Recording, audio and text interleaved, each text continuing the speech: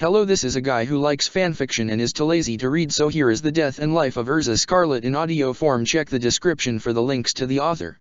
Chapter 76, Man or Monster? In all the emotional tumult she had been going through, Erza was glad to have some points of stability to hang on to, for example, making breakfast early in the morning and eating it with her daughter, before she headed out to school. It was a reassuring thing, a routine stable as a rock. She looked at Orium, happily wolfing down her tuna and cinnamon porridge as if it were a true delicacy, and smiled to herself. Unfortunately, she had more to do than just admire Orium's appetite.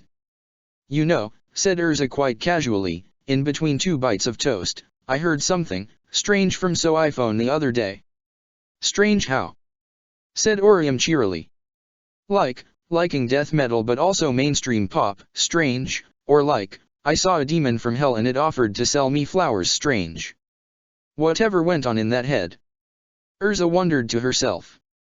Nothing as odd as that, Erza said cautiously, and decided to stop tiptoeing around the subject.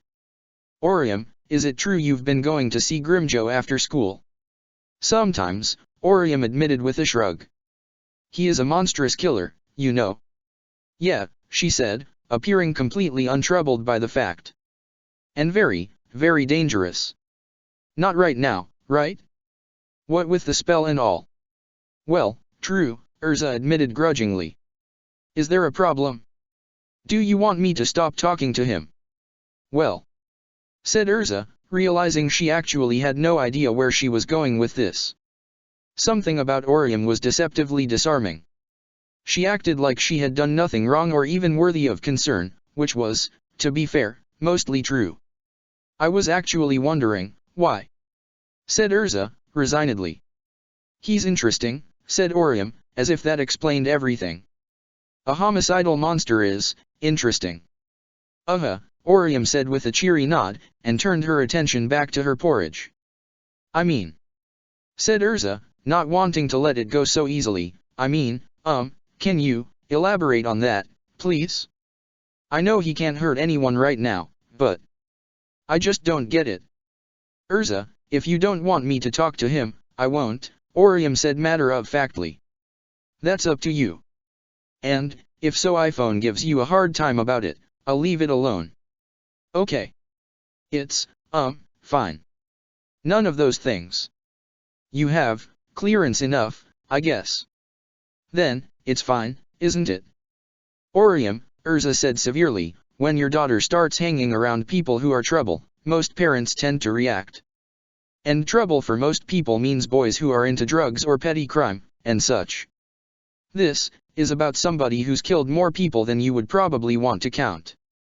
"He hasn't killed humans for a long while, actually," said Orium. "He said he can't feed on them. Too weak." "Well, that makes it better, doesn't it?" Erza said, unable to hold the sarcasm back. "Doesn't it? Not killing people is better than killing people, right?" I mean Erza said, aghast that she had no refutation readily available. "He's lonely," said Orium simply, "and even though he doesn't want to admit it, he misses his friends. If all your friends died and you lost your arm and all your strength, I don't think you'd be very happy about that." "Well, I'm not a misanthropic, sadistic psychopath," Erza snapped. "Maybe he is," Orium said with a shrug, "but he's also alone. And he cares about things you haven't noticed. It's just, deep inside." Erza paused. She, more than anyone, knew that hollows were more capable of humanity than almost any Shinigami would believe. The more evolved they were, the less monstrous they became. But Grimjo, although powerful, had showed no signs of humanity. He had seemed cruel, selfish, and vile. Was it possible that he was, although cruel and selfish, somewhat more human than she had thought? "Well," Erza responded tamely, you just be careful around him, okay?" "Can do," Orium said brightly, finishing her breakfast. Erza sighed to herself as she watched her daughter walk out. She barely had her own life in order, and she still had to worry about her daughter's antics. No matter one's personal problems, it was a fact of life that the world kept on turning, uncaring. As much emotional turmoil as Erza had been through, she still had duties to attend.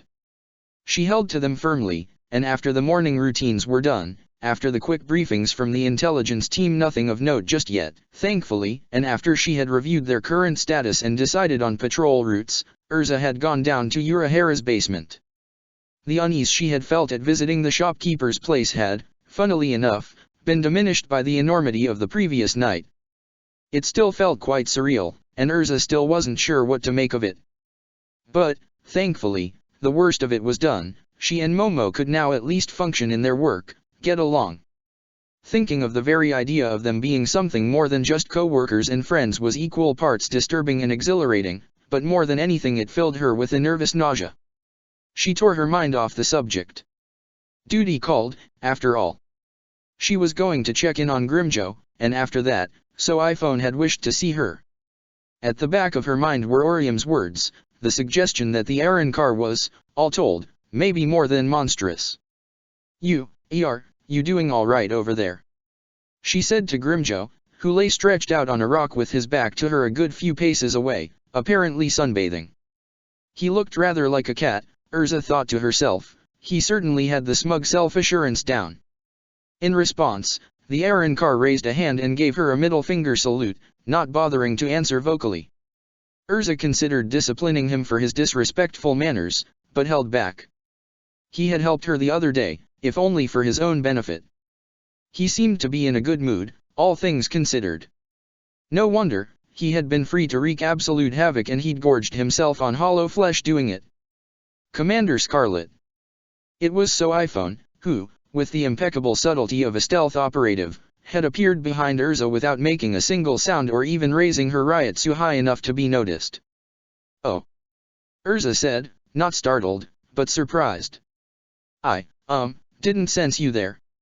Obviously, so iPhone said dryly. You wished to see me? Yes, said so iPhone, and her voice lowered, probably to avoid Grimjo hearing. There was an irregularity the night before last that I would like to have clarified. An irregularity? Erza said, feeling a pang of worry. Yes. 2 nights ago, the Aaron car prisoner's Ryotsu went off the grid. Off the grid. We keep a constant measurement of his whereabouts, naturally, said so iPhone, and Erza's pang of worry grew into a lump of fear, yet for 4 hours and 23 minutes, he disappeared from our sensors. Said Erza, I mean, it couldn't be, a malfunction. Damn. She hadn't thought of it, had been too caught up with herself to think that somebody might have been watching.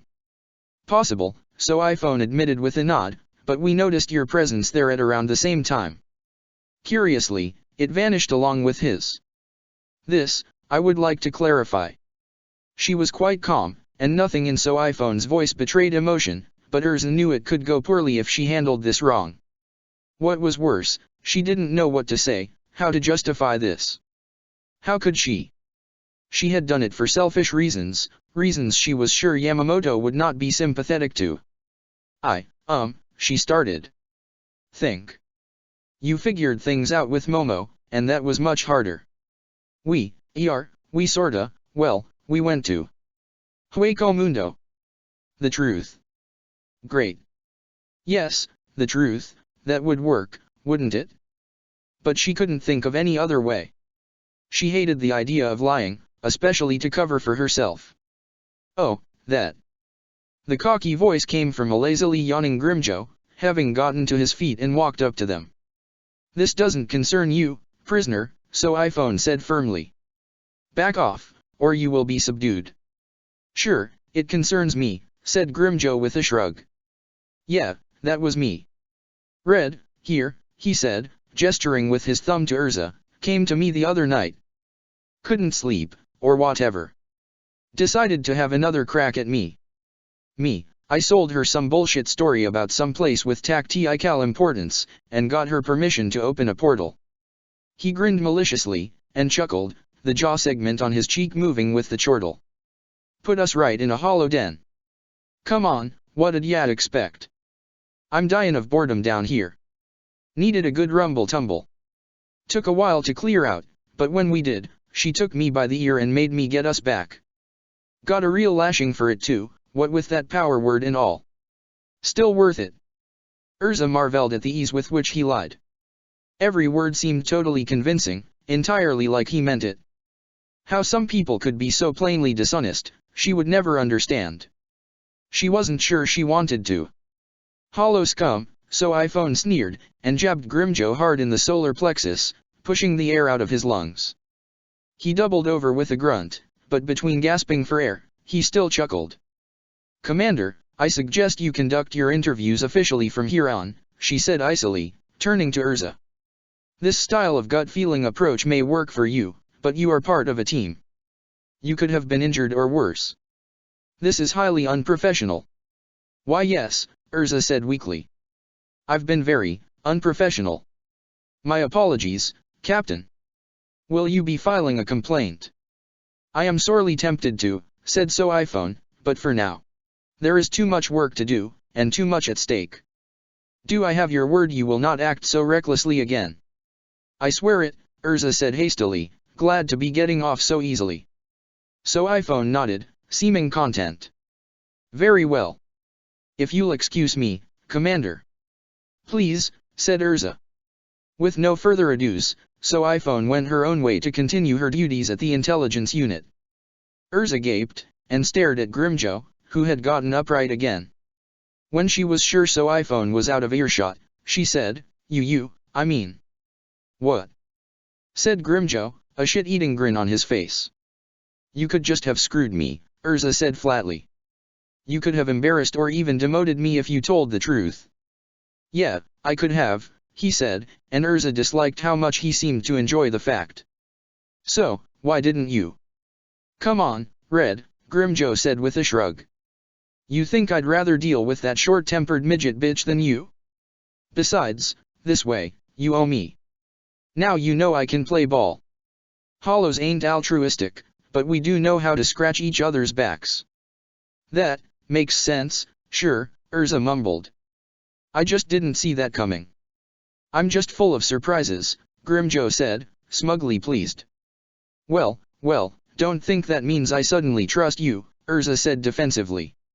Grimjo chuckled again. "Would lose all respect for ya if ya did." So iPhone exited the basement, her mind abuzz behind her mask of dispassion. The commander was notoriously bad at lying, and it was obvious she had not been telling the whole truth. The Aaron car was much better at it, but she was sure it was truth by modification. In fact, she had made sure to stand close enough that he might be able to hear, and maybe give something away. The commander was hiding something, maybe of no consequence, maybe of greater consequence, and it was up to So iPhone to find out what. Report to the captain, Commander? No. Baseless accusations would amount to nothing, and if there was indeed nothing major going on, she would have undermined the war effort for no good reason. But still, she was going to keep an eye out. Erza Scarlet had a history of cavorting with hollows, after all. Nozomi had originally found Kisuk's dank, disorderly room a strange and somewhat disagreeable place. It had been so messy and starkly in contrast with the pristine order she was used to in 12th. But, strangely enough, it had grown on her. Despite things like takeout cartons with small food leftovers in an increasing state of decay, there was a method to the exiled scientist's madness. He seemed to know where every document he needed was, exactly. Only very rarely did he have to make an effort to find anything he was looking for. Most of the time, he'd distractedly reach into a messy pile of papers, pull out a couple sheets, absorb whatever information was on them and move on, each time with flawless precision. There was something awe-inspiring about the casual ease with which he carried out his work, and she had found that, serving as his assistant, she, herself, had improved just by keeping up with him. Most of their work was analyzing data relevant to the war effort, processing the riot readings of the previous day. It was a thankless effort that had so far been pointless, but it was nevertheless important. If Aizen's forces struck, they would want to know where and how, and getting a complete layout of the Karakura area's spiritual currents was vital to that. When they weren't working on that, they would analyze the Aaron car, trying to understand the atomic makeup of the creatures. That was fascinating work, and Nozomi had been baffled to compare the structures of older, natural Aaron car to the new ones created by Aizen. Aizen's creations were flawlessly efficient by comparison, as superior to the older generation as a gun was to a bow and arrow. For now, however, they were taking a break. Nozomi, artificial as her body was in its origin, could keep going for quite some time, but there was such a thing as absorbing too much information at one time, and it was a simple fact that one needed to rest and recharge to function at an optimum, artificial or not. Urahara had not been keen on the idea. He seemed to keep unhealthy hours as a matter of course, and she had only gotten him to agree on it on the condition that it involved reflection and theory crafting. When in the zone, he didn't like to let his mind rest. "You know," said Nozomi, leaned back in her chair, "there was one thing I was wondering. Reishi particle theory? Arankar adaptive skin plating? Garganta basics? That last one I can't wait to sink my teeth into." "All interesting," said Nozomi with a nod, but it was a less scientific question. "Oh," said Kisuk with a shrug. I was wondering a bit about the past." "The past? 12th. Oh. If you don't mind me asking, that is," Nozomi said hurriedly. The issue had sat at the back of her head for quite some time. Within 12th, there was a quiet admiration for Urahara Kisuk's scientific accomplishments, despite their captain's general contempt for the man. His papers were still often cited, and many of his discoveries were still taught in their science academy. What had happened, then, to transform 12th from the beacon of scientific progress to the nightmarishly cruel institution Kuratsuki Mayuri had made? It had been her home for quite some time, and she could not help but wonder. "You're about to ask me about my exile," said Kisuk neutrally. "Not about the way it happened, as such," said Nozomi. "That's not too interesting to me, and not relevant to what I'm wondering." "Well, that's a change of pace," Kisuk muttered. He leaned forward, took off his characteristic hat, and peered out at her from under his yellow mane of hair, his fingers locked together, obscuring the lower half of his face. "What is it, then? You were quite a scientist once." "Well, you still are, but you were respected. For what it was worth. So, why did you pick a psychopath like Mayuri to be your second-in-command?" "That is a good question, yes," Kisuk said inscrutably, "one I would not answer if asked by most people." "Am I most people? I'm tempted not to file you under that category." "All right, very well, I will not." "So, what compelled me to choose so incredibly poorly, you wonder?" "I didn't say dash." "You said it clearly enough, and it's true," Kisuk said bluntly. "I chose poorly. I am not without considerable responsibility for the havoc Kuratsuki has wreaked. The answer, I suppose, is arrogance. I was much younger, and I had this illusion that things were going so very well in life, and would do so indefinitely. I was a privileged ward of the Shihoin house at the peak of their power, and best friends with the heir apparent and later leader of the clan from childhood. This association alone would have given me everything I needed to succeed in life, but my mind and my skills made me exceptional. After serving in the stealth force, I was appointed head of the science division. I had everything I needed: practical experience, martial skills, and confidence on the one hand, and an aptitude for invention and understanding of the universe on the other. When I recruited Kuratsuki Mayuri, I did so knowing exactly what he was: a snake with no moral scruples and a mind nearly as brilliant as my own. I did so under the assumption that I would be in charge forever, able to keep him in check. Use his abilities for good. It was conceited. But it made complete sense for a man who had everything: wealth, success, strength, power, and a future so bright it would hurt to look at. "I see," said Nozomi. His face betrayed no particular emotion, and he had spoken the words quickly, clearly, and eloquently. Despite the personal nature of the confession, it felt oddly impersonal to hear it spoken. "You're confused about my lack of emotional investment," said Kisuk, as if reading her mind. "Or, rather, your perception of it. I try not to dwell on it. The person I was back then would not have made a different choice knowing what he did, and I had no way of knowing. I share some responsibility for the considerable cruelty Kuratsuki has amounted. So does the Godei for employing a known criminal. Not least of all, Kuratsuki himself. Do I feel guilty? It would be an exercise in pointlessness. My guilt would make nothing better for the people he's hurt, and would make life harder for me. What use is it, then? That's a very pragmatic way of looking at it, Nozomi said cautiously. A polite way of saying callous. No, I mean it, Nozomi said hastily. I'm not here to judge. I am just curious. Well, curiosity satisfied, I should hope. Mostly. Mostly, huh? Well, what else is there to say? He paused, leaning back and running a hand through his hair. You know, there are times when I miss it. Not the goatee eye as such, but being at the top. Doing hard science. With assistants to hammer out the data for me. Funding, that's probably what I miss the most. No love for the goatee eye itself, eh? Nope, Kisuk said with a small smile. I'm all about the material stuff. Equipment, money, manpower, resources. And, of course, uncovering the secrets of the world. So much for a romantic side of you. Who's to say I'm not romantic? Said Kisuk cheekily. In secret. Nozomi suggested, grinning. Very, very deep down. Deep down, Kisuk agreed, Mariana trench deep. There, just a little bit. They both laughed. I want to fix it one day, you know, said Nozomi, as the laughter died down. Fix what? My funding. The division. It was a good place once. It could be again. Maybe if the bastard dies in the war, said Kisuk with a shrug, but I wouldn't get my hopes up. He's like a cockroach. Wouldn't it be a worthy goal, though? Restoring it back to greatness? Think about it.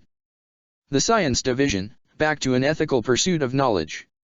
No cruelty or suffering, just data, and how to get it. Kisuk snorted. Now, that is romantic, I think. Maybe. But isn't it worth striving for? The sudden seriousness of her voice seemed to catch him off guard. Yes, I suppose so, he said after a while. He nodded. Go for it if you can. Would you come back if you could? He paused for longer now, staring out into space. There's no love lost between me and the goatee eye, he said slowly, but who knows? If they made a really good offer, and I mean a really good one. Then maybe. Maybe, he said with a nod. It's a deal, then, Nozomi said with a smile. One day, I'll be head of the science division, and you can be my sexy assistant. I don't remember agreeing to that, said Kisuk, and the two of them laughed again. But he thought, it was a worthy goal. From disturbing grains of sand to turning over pebbles, Ishine's power had gradually begun to come back. Old form had made itself reminded, things so basic to a Shinigami's control of himself suddenly alien, but Ishine had only been spurred on. He had put every free hour he had into training which, with a full-time job and a family, hadn't been many, and with surprising speed, his power had grown. It was as if there was some vast font of spiritual force, alive but severed from his connection, waiting to be tapped into. Ishine didn't know the particulars. He had never been good at spiritual theory or the exact workings thereof, any more than a normal person would understand exactly how cells and blood vessels worked. What he did know was that it was returning, and swiftly. He had gone from projecting the slightest piece of force to flaring with energy worthy of a Shinigami, worthy of an officer. Every session brought him closer to something. He didn't dare think of what that something was. In the corners of his mind, he imagined being a Shinigami again, a captain, a respected man and a great warrior, but he would dismiss the thought each time. He didn't want to set himself up for disappointment. Masaki had been right in that, right to remind him each time he would report his progress to her. He had taken things one step at a time, never shirking his duties as a father and provider. Well, no more than he usually did, at any rate. But, that had all changed one night, when in a dream he had heard a voice call to him, a voice so long silenced that it had terrified him at first. When he recognized it for what it was at last, he had sat bolt upright in his bed, immediately awake. Injitsu. He had heard the call of his Zanpakuto. An old friend long thought lost, calling to him like a brother trapped behind a wall, eager to find his way back home. Ishine had felt exhilarated, shocked, afraid, and excited at once, and had immediately tried to reach back, tried to speak to it, tried to hear its voice. When it had failed, he had momentarily been distraught, disappointed and frustrated. But, then he had taken a shower, thought, and calmed down, and when he was calm he had taken heart. Injitsu had reached out. Ishine had regained so much power as to hear his voice again. His powers were coming back, there had been no doubt about that. If he had done so once, he would do it again. It had been a week since then, and he had heard its voice every night since then, more clearly each time. Now, by himself, in a desolate place in the park, Ishine sat, meditating. He had closed down the clinic for the day. This was more important. Quiet meditation had never been his forte. Ishine had always been a man of action, a follower of intuition more than careful reflection. But, for this, for the prize of regaining his power, he would do anything. As he closed his eyes and looked inward, letting his newly regained power rise, he took a deep breath. He was so close. It was all there. He could almost touch it, he could feel it as surely as he could feel the beating of his own heart and the heaving of his body as he breathed. It was all coming back, but the connection was weak. Flickering. If only he could reach it once, if he could push through, he felt as if he could grab hold of it and become the man he once had been. He'd not led a bad life after losing his power, he had to admit. Being a father and a provider, living a quiet but happy life, it was nothing to scoff at. What would he do with this power if he got it back? Return to the Godai? Never. His place was here, and no sense of past duty could drive him away from the duty he had to his family. But, there was something here that he wanted so badly it ached, something he had wanted all along, something he had buried under simple acceptance. He wanted to be what he once had been. He wanted to have the strength to protect his family, come what may. He wanted to be Masaka's equal in this, wanted to not have to depend on her against the future and its dangers. To stand with her, shoulder to shoulder, instead of cowering while she did the hard work, he would almost kill for that. He realized his breathing had sped up while his thoughts had wandered into excitement, and forced himself to calm. It was a frustrating thing to do, but passion couldn't help him here. Only focus could. Once again he thought of Masake, of Ichigo, of Karen, and of Yuzo, and forced himself to be as calm as he could. His body perfectly still, he mentally reached out for the source of power, and it was like trying to grab mist. It was an exercise just as irritating now as when he had been a child, still learning to control his power. But, now he was older, more experienced, and he had been through it once. He would do it again. Little beads of sweat formed on his forehead as he looked deep inside, the liquid trailing down his face making for another distraction. But, Ishine was nothing if not stubbornly determined, more so even than his son, and he sat still for an hour, then 2 hours, reaching inside, refusing to give up. Others might have despaired. Ishine refused to do so. Slowly, very slowly, he felt as if he could see it now, a small string of blue light before his eyes, not in a literal sense but rather as an abstract, imaginary picture, representing his grasp or lack thereof on his power. Growing warmer still as his power radiated around him, wild and poorly controlled, making his muscles twitch involuntarily, Ishine persisted. In his mind's eye, he could see a hand reach out for that string of light, that crack in the wall, that source of power.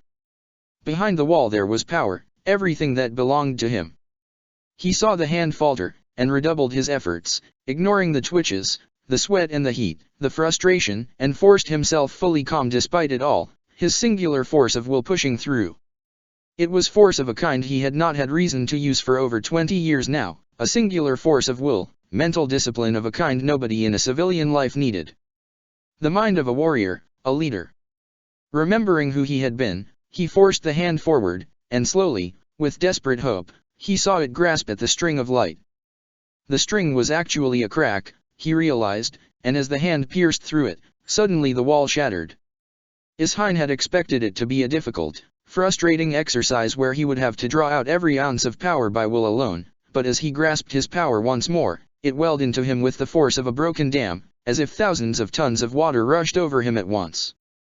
The surge of power overwhelmed him, and Ishine lost consciousness for a second. He came to again, knocked onto his back arching, his arms splayed out, cramping.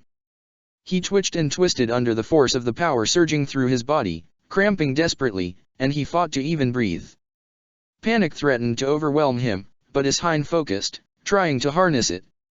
It was like riding out a storm, but Isheim was quite the sailor. Then suddenly, with something like a pop, Isheim found himself ejected from his body.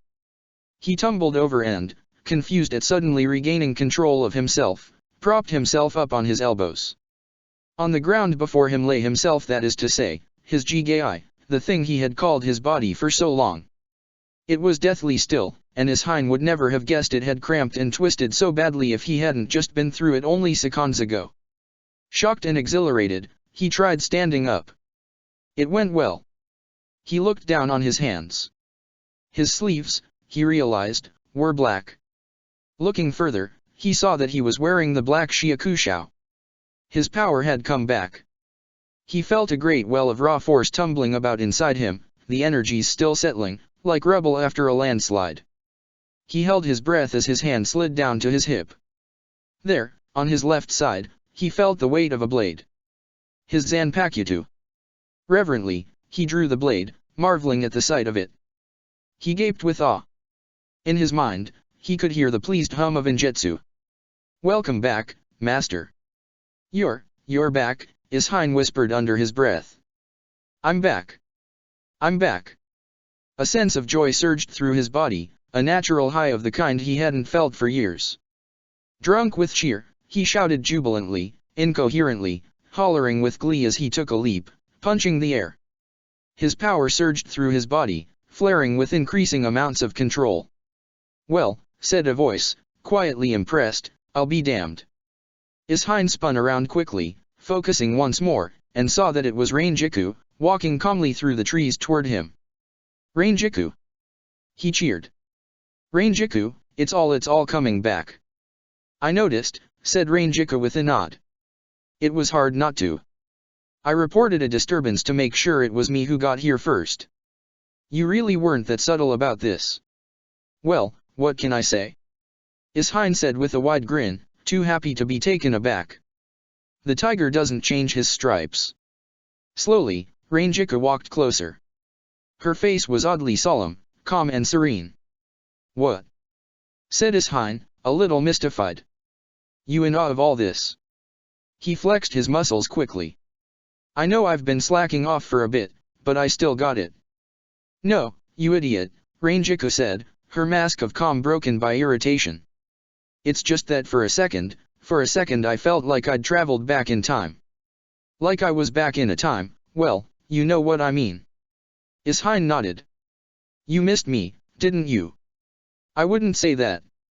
I don't miss having to chase you down all the time. But, well, in a way, yes. Sort of." Her voice trembled just slightly. "Rangiku dash." "I'm fine," she said quickly, her voice stabilizing. "There's no time to get sentimental. I've got nothing against that, you know." "I know you don't," Rangiku said, rolling her eyes. "You're as big a sap as you are a goofball." "True," Isheim agreed happily. "Can you stop looking so happy?" Rangiku said, annoyed. "Nope. You know, something else is coming back to me." "What's that?" "Wondering how you ever made captain." Isheim laughed. "See, it's like old times already. You scolding me and telling me to take things more seriously, and me being, well, my old glorious self." Rangiku scoffed. "Glorious, huh? All around excellent." She sighed. "Well, those times aren't going to come back, are they?" Isheim looked her in the eye, his wave of cheer finally given pause. "No, they won't," he admitted with a slow nod. "I have a life here. People who depend on me. I can't leave any of it behind. It's too late." "I thought so," Rangiku said with a sigh. "I knew it, actually. It's just that part of me. Part of you wanted things to go back to the way they were. Back when life was easier, and we all had each other, back at the division." "I know," Isheim said with a nod. "Believe it or not, I miss it too, sometimes. Wouldn't trade what I have away for the world, but I haven't forgotten where I came from." "That's good, then," said Rangiku. Yeah. Good. So, you got your powers back. Good. We'll need all the help we can get soon enough. You can count on it. And, I'll have to report this. I understand, said Isheim. We're well past keeping secrets, anyway. Come what may, I'll face it head on, whether it's Aizen or the stealth force. I'm sure it won't come to that, said Rangiku. The stealth force, I mean. There's been changes in that department. The old man issued a lot of pardons. Good, said Isheim, looking relieved. So. I should probably get back dash. I should probably get back dash. They both closed their mouths, and then Isheim broke into a chuckle. Reluctantly, Rangiku joined him. It's been too long, she said. Too long, he agreed, but I'm just glad to be back. She nodded. I'll see you around, Isheim. And, don't slack off. You've been inactive for over 20 years. Make sure you get some training in before you start rampaging around with those powers. Yes, ma'am. Said Isheim enthusiastically, shooting her a salute. As he watched her leave, the grin never left his face. He couldn't wait to tell Masaki. Hell, he might even be able to teach his boy a thing or two, now. The duties of the day had been wrapped up and Erza had left command to iPhone for the night. Quite forcefully, she had marched toward Urahara Kisuk's shop. Forcefully, because she had to will herself to go that way. The emotional commotion with Momo had made her forget for a while, but it was still the case that her last interaction with the renegade scientist had been less than brilliant. She had made a fool of herself and mistreated what was, upon reflection, a loyal ally. It had left shame in her, shame that would not leave until she confronted it. Sure, she had apologized, but it had been in the heat of the moment and felt altogether insufficient. She couldn't keep avoiding the place, couldn't keep avoiding her problems. Besides, she had more than one errand to run there. It was too reliable a command central to be held up by her own personal issues. So it was that she walked through the door of the shop, only to find Urahara leaned back behind the counter of the store, tilting back a chair, his legs lazily resting on the counter itself. He looked quite at ease, as if he had sat resting there all day, but Erza would be surprised if he had. Not only was he occupied with his research almost every minute of his time, but he had no doubt anticipated her arrival and made sure to appear as carefree as possible. It was an attitude she had never liked, and no doubt he knew that and had done it to annoy her. Welcome to my humble abode, Commander, he said, his voice too believably polite to be believable. What brings you here at this hour? She could see his eyes peering out from under the brim of his hat, just barely, staring at her intently. I am glad to find you here, she said neutrally. Oh? Now, that I did not expect. Erza said, and paused. What could she say that she already hadn't? Best say it again at least, make sure it was well executed. In my capacity as commander, I wish to formally apologize for my recent behavior, she said stiffly, in her most official tone. If you wish to press charges for assault, please consult Captain iPhone. I am sure you would be entitled to some form of indemnity for the injuries suffered to your person, which, although temporary, were considerable. The sound of his laughter interrupted her. He slid his feet off the counter and the chair stabilized with a small thud, and he clapped his hands. Oh, I'll be damned if they won't make a good officer of you yet, Scarlet. He said, stuttering his words over his chortling. If you are mocking me, I am sure I deserve it, Erza said, even more stiffly now. She was not sure what to make of this. Mockery? Well, yes, I suppose it is. But formal apologies? Pressing charges? Indemnity? I didn't even realize that was part of your vocabulary. Mr. Urahara. Don't be ridiculous, he said, waving his hand dismissively.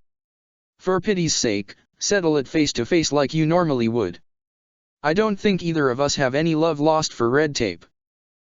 Well, yes, that is true, Erza said, allowing herself to relax a little. I suppose I am trying to be responsible. More leader-like. I do not have the luxury of recklessness anymore. It seemed the right way. Know your contacts, Urahara said with a chuckle. You want to apologize?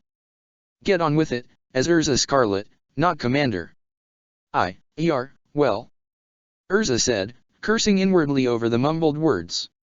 I am sorry. What I did was wrong, indefensible, and I am deeply sorry.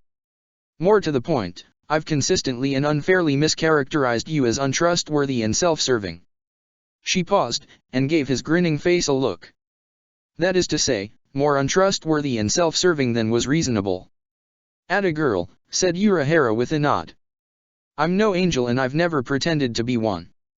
You admitting you were wrong was enough for me. But the attack dash. Tessai fixed it within an hour, Urahara said dismissively. And the maligning of your reputation. I had a reputation. Urahara snorted. Besides as a shady, self-serving crook. But dash. It's settled and done. You think I care what people think of me? Come on. I'm a big boy, and I can handle myself. I've been through a lot in my life, and you giving me some mean looks and entertaining some personal prejudices which, by the way, are rather understandable given your circumstances is well far down the list of bad things I've had to endure. Well. Erza said, now a mixture of annoyed and confused, this was, not quite what I expected.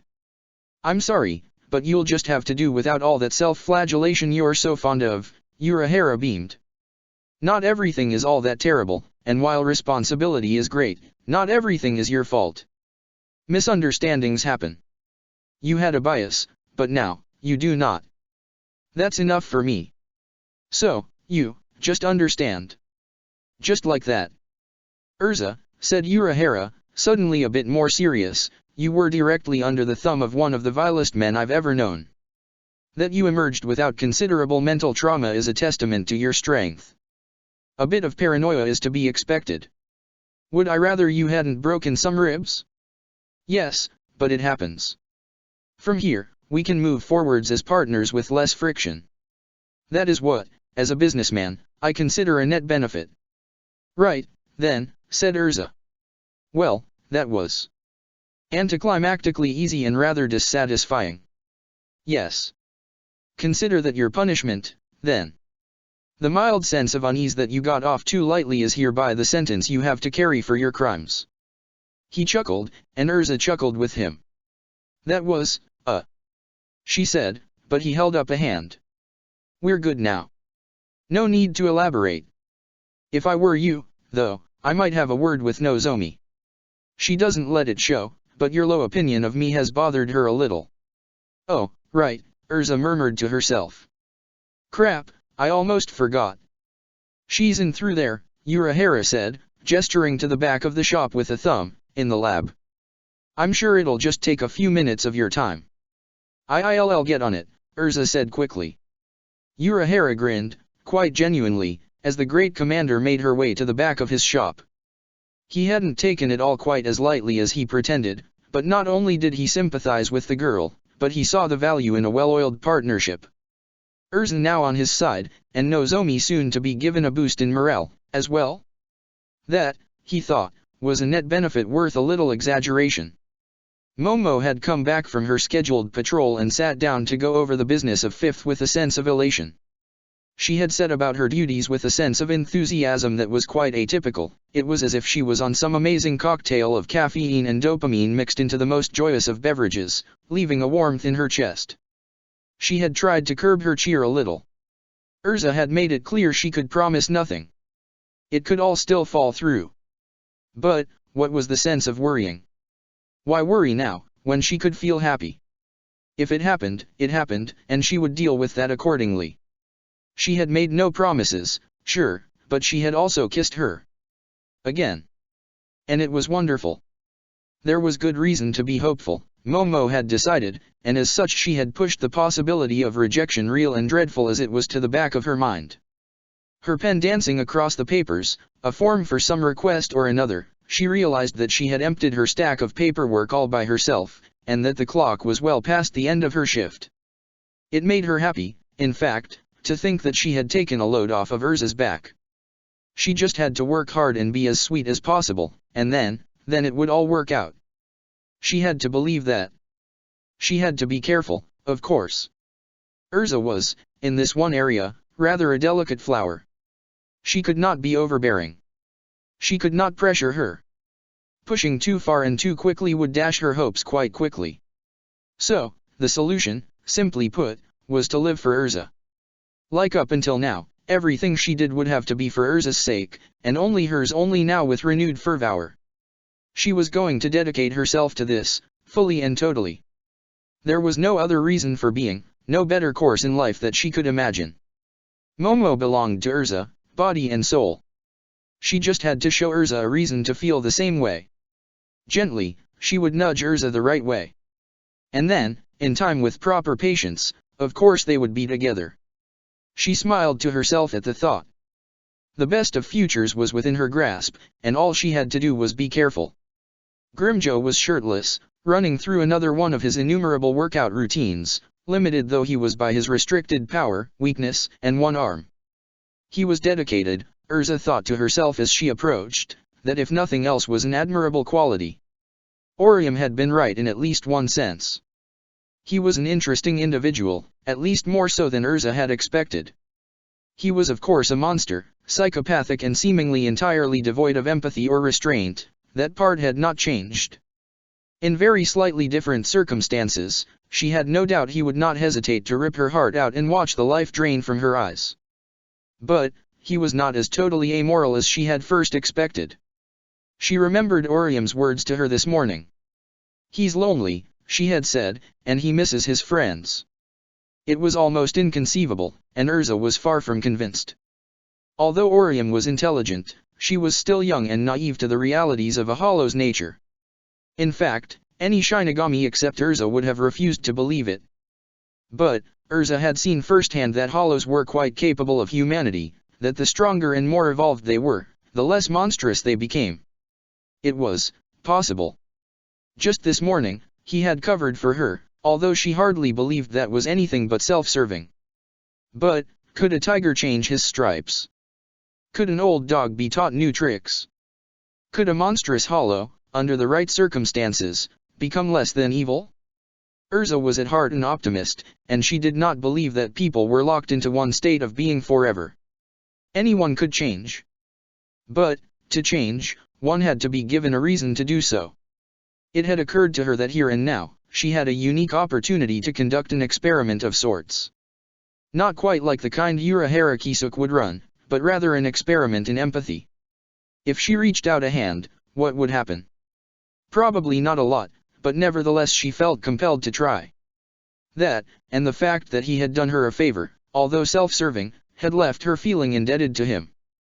Patiently, she sat down on a nearby rock, waiting for the Aaron car to wear himself out training. A nearby piece of rock was slowly being reduced to rubble, and Grimjo was going at it like it owed him money. Eventually, though, he quit. His one hand covered in rock dust and scrapes, his upper body glistening with sweat, he walked up to Erza and eyeballed her. It was a good eyeballing, the kind that only an expertise in machismo could buy. "You're just like your fucking kid, ain't ya?" he said bluntly.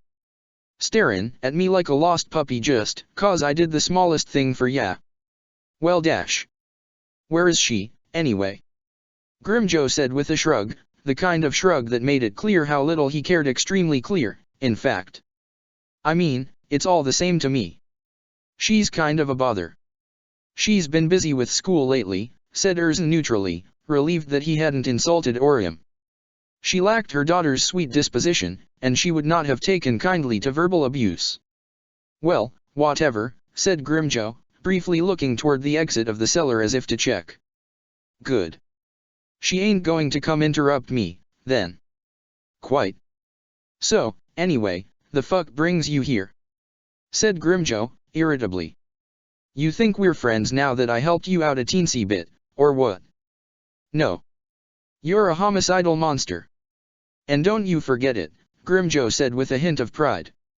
"So, then what's your fucking business?" Erza reached into the folds of her shiakusho and produced a brown paper bag, gently putting it down on the ground. Grimjo gave her a suspicious look. "What's this?" he demanded. "Consider it a thank you for this morning. A gesture of appreciation, maybe." Tentatively, Grimjo sat down opposite of her, cross-legged, glancing back and forth between her and the bag.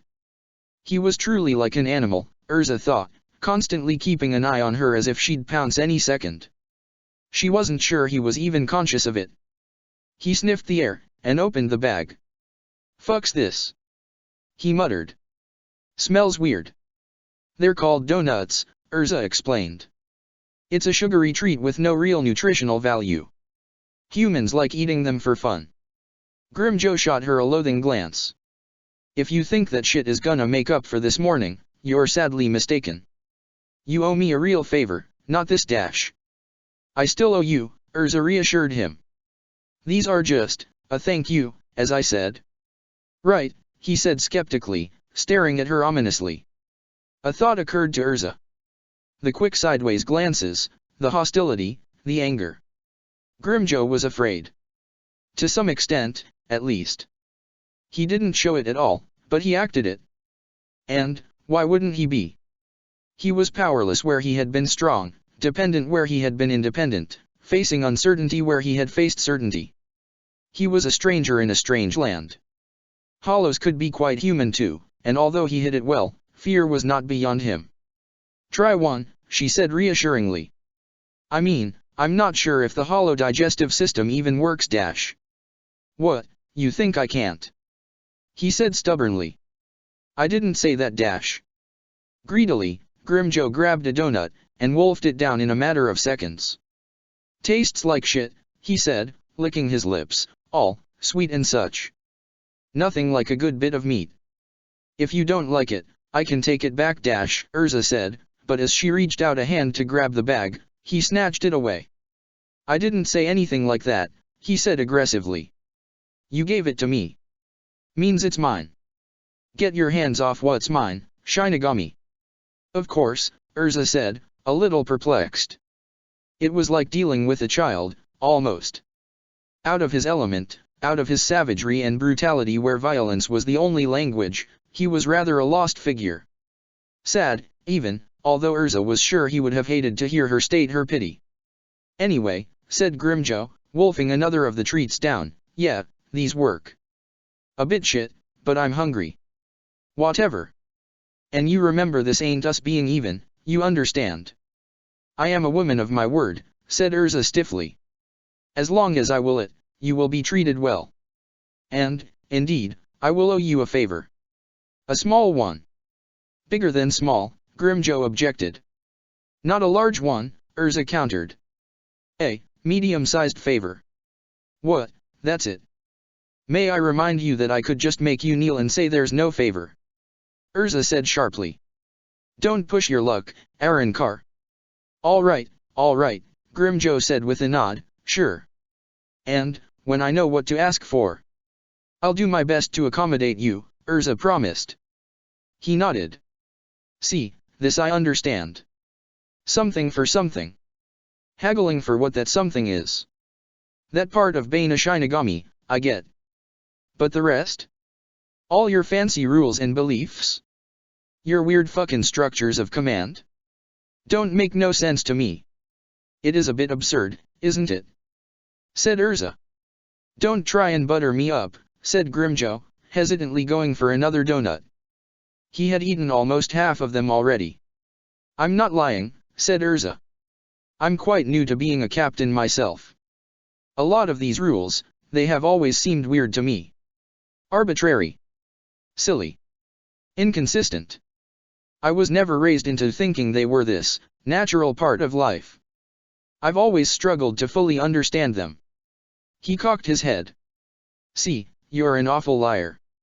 I knows, because I saw you this morning. So, funnily enough, I believe you when you say it.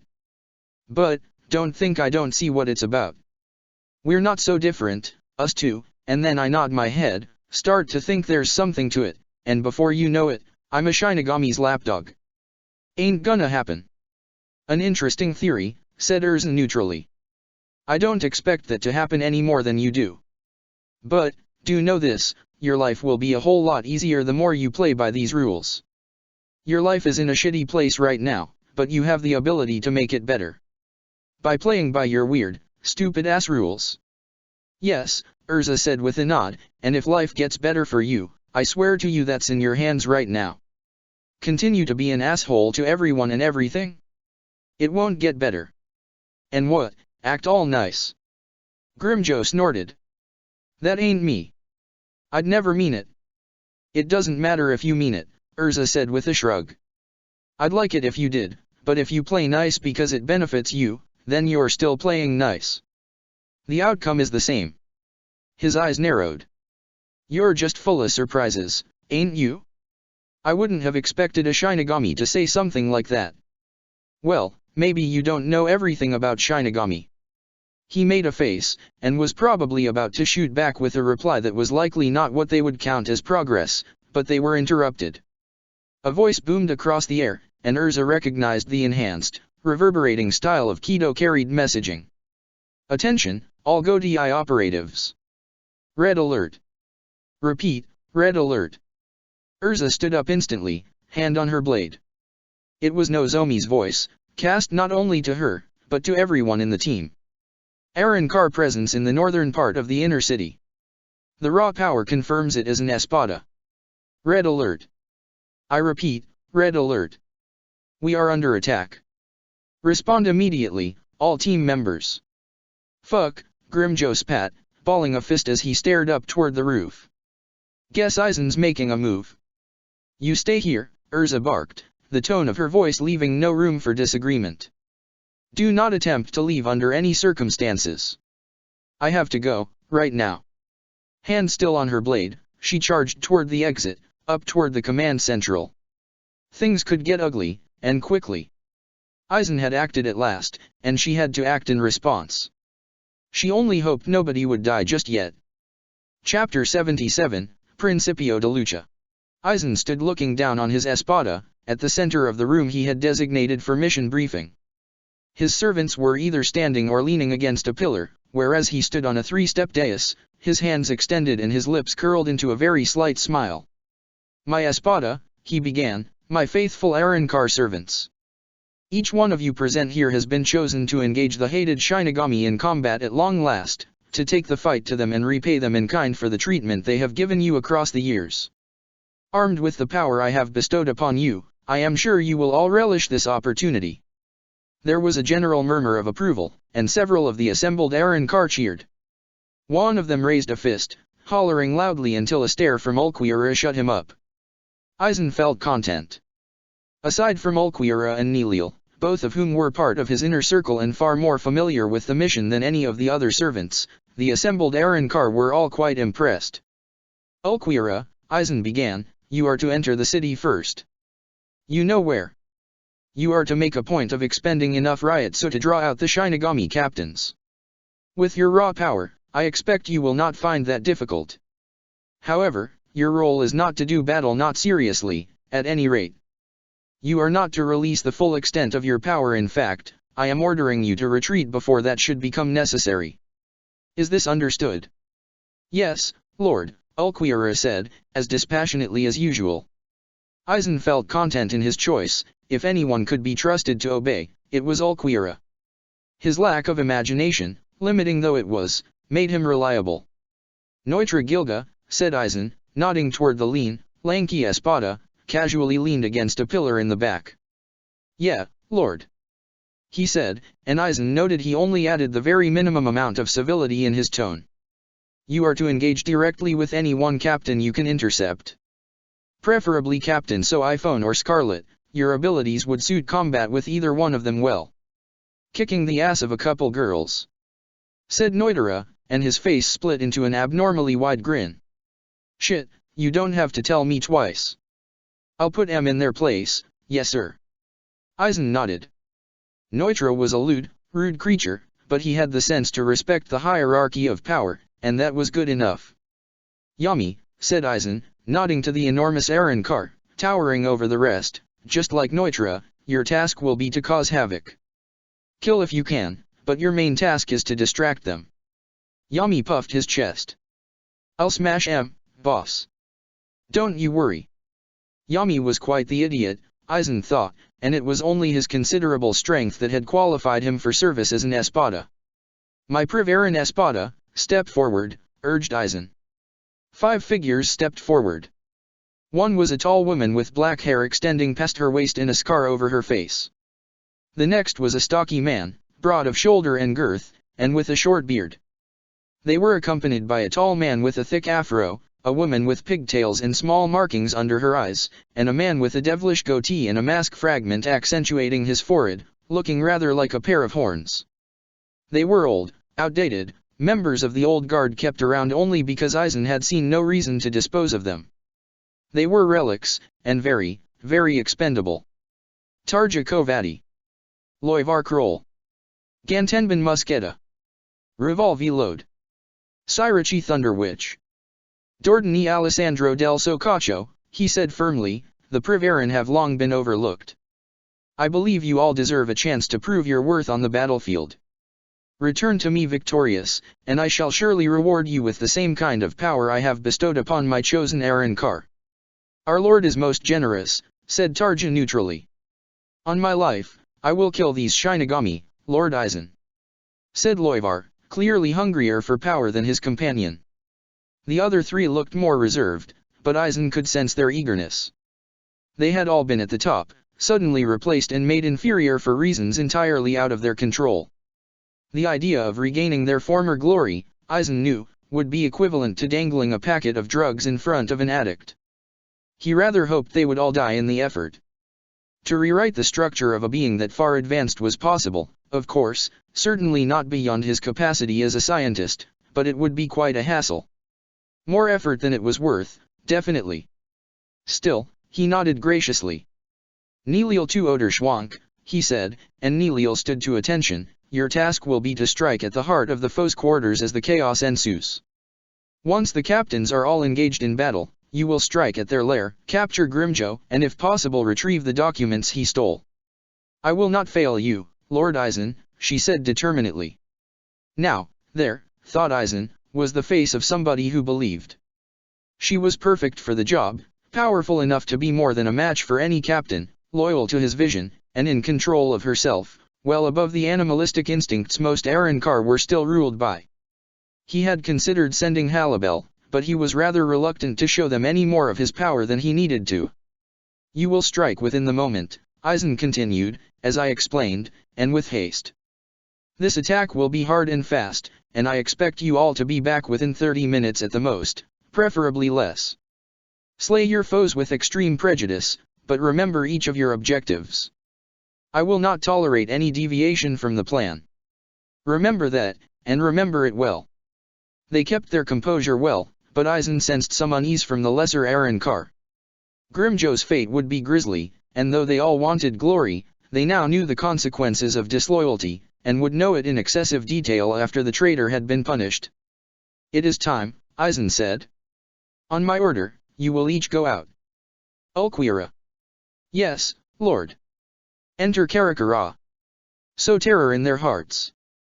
Kill your foes if you see the opportunity, but make sure above all else that you become their first priority.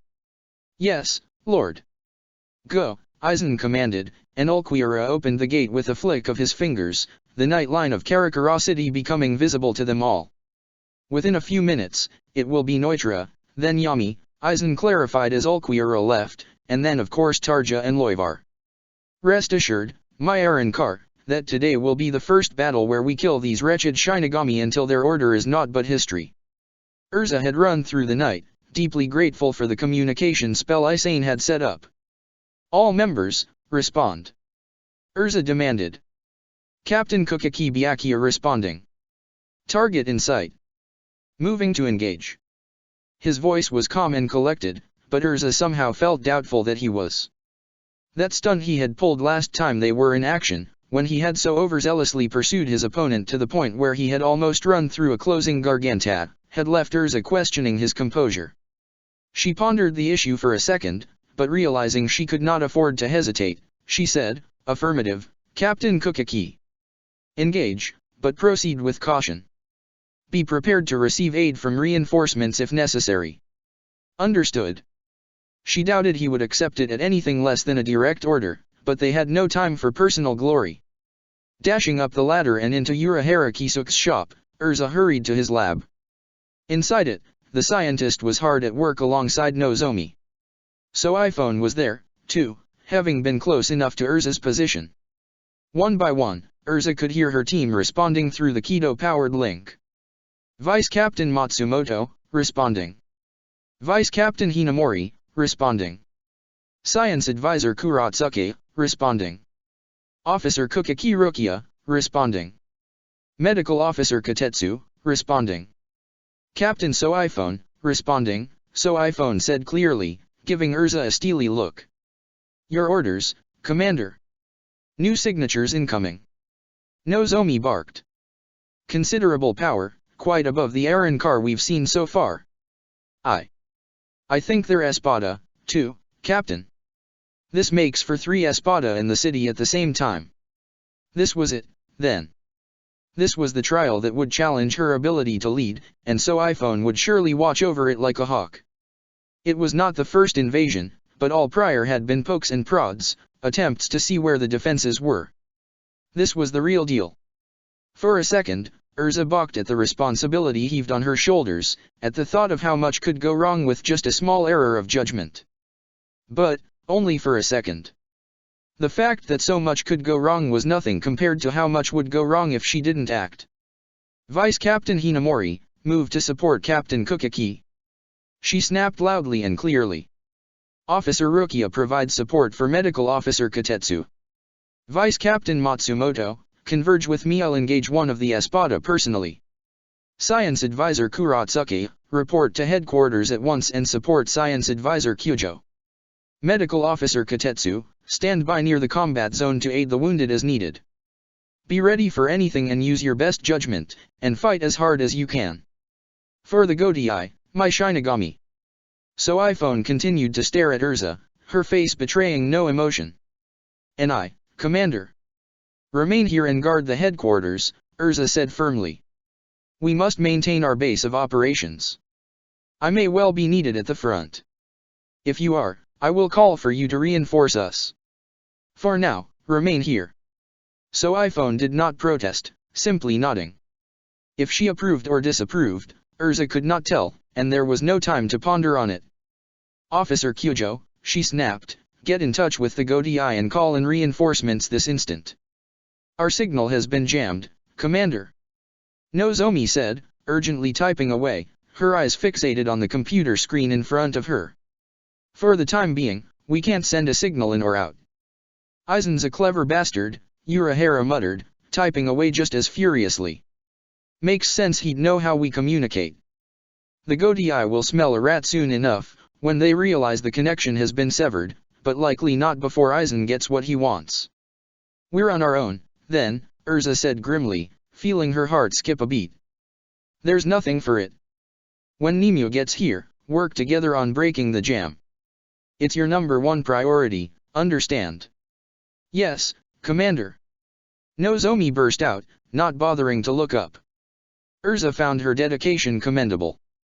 Putting a hand on her blade, she ran out of the lab, out of the building, and off into the night, heading for the closest source of energy. It would be a trial by fire, and with her blade at her side, she felt her hesitance turn into determination. Aizen had made his move. He would soon find out why it was a foolish one. Uriah had tucked into bed early, as he usually would. School was draining enough as it was, and the additional training had left him considerably weary every day. He had been fast asleep when suddenly he sat bolt upright in his bed. It took his brain a few seconds to catch up, and he shook his head, trying to force himself awake more quickly. Then, as his faculties begun to work and his mind came together, he could name the sensation that had woken him. Aaron Carr. Several signatures, incredibly powerful, radiating boldly across the city. Hastily, Uri all but tore his pajamas off, fumbling to put his clothes on. After what felt like an eternity, he stood up, wearing the white of his uniform, cross in hand. His eyes narrowed as he stared at the little trinket. This was it, this was the kind of moment he had trained for. A mixture of fear and excitement coursed through him as he dashed out the window. He hadn't gotten more than 100 paces before he saw and felt the presence of his mentor Menina's, perched on a rooftop. She sat leaned against a chimney, looking at him. Uriah ground to a halt, nearly losing his balance from the sudden decrease in speed. "Sensei," he said, anxiously glancing out into the distance. Nothing could have stopped him here, except her. "Look at you, running off like a knight in shining armor," she said, a slight smile on her face. "This is no time to jest, Sensei," he said firmly. "The city is in danger." "This is none of our business, Urayu," she said firmly, and Urayu balked at her words. "How can it not be? It certainly is none of mine. Why should it be yours? Why shouldn't it, Sensei? It's my home they're invading." "Our non-aggression policy aside," said Meninas, quite dispassionate, "this city is well defended. 3 captains, no less, a deployment the likes of which has not been seen for many decades. They started this war, Hollow and Shinigami, and it is only right they fight it out. It is not our place to risk our lives senselessly. They started this war, but war spills over," Urayu said heatedly. "When war starts killing innocent bystanders, it stops being about just 2 different sides, Sensei. Do you expect me to just stand by?" "Yes," said Meninas flatly. "You're young. Inexperienced. If you were older, maybe. You are not yet there, Urayu. I cannot let you waste your potential by fighting before you are ready. I defended this city for years before you came along," Urayu said, his choler rising. What was she doing? Was this the bravery of a knight? "Against mere hollows," Meninas said sharply. "These are Arankar, and some of the strongest ones out there at that. You could get killed in an instant with even the slightest miscalculation." "When is that not true?" Urayu objected. "When are we ever not at the mercy of a potential mistake?" "True," Meninas conceded. "Regardless, I forbid it. Sit back, Urayu. Let the strong ones handle this, and come back when you've grown enough to be their match." "Forbid it?" Urayu exclaimed incredulously. "Sensei, is this what the Wandenritter stand for? Your own Grand Master asked me what it meant to me, why I sought your tutelage, and I told him it was for the sake of this city. What my order stands for," Meninas said sharply, and stood up, "is sound obedience to those who know better. It is not your place to question, Urayu. If you take another step further, we are through. Your apprenticeship with me will be null and void." Urayu stared out into the distance, and paused, feeling his body twitch with the urge to rush forward, to charge in, to do anything he could. But, to give up this? To give up his heritage, this power, given to him freely? By the best of the best? How could he? How could he not? He thought of the people he'd seen killed by hollows. He thought of the people he had seen in his day, people he had not been able to save because he was too inexperienced, too lax, too careless. People who had mothers, fathers, brothers, sisters, loved ones who needed them, loved ones who would never see them again. He thought of inaction, thought of the people who might get caught up. Thinking of them, he turned his face back to Meninas, giving her an icy stare. "Thank you for everything, Meninas Macallon," he said. "You owed me nothing, and you gave me plenty, only because I asked. But if we must be through, then that is what it is. I'll make my own way, doing the best with what I have. You will lose your chance at claiming the true power of a Quincy. So be it, then," he said severely. "Farewell, Sensei. Maybe we'll meet again some other time." Not one to prolong a goodbye, Urayu turned and dashed out into the city, heading toward the closest energy signature, his Quincy cross held firmly in the palm of his hand. If this was it, if he had thrown it all away, he would not let it be for nothing. Meninas watched the young man speed away inside, sitting back down with her back to the chimney. She yawned, and pulled out a cell phone, sending out a call to Hashwalth. "How did it go?" came the voice of her Grand Master. The call answered almost immediately. He had been waiting for this. "He reacted just the way I expected," said Meninas, her voice the verbal equivalent of a shrug. "I see. Well done, Paladin Macallon." "No problem, sir." "Will you be heading back?" "I think I'll stay here for a bit. I like the view. I'll be able to feel all of it unfold." "As you wish. But, make sure you are not seen." The king's directive is still in effect. Affirmative, Grand Master, Menina's said, and she would have saluted if they weren't on the phone. All that needed to be said had been said, and Hashwalth ended the call. Menina's looked at the screen of her phone for a second, before stuffing it back in her pocket. She stared out into the distance, sensing the chaos quite clearly. Then she smiled to herself. Ishida Yuryu, how predictable wasn't the heart of a passionate young man. She had expected nothing else. Now all she had to do was watch from afar. The earth turned, and in the distance, that amounted to a setting sun. With night approaching, in the twilight, Kukaki Byakuya approached the Espada. He stood there up in the air, nearly 50 yards above the nearest building roof, hands in his pockets, seeming totally apathetic to the situation, and if not for the quiet flare of energy he exuded, he might have been thought to be no threat at all. Byakuya would not have cared either way. This hollow scum had dared to sully soil claimed by the Godii 13 with his unholy presence, and that was more than enough. Although he maintained an indifferent exterior, Byakuya's heart was aflame with passion. This was one of Aizen's strongest, and no mistake, his power surpassed that of the captive Espada even at his strongest by an order of magnitude. This was what he had wanted. This was what he needed. To do battle with the greatest of foes, to fight the worst the vile traitor had to offer and prevail. To challenge his enemy and conquer him. The Espada didn't seem impressed. His face was a mask of indifference as effortless as Byakuya's own, and his green eyes were the only thing that moved, carefully following Byakuya's movements as he walked closer. Byakuya stopped some 10 yards away, one hand on the hilt of his blade. With one smooth movement, practiced to perfection, he drew the blade. "Espada," he said curtly. "Do you expect a response?" said the Arankar after a brief pause. "You are of no consequence, Captain. If you wish for me to engage with you, you will have to give more than words." The provocation was all Byakuya had needed. In all honesty, he was grateful. He burned with desire, the heartfelt wish to kill his enemy after besting him in combat. In one quick movement, one that would have stunned all but the most skilled Shunpo users, he surged forward, striking at the Espada with a quick sideways slash. With the barest of gestures, the Espada raised an arm, taking the blow on his forearm. It was like striking a pillar of steel. Byakuya's blade bounced off it, and if not for the cut his blade had left on the Arankar's sleeve, it was as if he had made no attack at all. "Was that it?" said the Espada. He wasn't even sneering. He just seemed quietly unimpressed, as if the performance wasn't even worth the emotional investment of mockery. It enraged Byakuya. How dared he? How dared the likes of he, such hollow scum, look down on nobility? Concealing his anger, Byakuya struck again, and again, lashing out with a series of perfectly timed, skillful strikes. Always at the last second, the Espada would raise an arm, blocking the attack. Within the minute, his sleeves had dozens of small cuts, but Byakuya had nothing else to show for his efforts. Then, suddenly the Espada caught the blade in one palm.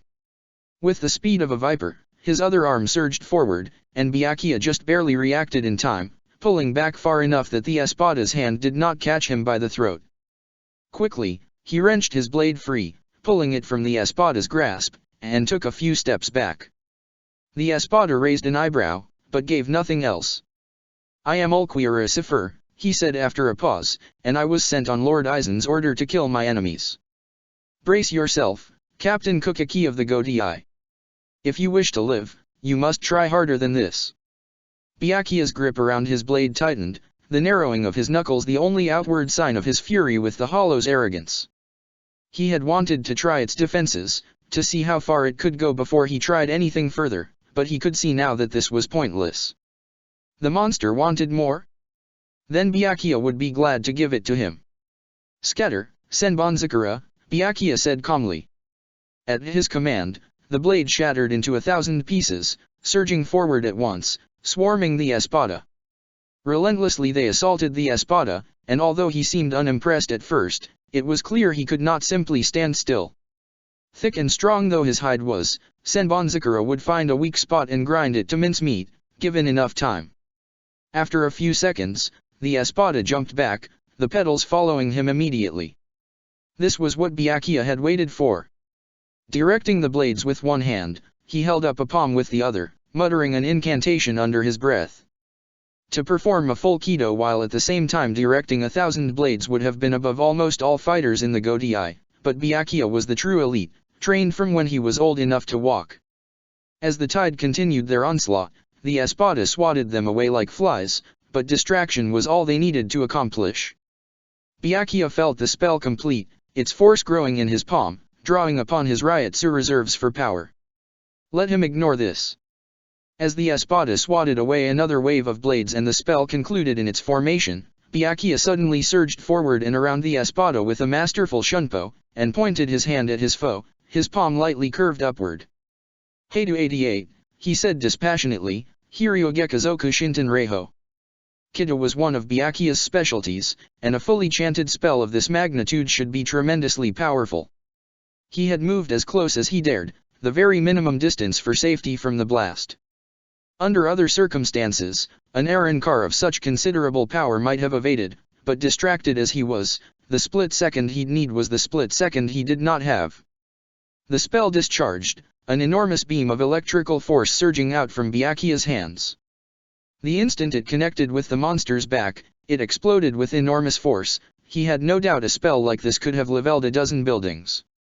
He didn't dare hope his enemy was dead yet, but as the blinding flash of energy dissipated, the force of the blast gone, Byakuya could see Ulquiorra, entirely in one piece. He had been blown away for some distance, tumbling like a leaf in the wind, but he quickly stabilized. Byakuya could see him stand up in the air, dust himself off, and as he walked closer he saw that he seemed unaffected or at least not harmed enough that it was in any way debilitating. Like some grim, relentless specter, he walked toward Byakuya at a normal pace, and for a second, Byakuya felt the fear of death, his heart skipping a beat. But, it was only for a second. The very next moment, his resolve had been renewed. So what if he had expected such a perfectly executed maneuver to do something better? So what if the beast was unflappable, so madly powerful that nothing Byakuya did seemed to make a difference? He was Kokeki Byakuya, and he was not spent. He was not finished. He was the best of the best, and this monster would feel his wrath or he would die trying. Fear was inconsequential. That was more, Ulquiorra conceded, as he came within 2 yards of Byakuya. He reached for his blade, slowly drawing it. At once, Byakuya summoned his tide of blades, and only barely reacted in time to block a strike, fast as lightning and thunderously powerful. Byakuya felt the blade graze his shoulder, his blades failing to block it completely, and he grunted as it drew blood. The raw force of the strike sent him reeling, almost falling toward the ground. As he recovered, he saw the espada looking down on him with quiet contempt. An overwhelming fury began to rise in his chest, and he nearly lost control. He dared look down on him. As if he had any right. The blade reshaped in Byakuya's hand as he rose to Ulquiorra's level, standing face to face with the espada. Ulquiorra, for his part, seemed content to wait for Byakuya to make his move. Was he that assured of his supremacy? Then let that be his last mistake. Byakuya held out his sword, then pointed its blade downward. He let go of the hilt, the blade's tip smoothly dissolving as it came level with Byakuya's feet, until it had gone away entirely. Bankai, said Byakuya, struggling to keep his calm, Senbonzakura Kage Yoshi. Around the both of them, great rows of enormous blade arose, like an alley of edges, a forest of swords. Then, at Byakuya's command, they all split into innumerable blades like a storm of flower petals. The espada still looked unimpressed. As the blades rushed in at the Aaron Carr from every direction, Byakuya was determined to make him regret his overconfidence. This was the power of a captain.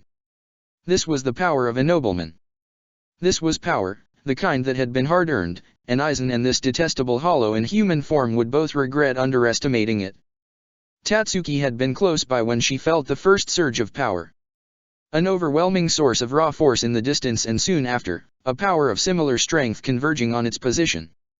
She was no Shinigami, her ability to sense Ryotsu was not anywhere close to that of a trained soldier of the Godai, but even if she had had no experience at all, Tatsuki was sure she would have felt it. It was oppressively enormous, and it felt as if its very existence was a threat to her life. Then, not long after, another, nearly as strong. Then, almost the same instant, elsewhere in the city, a third presence. She had been shaken by the thought of it, but sensing the Shinigami go into action, she had felt somewhat reassured, if not by much. Then she had felt dread, as in quick succession she felt several more presences manifest, and close by, too. They had to be at ground level. What was more, they were beginning to outnumber the Shinigami force, which was already responding to the first two in the distance. Tatsuki had taken a deep breath, swallowed down her fear, and produced the staff she used to channel her power. This was her city, too, and she was officially part of the Gotei's military for the time being. To do something or to hide, no, she knew where she stood. Even if all she could do was stall one of them, that would be enough. You might die, her brain reminded her. That was true. Then again, life was full of things that could kill her. Tatsuki stopped thinking, focusing her mind only on battle, and let her Ryotsu rise and flare as she headed toward one of the energy sources. It seemed to notice, heading her way, and before Tatsuki had run more than a couple of blocks, she came face to face with him. The Arrancar was a stocky man, muscular and with a short beard, broad of shoulder and girth.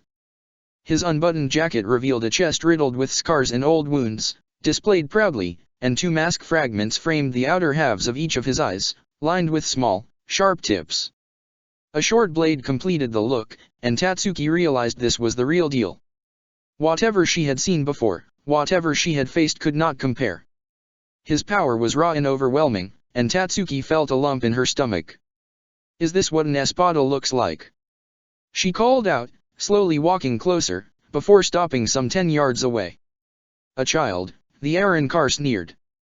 This is what the Gotei sends to do their bidding? Lord Aizen was right. They truly are weak and pathetic. If they rely on conscripts such as you, our victory is assured. Don't count them till you got them, Tatsuki said, with confidence she did not have. I, said the Arrancar, am Loivar Kroll, Privarin Espada, 9th in rank. I only regret my chance to prove myself offers nothing more than some puffed-up, clueless child of a human. Privarin. Tatsuki said, partly out of curiosity, and partly to stall. She did not look forward to the coming battle. A former Espada, temporarily displaced by Lord Aizen's new rule. Our Lord is gracious, though, and has allowed us a chance at proving our worth. In other words, your yesterday's news, Tatsuki said, before she could stop herself. Why would she provoke him? If you desire death so badly, you shall have it. Loivar snarled, and pulled out his blade. Tatsuki assumed a stance, holding out her staff. In an instant, he was upon her, and Tatsuki felt the chill of death as she dodged under a blow that would surely have sheared her in half, evading only by the skin of her teeth. Instinctively, she lashed out with her staff, but although it struck true, slamming into the Arrancar's throat, it seemed to have no effect. Tatsuki somersaulted back, evading and parrying a rapid series of slashes. Her staff was beginning to wear down, chips of wood splintering from the tool as she parried. His edge was sharp, and he had power to spare. Tatsuki grunted, only barely keeping up. Her power flared, struggling to keep up with the raw, overwhelming force of the former Espada. If not for the training she had received from Yoryuki and So iPhone, Tatsuki was sure she would have died already. She was stronger, faster, and smoother than before, and that was just barely enough to stay alive. Bala! Cried the Privarin, and Tatsuki jumped aside, somersaulting, dropping to the street level, thrusting herself up into the air with her palms into a backflip, her acrobatics just enough to make the stream of red projectiles miss their mark. Tatsuki got up to her feet, regained her bearings, and charged forward, thrusting with her staff. The Privarin parried it, and backhanded her, hard. Tatsuki was sent reeling back, losing her balance, and tumbled across the ground. She spun around 3 times before she could regain control. She scrambled to her feet, but she had no cause to worry. Loivar was simply staring at her condescendingly.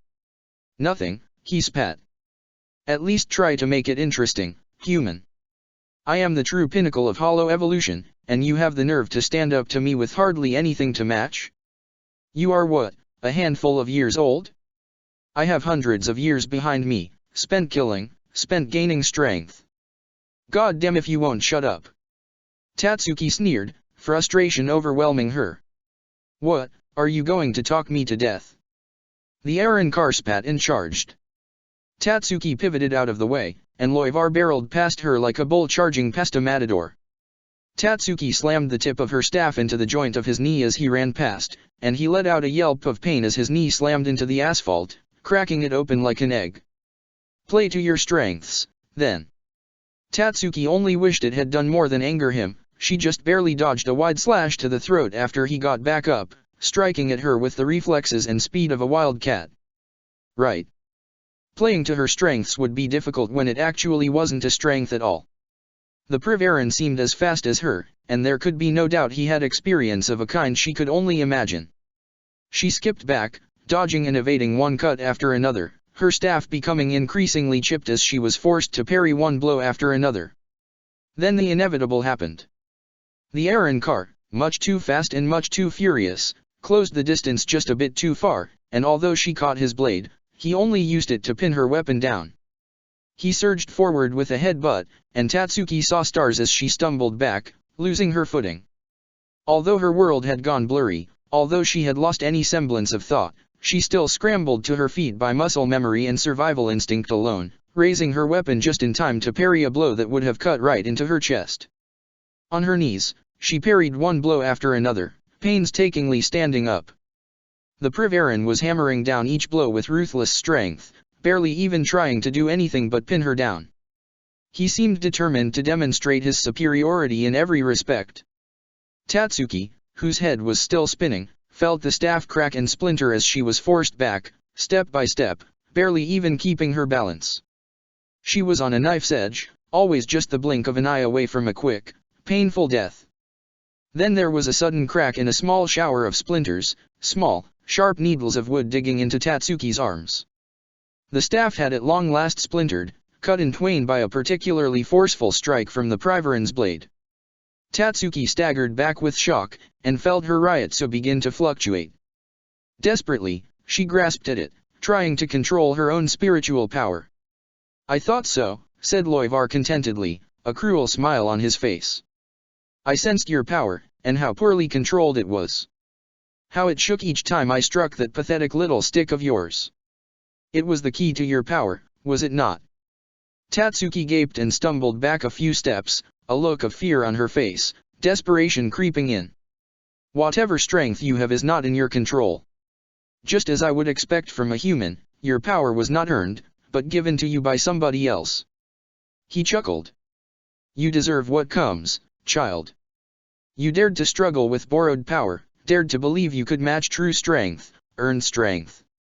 Tatsuki's face hardened, and she threw the splintered staff aside, reaching into her pockets. Loivar cocked his head. Giving up? You will find no mercy. My God, but you really do love the sound of your own voice, don't you? Tatsuki sneered, still struggling to grasp her power. It was slipping away, back into the recesses of her mind. The staff, it had been a conduit. There was just. As you please, Loivar said with a shrug, and surged forward with a wide slash, meant to take her head off. It was clear he had expected to kill her with ease.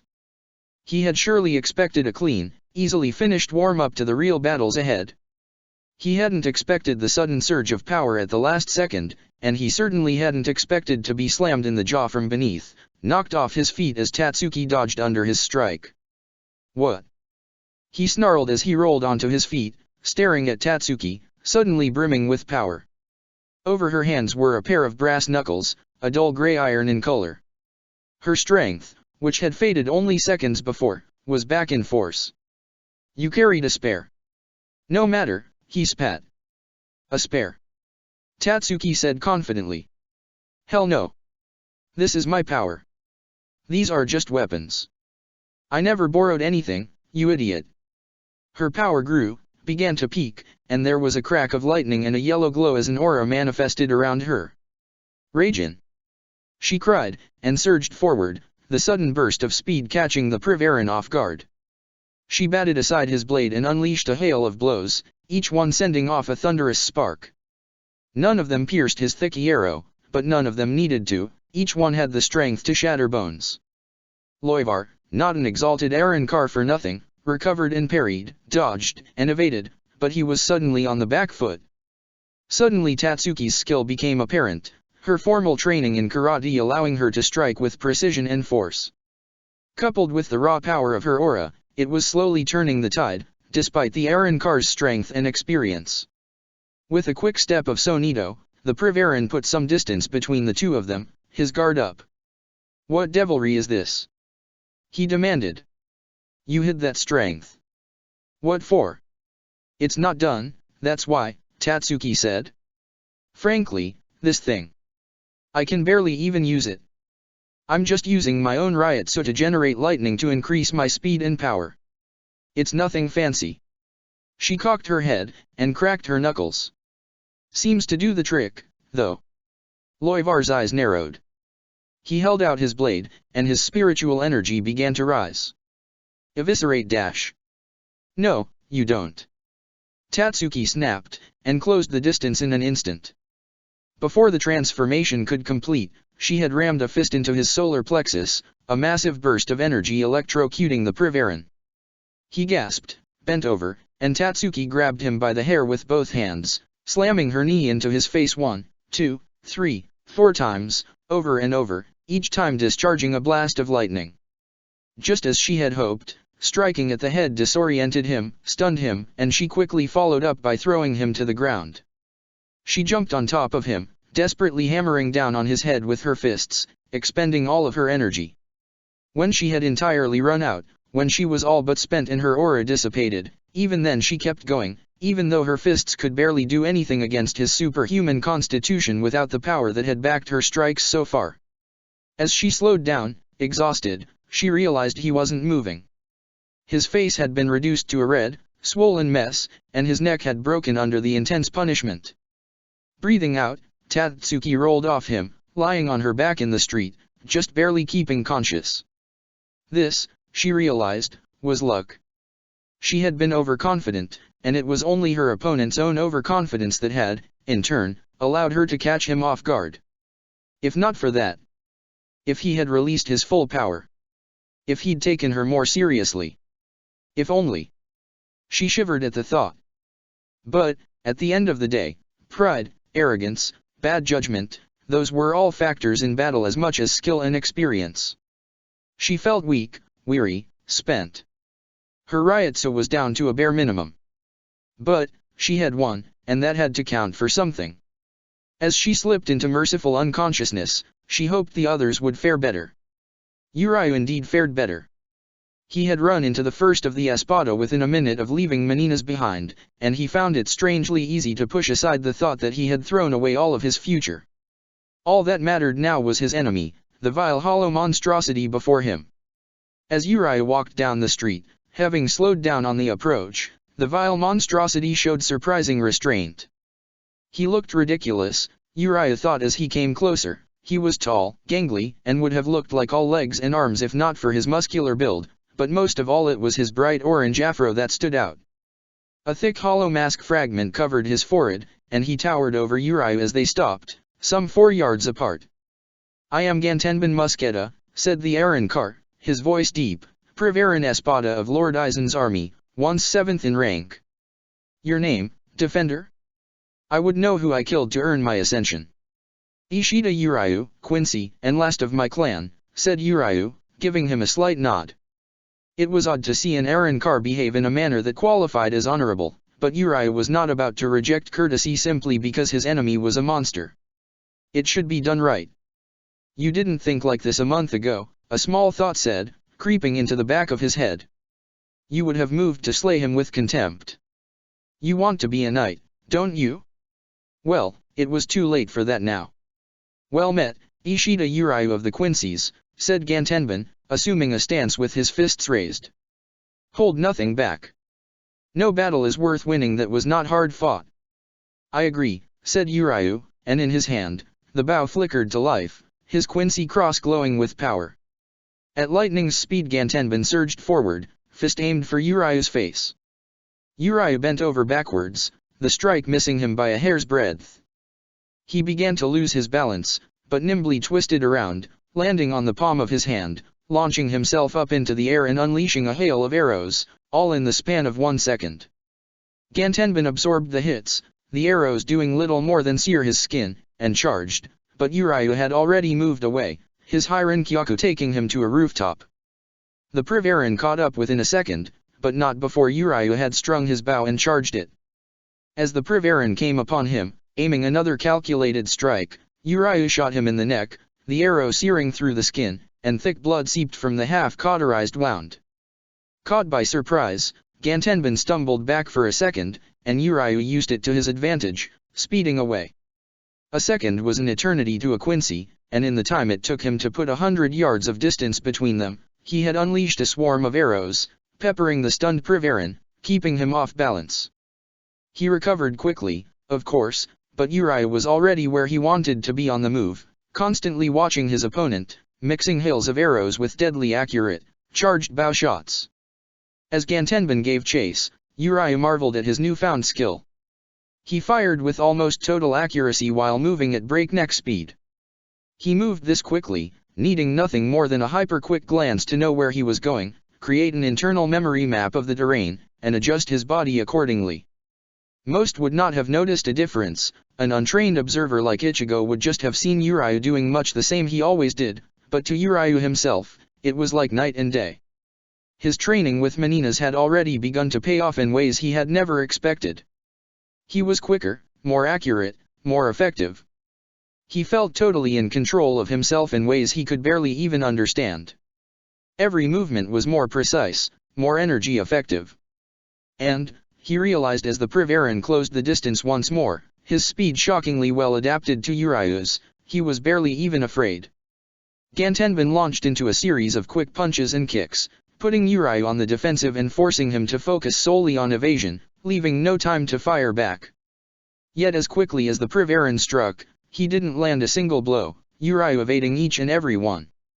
He wasn't just fast, he knew where the Arrancar would strike and when, moving out of the way before he could even formulate a thought about it. His sensory skills picked up the smallest movement the Privarin made, and this close, that was as easy as it could get, and his mind in turn transformed that information into the exact place he needed to be to not get hit. Was this what a Knight of the Vanden could do? Was this just what Urayu was capable of, with the right training? Slightly in awe of his own capabilities, Urayu was suddenly brought back to reality when Gantenbin managed to backhand him. The young Quincy's reflexes turned the blow into a glancing strike, but it was more than enough to send him tumbling, and he felt his legs scream in protest when he corrected his fall, landing in a long slide on the hard asphalt of the street. The Privarin was already on the move, letting out a victorious battle cry, and Urayu somersaulted back, slipping into another Hirin Kyaku to keep his distance. As Gantenbin pivoted on the spot, Urayu aimed his bow, finally finding an opening to shoot. Rapidly drawing back his arm, Urayu aimed and fired a dozen arrows, specifically targeting the Arrancar's face. They hit home, and the Privarin snarled with pain, blood trailing down next to his left eye. He surged forward, up toward the rooftop Urayu had taken to, but in his excitement he had jumped a little too hard and a little too quickly. As he sailed upward, Urayu anticipated the movement, dropped down onto his back, falling through the air toward the ground. For a second, Gantenbin was wide open, losing control of his own movements. A second was as much as Urayu could ask for. Use your enemy's mistakes against him. Make as few as possible of your own. That, practically speaking, is the best path to victory. Urayu charged another arrow, putting as much power into it as he had time to, and struck the Privarin in the gut, the projectile cutting through his iron skin. Urayu quickly recovered, landing on the ground just in time. The Privarin came at him a second later, but Urayu was already 50 yards away, unleashing another hail of arrows. Gantenbin grunted with frustration and charged at Urayu again, but the Quincy was moving too quickly. The injury had slowed the Privarin ever so slightly, and Urayu was capitalizing on it, raining down fire upon his enemy from every direction, never stopping in one place for more than a second. He was like lightning, like a white scar over the setting sun, always out of Gantenbin's reach. Damnable human! Gantenbin snarled, after narrowly missing yet another strike. Their battle had become a chase, a hunt taking them all across the city, each one crossing 100 yards of distance in mere seconds. Would you like me to stop, stand still, and give you victory on a silver platter? Uriah shouted back, arching over the Privarin in a smooth leap, unleashing another barrage of arrows. To his surprise, Gantenbin realized he was dodging the shots. They had started to hurt, and although few had pierced his arrow, he was riddled with bruises, and his smooth white clothing was equally riddled with holes and tears. Not on your life! Cried Gantenbin. He jumped up to catch Uriah, but the Quincy was already out of his grasp and, taking advantage of the Privarin's momentary lack of anchorage, launching another charged arrow, striking him in the side. Gantenbin felt a sting of pain, and warm blood seeping through his clothing. He landed on his feet smoothly, and launched a series of balla to keep the Quincy on his toes. The human evaded, but was at least forced to spend a moment evading.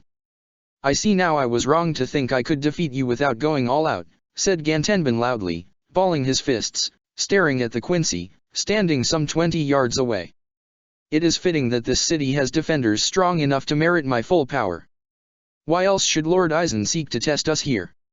He cracked his knuckles, and sidestepped a hail of arrows, his reflexes still quite keen despite the pain. It was good. It was waking him up, reminding him to stay sharp, to hearken back to the old days of constant battle, where only strength, cunning, and speed could keep a body alive. He reached for the blade at his side, pulled it clear, and his energy began to spike. I was never well versed with any weapon except my fists, he rumbled, staring down his opponent, keeping his distance for now, but it does make for a necessary conduit of power. Stab, Dragra. Uriah was nearly blown away by the shockwave, and ran to get clear, his skilled steps taking him 3 rooftops away in 2 seconds flat. This was monstrous power, this was. Shocked. Came the calmly confident voice of the Privarin, and Uriah spun around to find him standing but 2 yards away. Uriah instinctively threw himself back, narrowly avoiding a lightning-fast punch. He felt a sudden sting as something raked his forehead, and as Uriah dashed away, he tasted blood in his mouth, trailing down his face. As he landed on the street, he found Gantenbin already waiting for him. Uriah could see him now, and if not for the imminent death he represented, he would have looked even sillier. The mask fragment had been pulled down to cover his eyes, and his fists were encased in a thick, bony mass, 2 spikes protruding from each fist, blood red. Dome-shaped armor plating ran from his wrists up his back, giving him the bizarre look of a hot air balloon with knives strapped to its lower end. I cannot blame you, said Gantenbin, taking a step forward. By the look of it, I doubt you have seen anything like it before, young human.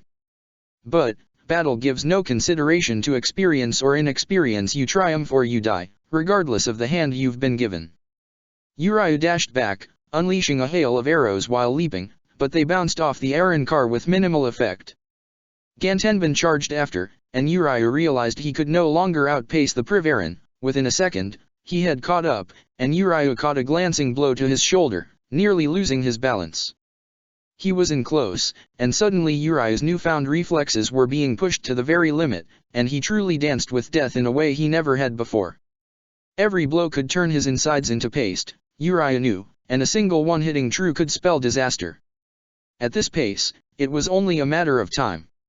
Uriah, for all his perception and training, was not a close-quarters fighter, and even if he had been, the Privarin's superior experience would prove to be his undoing. Suddenly, he lunged out, grabbing one of the deadly arms by the wrists, and using the momentum of the Privarin's own arm as it pulled back, Uriah flung himself past the Aaron car, desperately firing a set of arrows to distract him. They had been aimed at his head, and struck true as the Privarin turned around, but where before he had been distracted, now he simply ignored them. He was stronger and faster than before, and unburdened by the injuries Uriah had dealt him. This could not keep on going, or Uriah would soon die. For a moment, he hoped desperately that Meninas would step in, maybe deliver him from evil after a change of heart. But of course, it didn't happen, and Uriah threw the wish aside. He had only himself to rely on, only his own abilities to save him from death. This was up to him, and nobody else. He had bought himself a moment's head start, at least, and he raced away, trying to buy time. In a simple chase, he seemed to have the advantage. His formal training with precision and his ability to sense his opponent's moves let him move more easily, and to anticipate a strike and use the time it took to complete it to run away even further. Slowly, as the cityscape passed by the two of them in a blur, a desperate plan began to form in his head. His opponent's raw speed was greater than his own, and his armor superior. Superior, but every armor had its weak point. One just needed to find it. Then at last his luck ran out, and a turn too quick meant that the Privarin, always at his heels, finally came within striking range. He sensed it too late to dodge. He was midair, and in the 10th of a second before he could get a hold of anything, he'd be hit and hit hard the one time it took. Blood vene! He cried in desperation, and he felt an uncomfortable shift in his body as he called upon the technique. The fist impacted, and Uriah was shaken, sent tumbling across the street. His teeth rattled, as did his ribcage, as did his entire body, and the breath was knocked out of him. Eventually he stopped tumbling, as he hit a lamp post, not hard enough to break his back but hard enough to make him want to hurl. He lay there shaking and shivering, trying to catch his breath. Still alive. He heard Gantenbin say, his voice sounding vague and far away. Then, stand up, and meet your fate head-on, like a man. Uriah forced himself to focus, forced himself to stand upright. He was seeing three versions of the same picture, seeming to very slowly become one. He wobbled on his feet, and fought a wave of nausea, just barely breathing in. How did you survive? Said the Privarin curiously. A mere human should have died. We are, more, than you would, think, Uriah managed, his voice little more than a croak. To be honest, the use of the technique had been born of desperation. It could very easily have gone wrong and flat out killed him, but if he hadn't used it, he would be dead already. For but a moment, his skin had become impossibly thick and resistant just where the Arankar's fist had struck, a sensation that was, when it was now applied outside the field of theory, deeply uncomfortable, like being turned inside out. Whatever sorcery kept you alive, said Gantenbin, his eyes narrowing, you are clearly on your last leg. I swear I will not make you suffer, Quincy. Raise your bow in defiance, and let this end as a battle between warriors should. Why you, Uriah gasped, still struggling to get his bearings, you are presumptuous to think this is over. Am I? I do not wish to insult you, but you have reached the end of the line. What is left, but a dignified end? I have one last play, Uriah said, one last chance. Isn't that worth trying? Will you not give me that opportunity as a man of honor? Gantenbin harumphed. So be it. Make your move, young human. Uriah took a deep breath, and mustering the last of his strength, knowing he was this close to simply expiring from exhaustion, he turned around and ran, dashing to the wall of a skyscraper. Running away. Gantenbin cried angrily. Is cowardice your last play, Quincy? You disappoint me. As he spoke, he ran after Uriah, right at his heels, following him as Uriah ran up the wall, heading to the top of the building. There is more to strategy than meets the eye, fool. Uriah cried. This really was a long shot. If the Privarin focused, if he was at the top of his game, this couldn't work. But for now. You will reach the end, and then where will you go? Gantenbin shouted, matching Uriah's pace up the side of the building. Your speed is not the same midair. You know this. Then use it, if you can. Uriah shouted back, dodging away from a strike that shattered several windows. A second's advantage gained, Uriah raced up, higher still. He was over 50 yards up into the air, and he would hit the very end of the building within a second.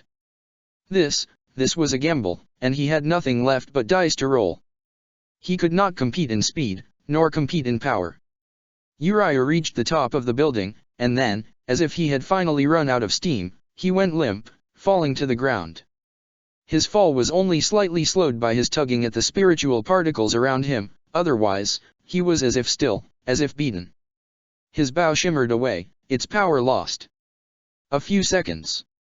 That was all he had before he came too close to street level to recover. I take it back. The Privarin cried, as he reversed course, jumping after Uriah. It was not cowardice, but mere grandstanding. If grandeur is what you seek, then your end shall be sufficiently grand, Ishida Uriu of the Quincies. Uriu's hand closed around his Quincy cross, weakly making a fist, his lowering reserves of energy beginning to channel. Tell me this, Privarin, he shouted back, do you not realize you are already beaten? Delusion. Gantenbin spat. Do I know? Do you not know, Quincy, that you are outfought? That soon, you will be a broken, bloody mess? Do you not know your death when you see it? Do you not know dash? What else Uriu was supposed to know, he never found out. In an instant, Uriu had reshaped his bow as he fell, pulled the string back with as much power as he could, and let loose an arrow. It struck true, and Gantenbin fell silent. Uriu, realizing the ground was rushing toward him, fought desperately to regain control, and only barely managed to catch his bearings and steer toward the side of the building, dash away from its side and slow his descent just enough that the landing didn't break his back, although he couldn't stand for several minutes. When he was at last strong enough to walk, his knees on fire with the ache, he limped over to the Privarin's corpse, lying still on the sidewalk. Uriu sensed carefully, but he had been right, the Ryotsu was already beginning to disperse, its structural integrity compromised. He was dead. You fought well, Gantenbin Musketa, Uriu muttered weakly, feeling something almost like regret. In truth, it was only my feint that proved your undoing. Had you not been so overconfident? It really had been a gamble. Lull him into a sense of false security, and then find the exact right angle to hit the one right spot, at the exact right time, with the exact right amount of force. His arrow had struck the Privarin through the mouth just as he spoke, and run up through his skull into his brain, where it had burned up from the inside. There was no exit wound, only a slight trail of smoke from the Privarin's mouth. His brains had been destroyed in an instant, and it had been the only chance of success Uriu had. If he hadn't responded to that taunt. Well, life was full of ifs and buts. Skill mattered, but so did luck, circumstance, cunning, strategy, pride, anger, and all the other little things that made them more than mere engines of battle. He stared out into the distance, and breathed. Night was falling. Then he sensed it. A presence dwarfing the considerable strength of the Aaron car he had just killed, marching lazily toward him. It was a giant, both in terms of energy and frame, broad of shoulder, muscular, and over 2.5 meters tall. 4 bony ridges ran over his skull, and black sideburns framed his face alongside a thick jaw-shaped mask fragment, 2 marks of red on his cheeks. Where Gantenbin had been noble in bearing, albeit a bit ridiculous, this espada because it could only be an espada, with such power exuded an aura of bestial monstrosity. Well, ain't that grand, he said, taking a few steps toward Uriu. If you could beat that trash, you might actually be fun to play around with. Uriu steeled himself, willing his bow into existence, despite his exhaustion. Damn it! Damn it, there was another one, how could he not have noticed? Gritting his teeth, he willed his body to move, despite how sluggish it felt after the exhausting battle he'd fought. Name's Yami Realgo, said the monster, and you, I don't care who you are, 'cause I'm gonna rip your arms off and beat ya to death with, He grinned and advanced, and Uriu raised his bow to fire. Chad had felt the commotion before most of the others, and had run toward the danger as soon as he sensed it. More than most, he was eager to test his strength. He did not only want to fight, but he felt an almost pathological need to match up, to be worthy, to be the kind of fighter who could hold his own next to Ichigo. Nothing else seemed to matter. Punishment, he would gladly take. Death, he would gladly risk. He would find no catharsis in crushing an opponent, except knowing he had measured up. Nobody would have known looking on his stoic, battle-ready face, but his heartbeat sped up when he cornered his opponent just by the edge of Karakura Park. This was it, this was what all his training had been for. Now, he would learn if his full bring, and what a strange new term that still was, had the strength necessary, if Kyujo Jinjo's skills had truly helped. His opponent, of course, did not seem to feel cornered at all. He was a frightful sight, his vile body so much a contrast to Chad's athletic build, an onlooker would have seen something like an Adonis next to Quasimodo. The Aaron car would have been fearfully tall if not for his hunched back and bent legs, his back so far bent that his head was closer to his waist than to his shoulders. Long arms ended in claw-like fingernails, and he looked like a skeleton, like some ghoul drawn from a nightmare. His eyes were hidden behind a long, stripy mane of black, greasy hair, and 2 long bone fragments lined his chin, looking more like chitin than bone. A blade hung by his wrist, although with how long his arms were, drawing it would be difficult. "Good evening." The hollow spoke in a surprisingly clear tone, with eloquence that belied his ghastly appearance. Aside from a slight rasp to his speech, it sounded like the kind of voice one might hear from a school teacher, not a creature of nightmares. "Good evening," said Chad, at a loss for what else to say. As a fighter, he was not usually aggressive. In fact, having the awareness naturally strong people do about their power, he was usually quite gentle, and he lacked the learned contempt for hollows that a Shinigami or Quincy would have. If it wished to attack, it would make the first move. "I see. I see," said the Arrancar, drawing in a breath. "A shame. Shame. There is power, a measure of it, but you are not close to the strongest. Would you mind stepping aside? I'll spare your life if it means wasting no further time chasing better prey." "I cannot do that," said Chad firmly, his choler beginning to rise. "It would not dare, not now." A mixture of fear, anger, and resolve bubbled up in his chest, a natural cocktail of passion well contained behind his phlegmatic demeanor. "You have come to threaten this city. I cannot let you pass. I have made a promise that I cannot go back on. Please, do your worst." Chad exclaimed, some of his passion spilling over with those last few words. Briefly, the Arrancar raised himself up, standing tall, and Chad heard his joints cracking. His hair fell back, and malicious black eyes stared down at Chad. He was an intimidating sight, over 3 meters tall, and with power to match his imposing presence. "If you wish to die, then I suppose I'll take a minute out of my night," the Arrancar said with a sigh and a shrug. "I shouldn't, but I've never been able to resist overconfidence." Slowly, he lowered back into his normal stance, grunting as he did. "I am Revolve-Load, the 110th Arrancar, Privarin Espada number 10. And you," he said, cocking his head. "Yasuter Asado. Are dead meat. I don't care." Chad held his right arm out sideways, and wordlessly, he made it take shape, the black and dark red form of Brazo Derecho del Gigante. Not a moment later, he had to twist his arm forward to block an attack from the Privarin, one of his talon-like hands having slashed at Chad, striking like the head of a serpent. Chad's arm took the hit, but he reeled back doing so, nearly thrown off his feet. The Privarin, it seemed clear, cared nothing for an honest fight. This was no surprise to Chad, and inwardly he cursed himself for not having expected the attack sooner, for not readying himself more quickly. A storm of strikes ensued. The Privarin's reach with his long, skeletal arms was deceptively long. Stabs and slashes came at Chad in a flurry of blows, and he could do little more than keep his guard up. A tree next to them caught a glancing blow, and was severed at the trunk in 4 places, a piece of rock cracked in half. The strikes were not the most polished, the most accurate form of fighting Chad had seen, they could not compare to the likes of Ichigo or Erza, but they were fast and furious. Taking one step back after another, sometimes skipping back to avoid a blow, Chad realized he could not keep up. Before too long, the sheer volume of attacks would find an opening, and by one small cut after another, he would die. He lacked a Shinigami's supernatural constitution, one vital strike could instantly kill him. He had hoped to wait a little longer, but he realized now that had been a vain hope. He jumped back, then rolled to the side, the unsophisticated flurry of attacks momentarily missing, before Reval turned around with the agility of an animal, quick as a cat. His unhealthy appearance was misleading, he was as quick as he was deadly. But, when his arms rose for another set of strikes, Chad's arm had already transformed. From his elbow down, a thick kite shield had formed, with savage markings decorating it, hollow like teeth snarling with an open maw. He raised his arm, and now he barely had to move compared to before, parrying each blow with relative ease.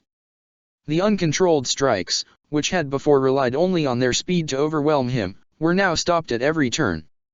Reval snarled frustratedly, and stood back, raising his head up, and gaped. His tongue extended out, and by its tip, a thick cirrho began to form. Chad, confident in his strength, braced himself, buckling down behind his shield. The Zero grew until it peaked, then fired. The raw force pounded down on Chad. His joints ached under the strain of it. He grit his teeth, holding on for dear life. It was only a matter of seconds until it had finished, but every second strained him to what felt like the limit. Then it was over, the raw energies of the Zero having failed, ricocheting off the shield. Smoke was rising, and Chad could see trees and bushes upended by stray shots of power that had bounced off the shield. "The fool didn't even bother to dodge," sneered the Privaran. "Well, that takes care of that." "Not quite," said Chad firmly, stepping out of the smoke. Reval shrieked, half with frustration and half with surprise. "Insolence!" he cried, his voice shrill. "What manner of human can endure that kind of punishment?" "I can." The simplicity of the statement seemed to enrage Reval further, and he stood tall once more, reaching for his sword. With some effort, he pulled it from its sheath. "I have no time to waste on the likes of you," he spat, and held the blade low. "Devour, cannibal!" There was a surge of power, and the Privaran transformed. Thick plates of bone encased him, a rib cage formed around his chest, and a spine with long, jagged bullets stuck out almost like spikes. He grew another set of arms, each reinforced with long, jagged, twisted bone. His appearance had only been reminiscent of a skeleton before, now he wore one as literal armor, an exoskeleton. His fingers were elongated, and the line between nail and claw blurred until he had only claws left in place of fingers. The upper half of a skull covered his face, and the jaw fragments elongated, long and pointed. Wasting no time, he surged forward. Chad braced himself, but to his surprise, the claws did not scratch against his armor. Instead they elongated even further, smoothly wrapping around him like rope, constricting around his body. 2 arms pinned his legs in place, a third wrapped around his shield arm, and a fourth wrapped around his torso, leaving only his left arm free. Gleeful, his prey seeming helpless, Reval moved in closer. "Not so tough with that little arm of yours bound, are you? I wish I had time to feast on your arrogant little body," he said, letting out a little giggle, "but I'll settle for snacking on your head, little human." He stood quite close now, and raised his revolting head, his jaw opening and elongating like that of a serpent, impossibly wide. Chad felt the revolting stench of half-eaten carcass on the Arrancar's breath, but he kept his composure even as its jaws widened, moving closer to snap his head apart. "Arrogance is a strange accusation, Hollow," he said, making a fist with his left, "when you are the one far more guilty of it than I." The Privaran did not pause to respond, unwilling to close his slowly widening jaws, but shot him a curious look. "Your arrogant mistake was believing this one arm was all the strength I had." There was a slight surge of power, and from the fist to the shoulder, Chad's left arm began to turn white. A spike ran up from the shoulder, and a line of dark red ran down from the arm, ending by his fist. "Eh?" said the Arrancar, suddenly pausing, as if sensing danger. "La Muert!" cried Chad, his fist thrusting forward, his power surging to a peak almost instantaneously. He struck the Privaran in the chest, and immediately he could feel its back break, its spine shatter. The armor of bone broke and cracked, falling into little pieces to the ground, and its grip on Chad went slack. Reval staggered back, coughing up black blood, struggling to stand upright. A crude skull was engraved on his chest where Chad had struck him, but it was the least gruesome part of it. His skin was rapidly turning red, his insides crushed, nearly vaporized. He sunk to his knees, but even then he stood taller than Chad. "You dash," the Privaran managed, at least one of his lungs still working well enough to speak. "You how dash." "You are already dead," said Chad calmly. "In so, Len." He sunk from his knees down to street level, falling forward on his face. Not quite dead, but dying, and in a kind of pain Chad didn't want to imagine. For a moment, he felt some pity for it. The monster had never chosen to be a monster, after all, that choice had been made for him by a cruel and uncaring world. He let his power surge one more time, and raised a foot. With a thunderous clap, he brought it down on the Privaran's head, crushing it like an egg. It was mercy of a kind, the only one Chad could have been persuaded to show to the likes of him. He stood still for a minute, watching the corpse twitch, then scraped clean his shoe against the pavement. Once he was sure the monster was dead, he let his arms turn back to normal, and walked off into the night. "Thank you, Jinjo," he thought to himself. "It looks like your training paid off." Ichigo didn't have to go looking for trouble. It found him. He had gotten no further than a block, uncomfortably close to his home, when his path was blocked by an errand car. She was nearly as tall as Ichigo, and waist-length black hair flowed freely from her head. She had a graceful posture, and even the presence of a small hollow fragment running over her left eyebrow didn't take away from that. The scar over her right eye, however, did. If not for that, and if not for the look of cruel indifference on her face, she would have looked beautiful. "So, this is the fabled militia of the Godii," she said, giving Ichigo an inscrutable look. "You know who I am," said Ichigo, putting a hand on his blade, drawing it out at the ready, but not yet making any moves. "Unlike the others, I do my research," she said with a shrug. Kurosaki Ichigo, green but strong, and no doubt clueless as to what it means to be a lapdog to the Godii. "Is this the part where you're going to tell me I'm actually in the wrong, and that I should join your side, or whatever?" Ichigo snorted.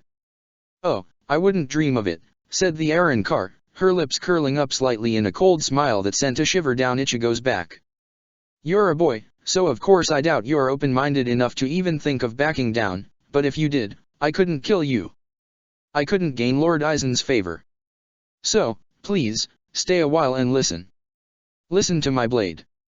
Listen to the sound it makes when it sinks into your chest." "Who are you?" Ichigo demanded.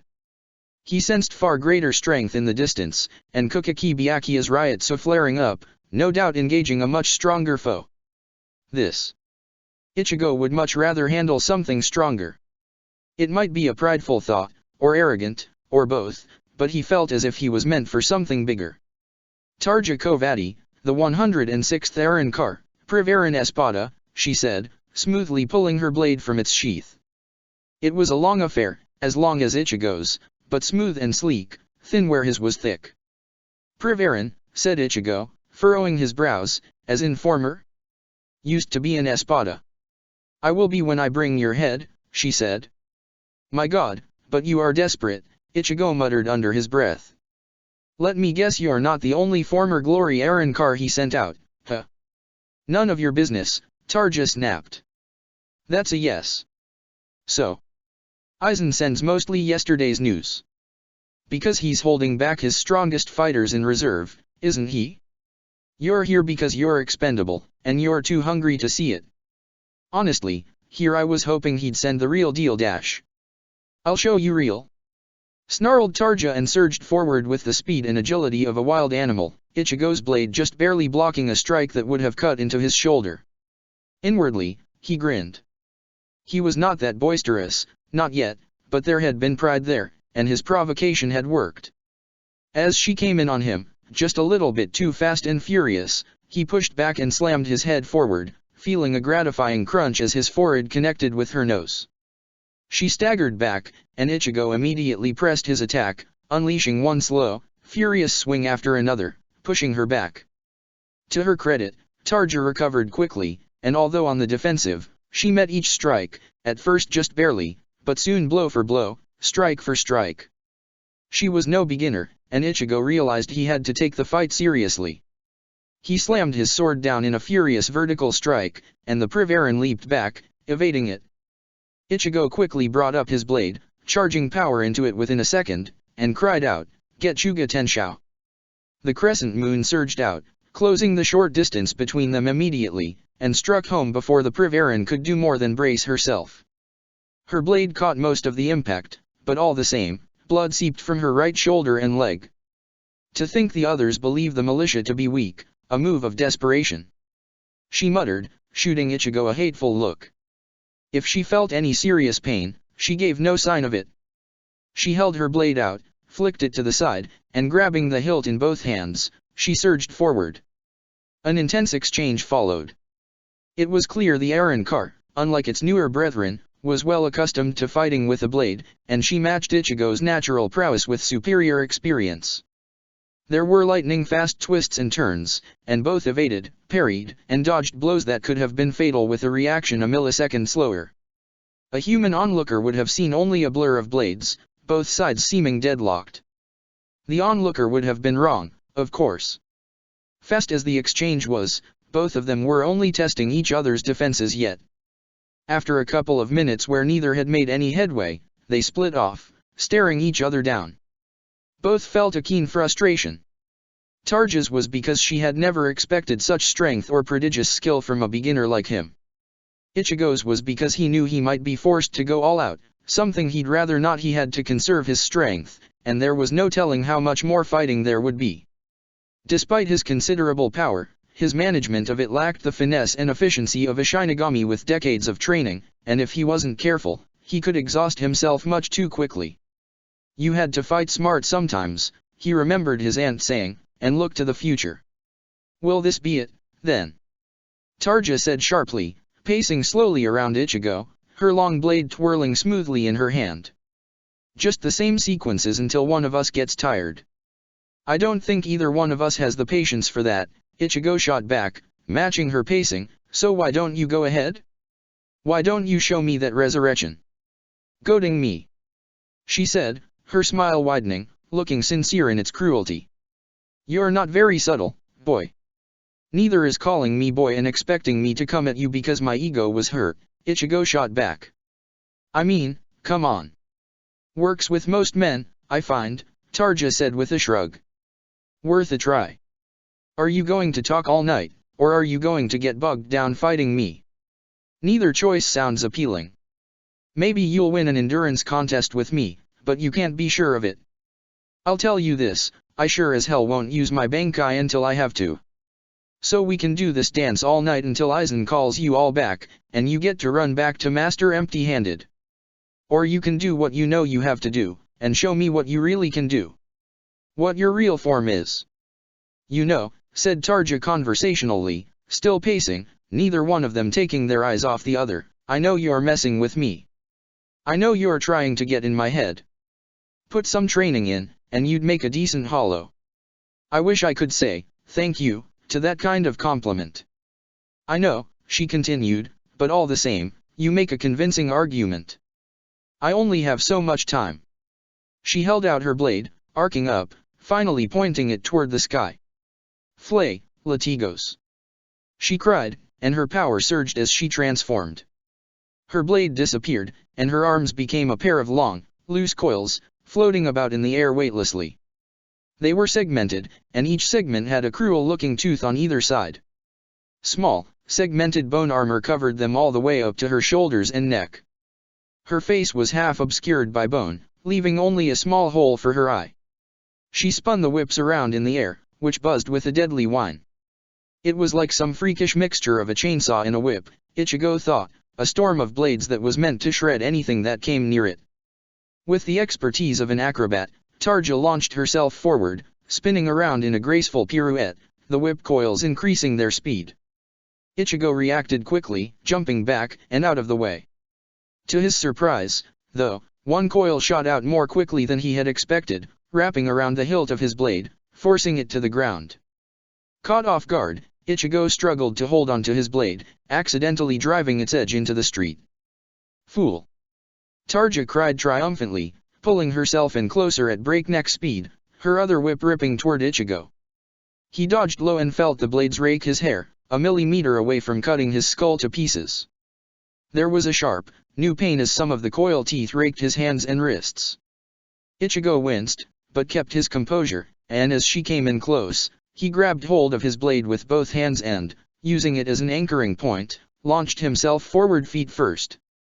His flying kick connected straight with Tarja's neck, and Ichigo felt the armor buckle under his strike. The Privaran coughed, momentarily stunned by his counter-attack, and Ichigo landed on his feet. Quickly, before she could recover, he wrenched his blade free, and jumped back with a quick shunpo, putting enough distance between them he hoped that she couldn't reach him. Savage, said Tarja, admiring a segment of her whip with blood on it. His blood. An instinctual move like that, it's like I'm back in the wastes. Oh, what a hollow you'd make, eh? Ichigo let his riotsu rise. He had to end this quickly, he had no time to waste on Aizen's fodder.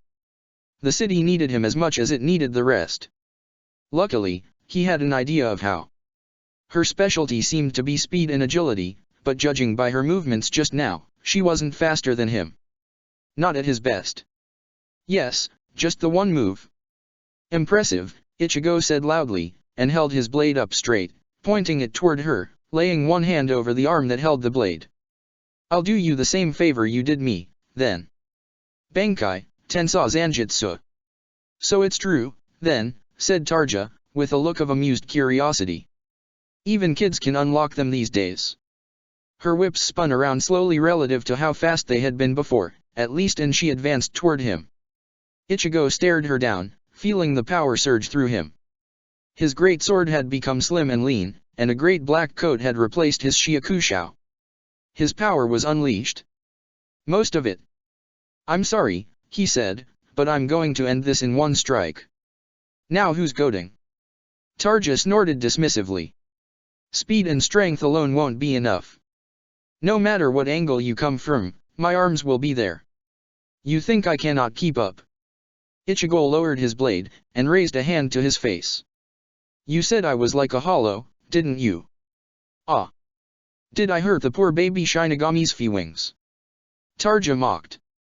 Why don't we find out by how much? Said Ichigo darkly. He clenched his fingers inward, not quite making a fist, and slowly pulled downward. With some effort, he felt the hollow's mask begin to manifest, a sheet of white bone covering his face within seconds. Tarja, who had at first only raised an eyebrow, now opened her mouth in surprise. What? She began, but Ichigo had already made his move. Charging power into his blade, he leaped forward with all the speed he could muster. Tarja appeared to be moving in slow motion, reacting out of instinct, only much too slowly. Ichigo stood behind her, not half a yard between them, and he let the power build up as he brought his blade to bear for a horizontal slash. He had prepared a Getsuga, but didn't let it discharge until his blade struck, adding an explosive amount of force to his blow. Getsuga Tenshou! He cried, and his blade carved through Tarja Kovati's waistline and arms like a hot knife through butter. In an instant, she had been cut in twain, her whip arms severed. In 4 pieces, she fell limp to the ground, rich, dark red blood beginning to pool at Ichigo's feet. How, she stuttered, staring up at Ichigo's hollow mask fearfully, how, what are you?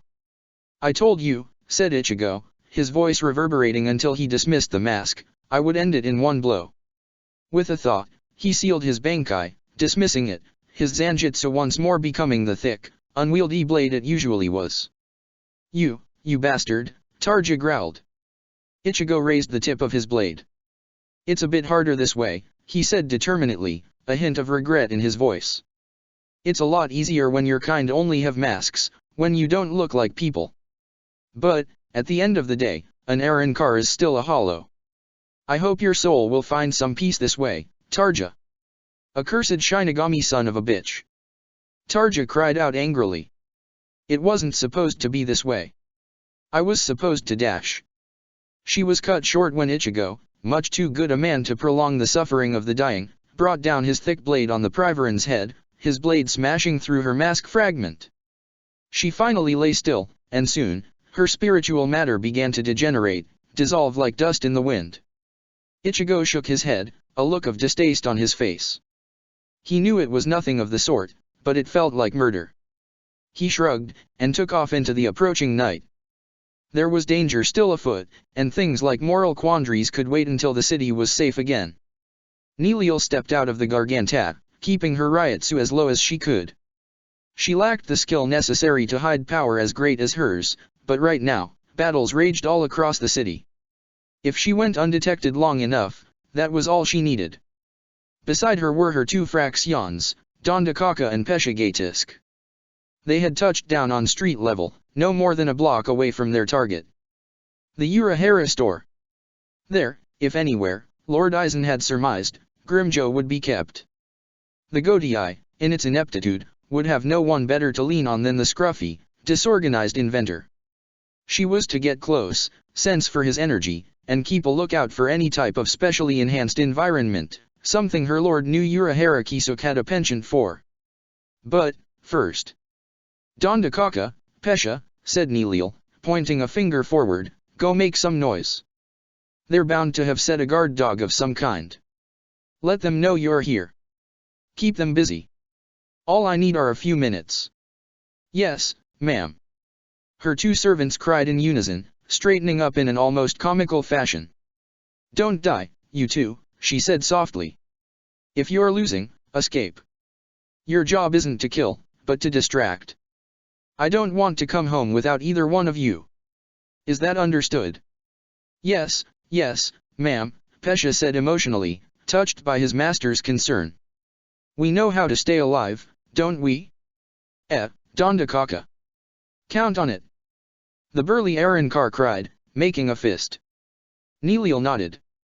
"Go." As the sun set in the distance, the two Arankar charged. "Two new signatures, Captain." Nozomi barked to iPhone, who had been standing still as a statue, arms crossed, ever since Erza had given her the order to remain behind. "Heading straight for us." "It's as the commander assumed, then. Remain at your post. I will engage the enemy head-on." "Yes, Captain." Smooth and agile like a cat, iPhone burst out of the room, and nobody would have guessed she had been still as a statue only a minute before. Within seconds she was out of the store, readying herself against the coming attack. They wanted the prisoner? Let them try, then. Nilil bit her lip with concern as she sensed the captain-level energy approaching her servants, but forced herself to focus.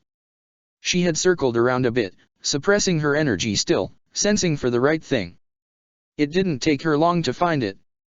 Even weakened, she could sense Grimjo's signature deep underground, as poorly hidden as ever. Even in disgrace, he blazed strong enough just as he was to be sensed with ease, even if he felt distant, even if it took some effort.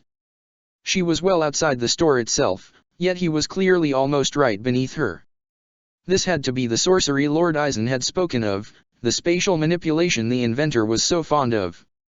She charged a Ciro in her hand, at minimal strength which was still quite potent for an espada of her caliber, and aimed it downward. Quickly glancing around for enemies, she let it discharge. The burst of energy cut right through the street, blasting a hole just wide enough to jump through. To Nilil's surprise, she could see light, sand, and rock, deeply contrasting the dusk-lit urban cityscape around her. Without stopping to ponder it further, she jumped down the hole, landing smoothly on the rocky surface. Not 10 yards away, she could see him. Grimjo had hastily stood up, his one fist clenched and his teeth grit. Nilil pulled her blade from its sheath, staring him down. "Fucking Nilil," he spat. "Figures it'd be an idiot goody two-shoes like you. Our lord didn't forget about you," Nilil said determinedly. "Now, will you make this easy or will you make it hard? Do you need to fucking ask?" said Grimjo, raising a fist. "I thought so," said Nilil, and with a sigh, she advanced toward him. No matter what, this was her mission and she would fulfill it. Chapter 78, Principio de Lucha 2. The dome engulfed them both, row upon row of blades setting the border for a battleground few ever laid eyes on, and fewer still lived to speak of. Already, a multitude of blades were missing from its walls, broken in the battle with the obnoxiously fearsome espada, Ulquioricifer. He had been forced to do it. A being of such strength had a arrow so potent that Byakuya's blades could only scratch his skin, and his foe's strength and speed was such that he could barely even catch the opportunity to try. Innumerable blades had tried and failed, each one too weak to break the armor of the foul Arankar. Met with this setback, Byakuya had unleashed Senkei, going blow for blow with the espada.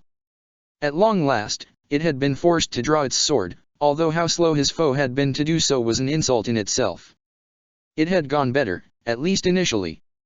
Byakuya had seized the initiative, and for a few glorious seconds, he had pushed the espada back. Senkei had slowed its movements, and for a brief minute or so, Byakuya had let himself hope it might allow him to gain enough of an edge to seize victory, but to his frustration the espada had, with immaculate sword play, matched his speed despite the penalty forced upon him by the dome of blades. Byakuya's face was a well-tempered mask of dispassionate focus, almost as much as Ulquiorra's, but on the inside, frustration boiled and writhed, threatening his iron will and hard-earned discipline. The Arankar, Byakuya knew, had yet to unleash its full power, and even at this base level, it still matched Byakuya with his Bankai unleashed. The realization crept into his mind, from unwelcome edges of logical deduction, that he might lack the strength to vanquish an enemy such as this. He violently suppressed these thoughts, throwing himself into the fight with renewed vigor. There was no threat he could not face, could not conquer. What was nobility, what was skill, if not the ability to overcome seemingly impossible odds? The Espada was fighting rather seriously, there was at least that. Byakuya had pushed him hard, and what had once been rather apathetic parrying with little interest in doing his enemy harm had now become a fast-paced, deadly struggle with intent to kill. Ulquiorra feinted, but Byakuya was ready for the attack, moving his head sideways to evade a thrust that would have gone through his skull, immediately launching a counter-attack. His blade surged forward, but although it struck home, he barely managed to breach the hollow's skin, its exceptional armor proving difficult for even Byakuya to pierce. He jumped back just in time to evade a horizontal slash, immediately coming down with an overhead strike. The Espada caught the strike quickly, it had been much too obvious not to react to, but Byakuya had what he wanted. He pushed down, the Espada holding firm. His brows furrowing, Byakuya quickly let go with one hand, thrusting it forward, against the Espada's chest. Hada 32, Ukasen! He cried, the spell forming instantaneously. A blinding yellow light struck, exploding outward, striking the Espada point blank. Ulquiorra, caught unawares, tumbled back, sliding toward the edge of the dome of blades. Byakuya, seeing the opportunity, raised his hand again. Bakudo 61, Ryukujukura, he said, and at once the 6 bars of light formed around the Espada, freezing him in place. His blade raised and pointed directly forward, held in both hands, Byakuya charged. If Ulquiorra was surprised, he never showed it. Instead, he flexed his spiritual energy, pushing back against the spell holding him. It buckled and broke under his overwhelming Ryutsu, one bar shattering almost immediately. It was enough that he could free his sword arm, able to angle it up to parry Byakuya's stab just in time, redirecting the blow to the side. Byakuya grit his teeth, trying again and again, but Ulquiorra quickly parried each strike. Slowly but surely he was freeing himself, one bar of light breaking every second. Byakuya let out a growl, without even realizing it, and redoubled his efforts. He had played to his strengths, used his superior arsenal, and the Espada seemed to barely even have broken a sweat. Regardless, there was no way to go but forward. He had to keep going. He had to fight it and beat it. He had to at least drive it off. Getchuga Tenshou. The missile, crude as a sledgehammer, slammed through the wall of blades, and Byakuya had to move out of the way. The Espada calmly caught the strike head-on, cutting it in half. The energies of the simple missile subsided, wasted. Byakuya felt his choler rise as he saw Kurosaki Ichigo dare to step into his Senkei, daring to interrupt his duel, daring to try to steal the credit that was his to claim. "Hiya," said Ichigo cockily, sword slung over his shoulder. "Looked like you could use a hand there." "You," Byakuya said irritably, his voice just barely kept neutral. "Let me just get my Bankai out, and we'll dash. This does not concern you." "Leave," said Byakuya, as firmly as he could without raising his voice. "This battle is not yours to intrude upon." "Intrude?" the filthy commoner said incredulously. "Hey dumbass, you weren't getting anywhere, and this isn't about your personal pissing contest with yourself. This Aaron Carr," he said it loudly, his voice growing stronger with each word, "he's threatening my city, and I don't have time for your chivalrous bullshit. Now, suck it up and work with me." Byakuya's eyes narrowed. If looks could have killed, Ichigo and his entire bloodline would have been evaporated. "I do not need the meddling of inexperienced fools to win this battle. Leave." Big words for the bastard I beat after just a few months of training. Ichigo shot back angrily. Where Byakuya had just now felt only a general loathing, he now felt real hate well up in his chest. He dared? This little half-breed human mutt dared? Had he not been involved in mortal combat, he would surely have struck the insolent little bastard's head from his shoulders. Pitiful. The Espada spoke at last, looking as unimpressed as he sounded. "It seems the Godii does not only employ children, but it also bickers like them. You seek to defeat Lord Aizen with such disunion. Byakuya nearly fell for the goad, but instead tightened his grip on the blade, and turned his gaze toward the espada once more. Rest assured, he said, struggling to speak as calmly and collectedly as usual, I need no aid to defeat you, espada, nor will I waste another word arguing. HNF, said Ulquiorra, lowering his blade. Byakuya told himself that he was not rising to a goad as he charged, but he could never have been sure of it. The espada, thinking so little of him, first scion of House Kukaki, captain of the Godii, was infuriating, and all because of that filthy half-baked excuse for a Shinigami. He raised his blade for a stab, his strike parried at the last second. The two locked blades once more, launching into a furious exchange of blows, Byakuya pushing the Arrancar as far as he could, forcing Ulquiorra to recognize his skill. With cold, furious, utterly focused passion, they were once more trading blows, once more with neither one making any progress.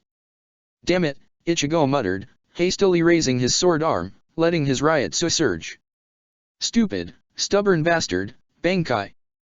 Byakuya was perplexed to find Ulquiorra had vanished with an unbelievably quick sonido, so fast that he could only just perceive it.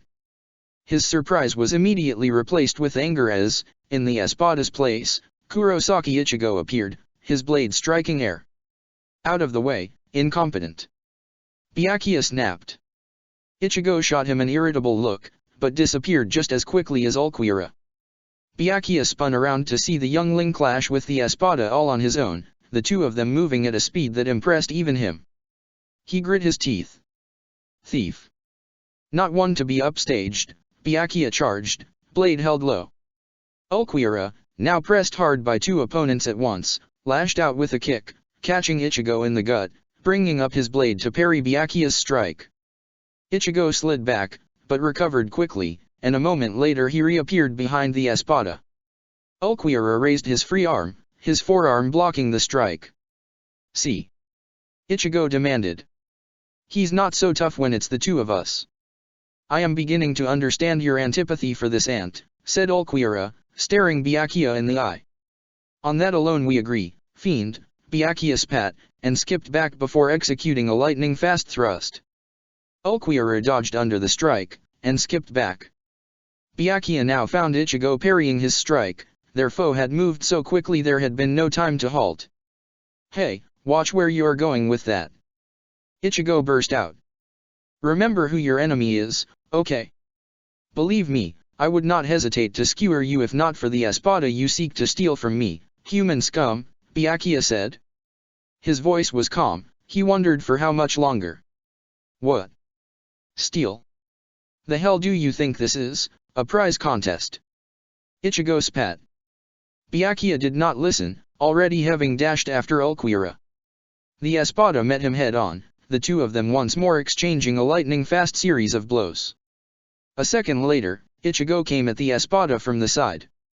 But, he was surprised as Ulquiorra stepped forward, offhandedly deflecting one of Byakuya's strikes, slamming a punch into the young Shinigami's gut. Ichigo doubled over, and the espada grabbed him by the hair, forcefully tossing him toward the ground. As he went tumbling, falling a good 50 yards and hitting the ground, Ulquiorra turned back to Byakuya, just in time to catch another strike. I was ordered to kill given the opportunity, he said, and I believe a man like you will appreciate adherence to command. Byakuya suddenly found himself on the defensive, the espada truly pushing him now, every strike aimed to kill. Byakuya was a masterful swordsman, and in all truth, his form was likely better than the espada's, but the sheer speed and ferocity was overwhelming. But, even in the whirlwind of blades, Byakuya saw opportunity. In 1/10 of an eye blink, he saw it, and before his mind could even register it he seized the opportunity. One of Ulquiorra's strikes had been a bit too strong, a bit too wide, and Byakuya dodged under it, surging forward with a strong thrust. Knowing the resistance he would face from the Arrancar's iron skin, he gripped the hilt hard as he stabbed forward, pushing with all his strength. The blade slid in under Ulquiorra's ribs, and although slowed down by the arrow, Byakuya ran him through, even breaking his skin on the other side. He had almost fully impaled him now, and for the first time since the fight had begun, Byakuya felt a sense of triumph explode in his chest. Then Ulquiorra lashed out with his free hand, like the strike of a snake, and grabbed Byakuya by the throat. A little bit of blood seeped from his mouth, but the Arrancar's face betrayed no reaction to the wound Byakuya had given him. Slowly, the Arrancar raised his other hand, still holding the sword, the knuckles coming level with Byakuya's face. "My congratulations," said the Espada dispassionately. "It appears you managed to pierce me after all." "Yet." Byakuya's eyes widened as he saw, over the Espada's knuckles, the beginnings of a zero. He felt the raw power keenly. He would have felt it radiate with force even if he'd had no spiritual aptitude at all. This close, striking with concentrated force at a weak spot like the head, it would surely end him.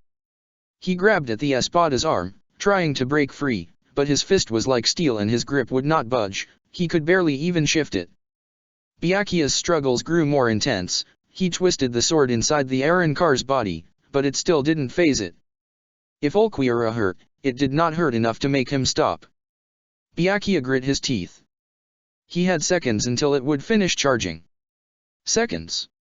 Seconds, and then he would be dead. The pride of the Kukaki laid low for all his efforts. It could not end this way. Not with such indignity. "Getchuga. Tenshou." The voice was twisted and wrong, reverberating across the air, but Byakuya heard it only distantly. All he knew was that suddenly, the grip on his throat loosened, and the zero went wild as the Espada jumped back. He felt the surge of power as the crude projectile missed him by millimeters, the raw surge of power searing his hair and clothes. "Thought that was enough, you bastard," said Ichigo, standing again within the dome of blades, sword raised. Byakuya breathed in, blinking. Ulquiorra was missing a hand, and to Byakuya's surprise, almost shock, he realized it was still holding on to his scarf. Disgusted, he ripped off the severed limb, throwing it away. Ulquiorra gave them both an inscrutable gaze. "Interesting," he said, seeming indifferent to the blood seeping out of his chest and wrist, as if he felt no pain at all. Perhaps he didn't. "A pale imitation though it is, you have my interest, young Shinigami," he said, looking at Ichigo. "Young Shinigami? Young Shinigami?" His life had been saved, Byakuya realized, tasting bile at the thought, by Kurosaki Ichigo, and now, the Espada seemed to pay him more heed than he did Byakuya. "Do not forget," he hissed, "who your opponent is, Arrancar." "I have not," Ulquiorra said, staring them down. His wounds, Byakuya realized, had stopped bleeding, and he could swear the stump on the Espada's arm had grown longer than it was a minute ago. What manner of foul sorcery was this? The massive fist crushed the asphalt as it connected, creating a huge crater where it impacted, ripping through concrete and pebbles with ease. Uriah was nearly overwhelmed by the shockwave alone, but recovered midair, gracefully landing on his feet, skipping back as he fired a burst of arrows at the Espada. Every single one of them hit. The beast did not so much as try to dodge. Like every shot before it, his arrows did nothing but leave the faintest scorch mark. He might as well have been throwing darts. Yami roared and charged forward, moving deceptively quickly. With such immense bulk, Uriah might have expected he would be a bit slower, but the Arrancar as a group did not play by any of the rules one would expect from a human being, and Yami was no exception to that. Uriah just barely got out of the way, sliding to the side and dashing away. He was limping already. A glancing blow had struck his left leg, and he was sure something had fractured. The only thing working in his favor was the Espada's own clumsiness, relying on brute force and bullish charges, but even that would eventually work. Not only was Uriah worn out from his battle with Gantenbin Musketa, but the power difference was too much. He was starting to tire out. When the Espada landed a hit, and Uriah was sure it would, given time, he would be reduced to an unpleasant stain on the street. "Where are the demmed Shinigami?" he thought desperately to himself, realizing how desperate the situation was. Normally, he would detest the idea of accepting assistance from their ilk, let alone being saved, but there was no arguing with this kind of power difference. Yami lunged at him, his comically oversized fist nearly snatching up Uriah, and the Quincy went low, dodged and rolled, and did his best to ignore the jab of pain in his leg. He only barely got to his feet before he felt the tip of the giant's fingers grasping at him, like some kind of advancing titan. Uriah spun, fired a burst of arrows at the monster's eyes, and slid away. His jacket was torn, and his heart raced even more quickly as he realized the monster had almost gotten him. You fucking gnat. Yami spat, momentarily distracted by the arrows. Stand still so's I can kill ya, asshole. What's the problem, Espada? Uriah shouted back, with bravado he had long since spent. Are you used to prey that just rolls over for you? Yami, ever the master of witty retorts, snarled and lashed forward with a furious punch. Fast, impossible to take head on, but easy to read. Uriah dashed to the side once more, bounced against a building, launched himself into the air to land smoothly behind the Espada. Only to find himself backhanded midair. The blow only partly hit, but it was enough to send him flying. It rattled his ribcage, knocked the air out of his lungs, and this time he knew something had broken. Multiple somethings, undoubtedly.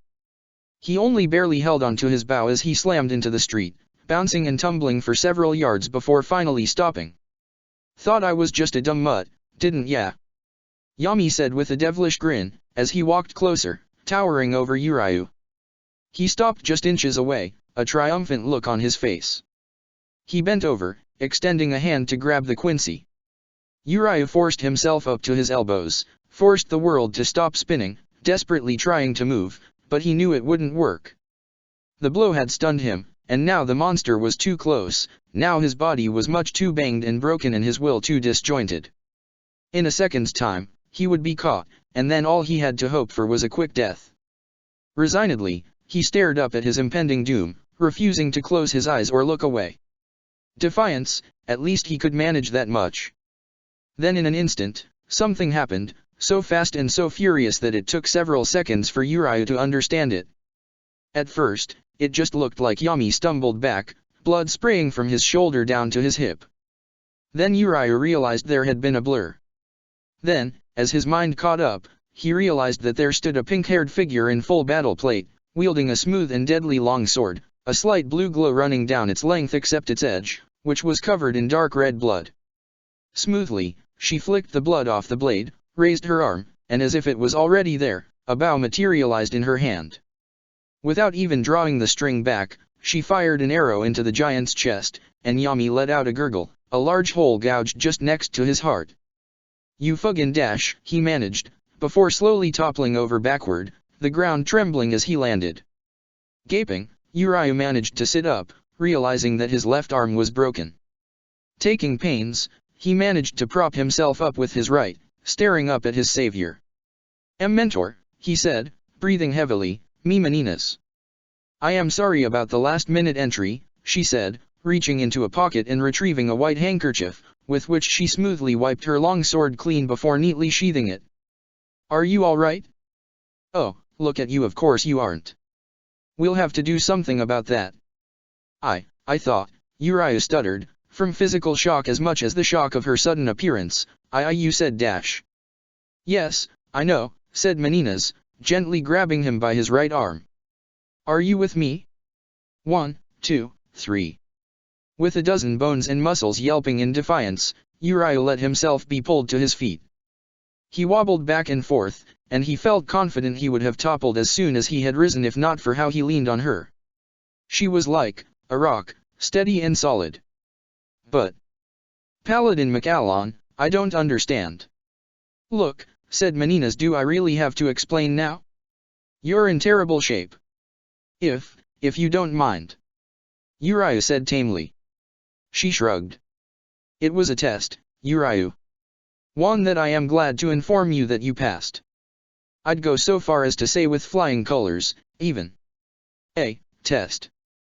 Being a knight, said Meninas proudly, means more than just honor and loyalty. Those of the Wandenritter must possess strength of character as much as strength of arm, and loyalty and dedication alone does not character make. What decides character is to do what is right even when it's hard, even when it comes at great personal cost. We are not mindlessly loyal, Uriah. If you had simply obeyed, I would have considered it a failure. Uriah said, gaping like a fish. I see. But, I'm not a knight. Regardless, said Meninas casually, you are being given the strength of one, and it would be irresponsible of us not to be assured such strength is being used virtuously. You charged into the defense of this city, thinking it would cost you the heritage and power that you so much desire, and you did it all the same. That is a noble action, Uriah. What, all of you go through tests like these?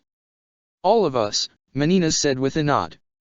And what if you disagree with what's right and wrong? What if a soldier thinks his commander does wrong? How can that work? Then the onus is on his commander to persuade the soldier that he is right, not on the soldier to obey, Meninas said firmly. I told you, we are not like the Godii. Mercy, temper, kindness, wisdom, these are all virtues we adhere to. So must we all. Uriah nodded weakly. His injuries were starting to make themselves reminded, it felt as if his entire body had gone through a meat grinder. Suddenly, Yami let out an irritated groan. His body, still like a corpse until just now, began to stir. With sudden force, he thrust himself up, standing tall. The bleeding around the hole Menina's arrow had left had begun to slow down, his inhuman constitution clearly showing. Well, I felt that, he rumbled angrily, staring down at the two of them. I got a bone to pick with you, ya pink little shit. Menina sighed, and shook her head. You know, I did think I could have hit him harder. I must be getting sloppy. Uriah breathed in sharply, a pang of fear rushing in. He had thought the Espada well and truly dead, finished, but then again, Menina seemed entirely unconcerned. Could you stand on your own for a little? She said, giving Uriah a reassuring look. It won't take a minute. Or, do you need to sit down? I'll be fine, Uriah mumbled, a little taken aback at her surprisingly fussy comments. Menina's nodded. Right, then. I'm letting go now. Be careful.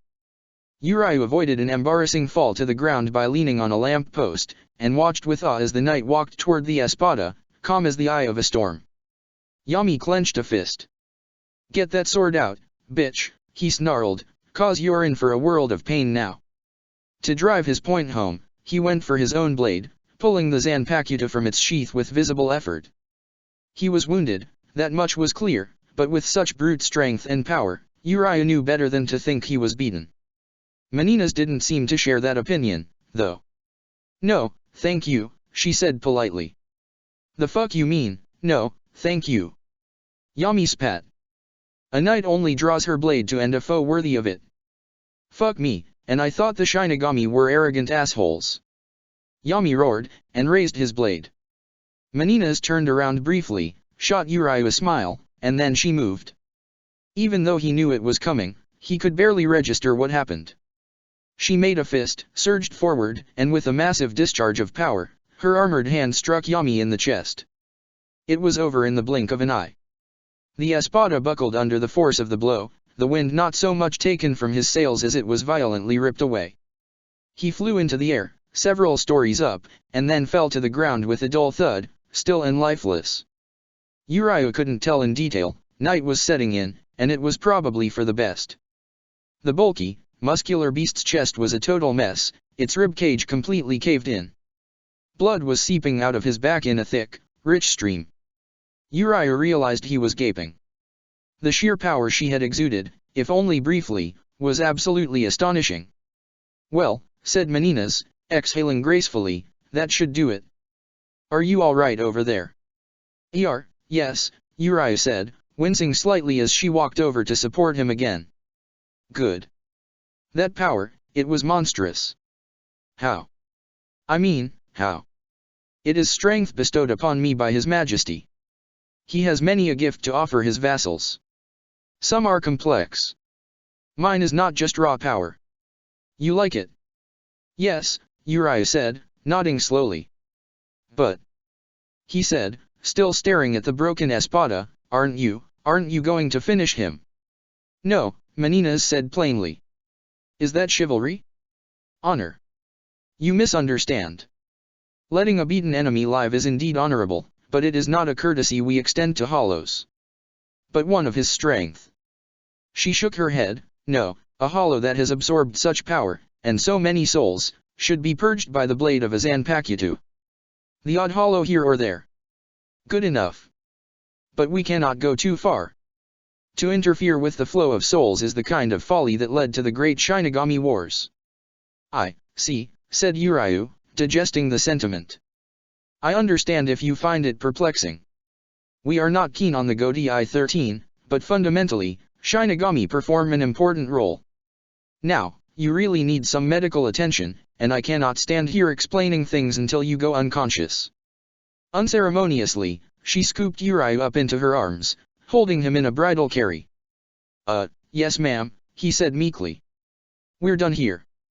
Well done, young Urayu, she said gently, and Urayu's heart swelled.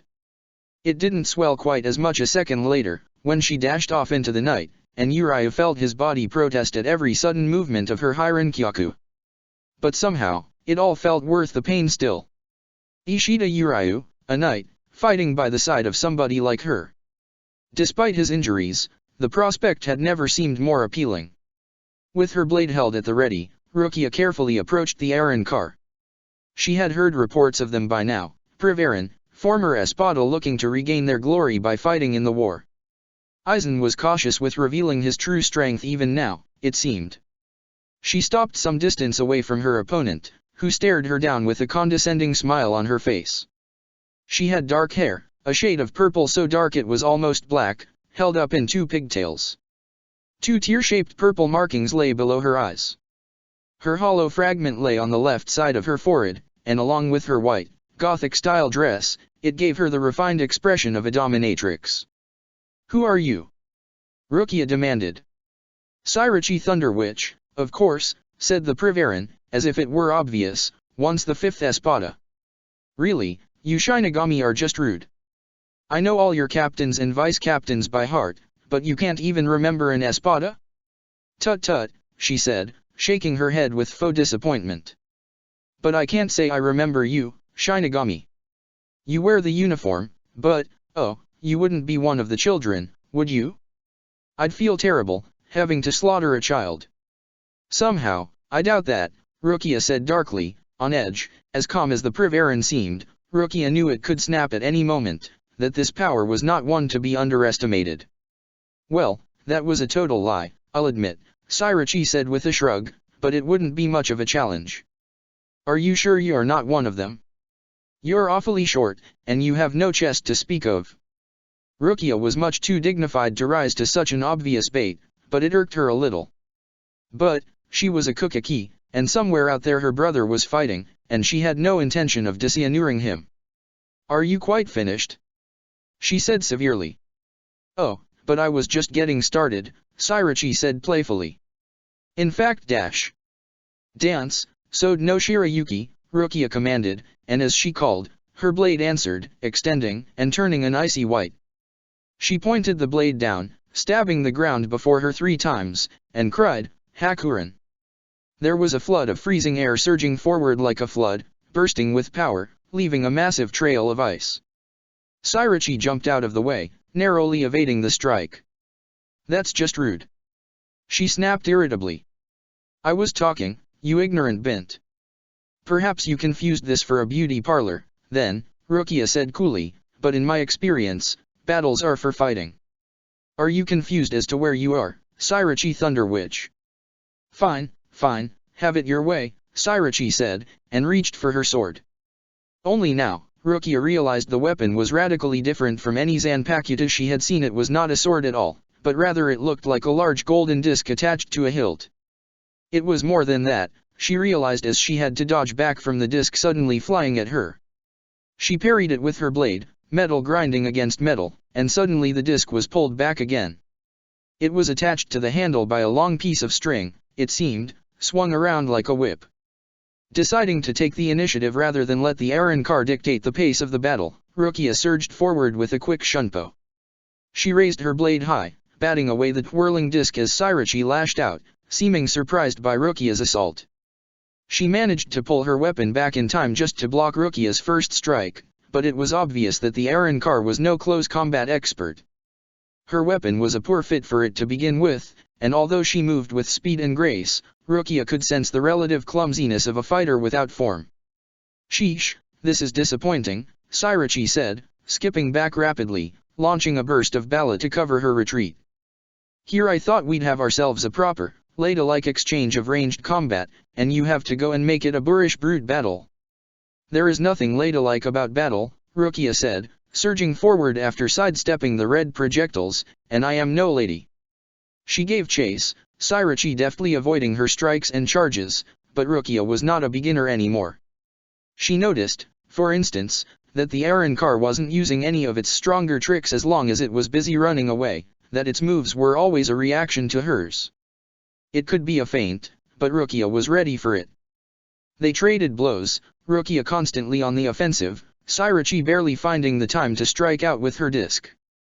No lady, huh? Sairachi said irritably. You know, I do so detest a woman who rejects her own nature. If you are no lady, what are you?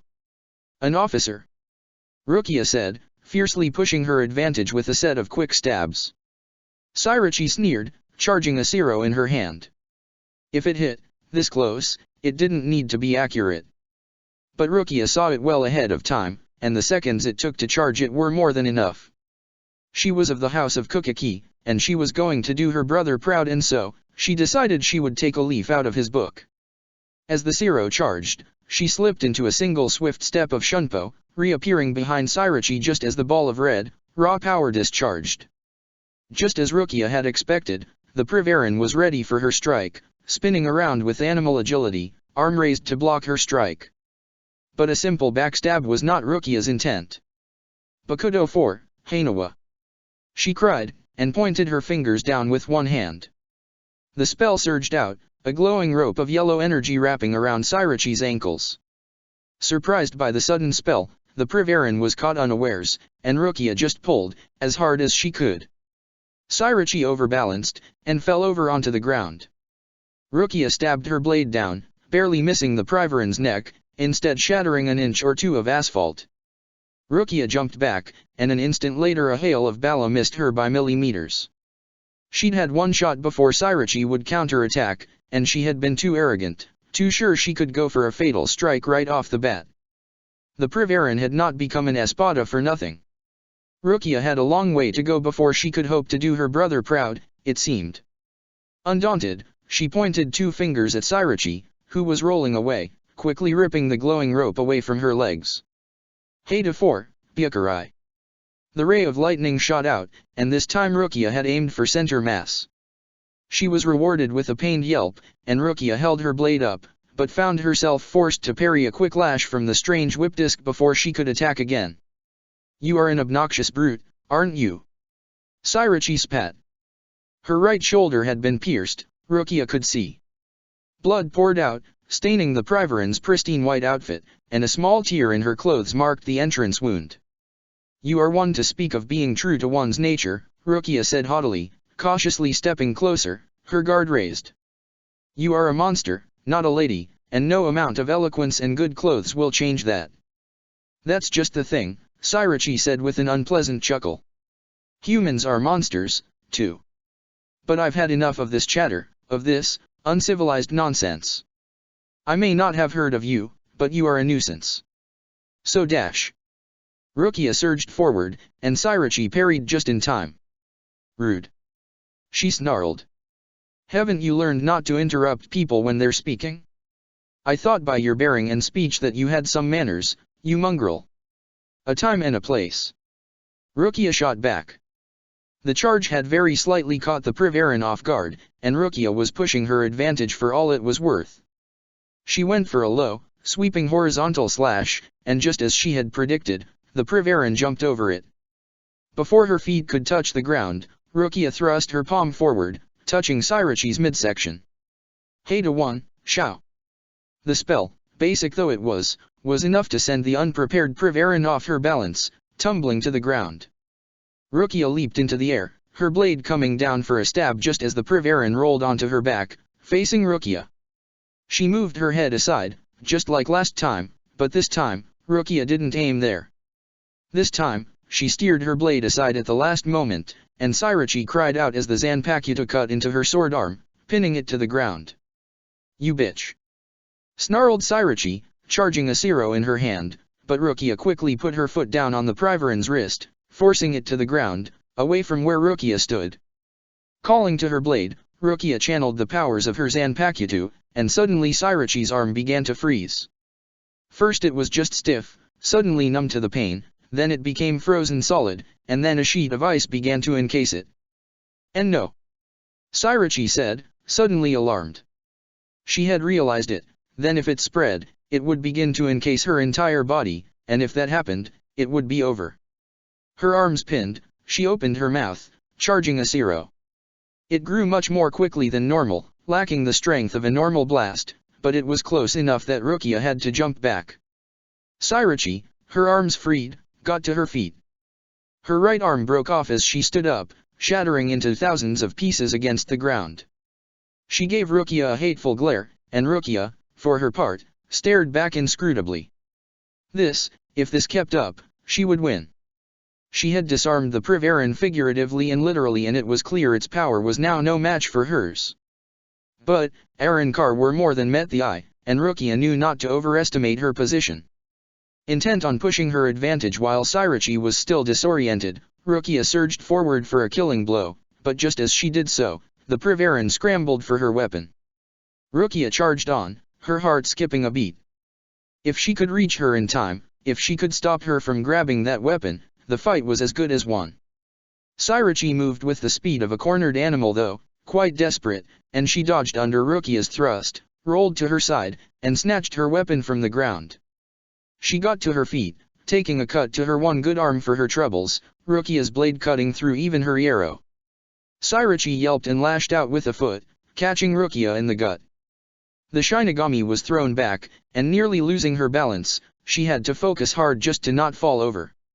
As she finally stopped wobbling after a few precious seconds and regained her bearings, Sirachi stood up, weapon in hand.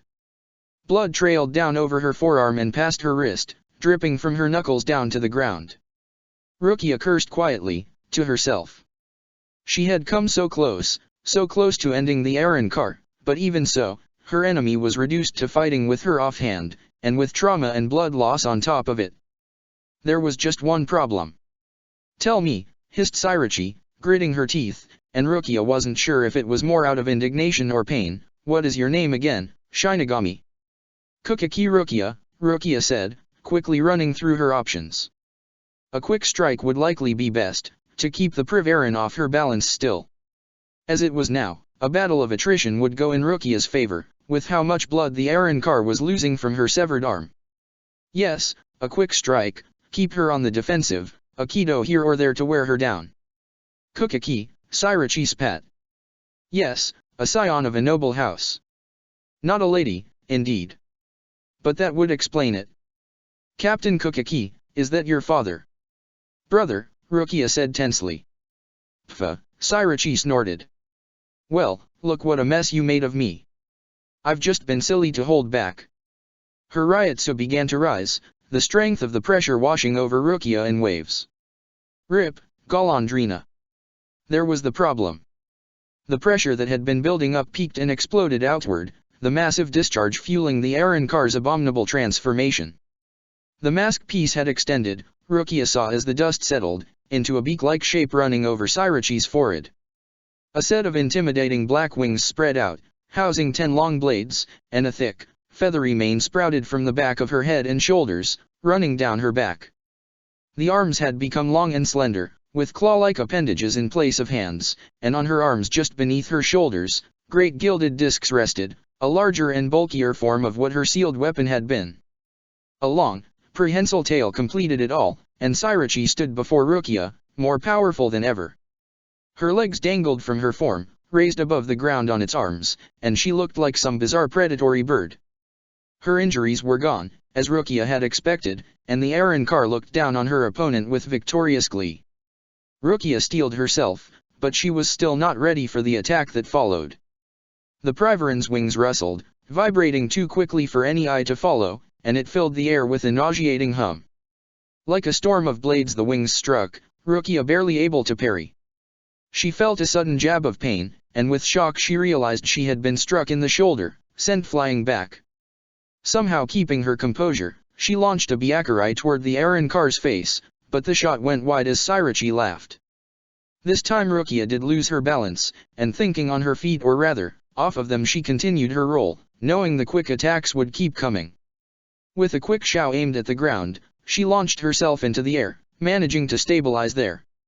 The ground where she had been seconds ago had been pulverized by 1001 cuts, shredding through the asphalt, sending black bits of gravel flying all across the street.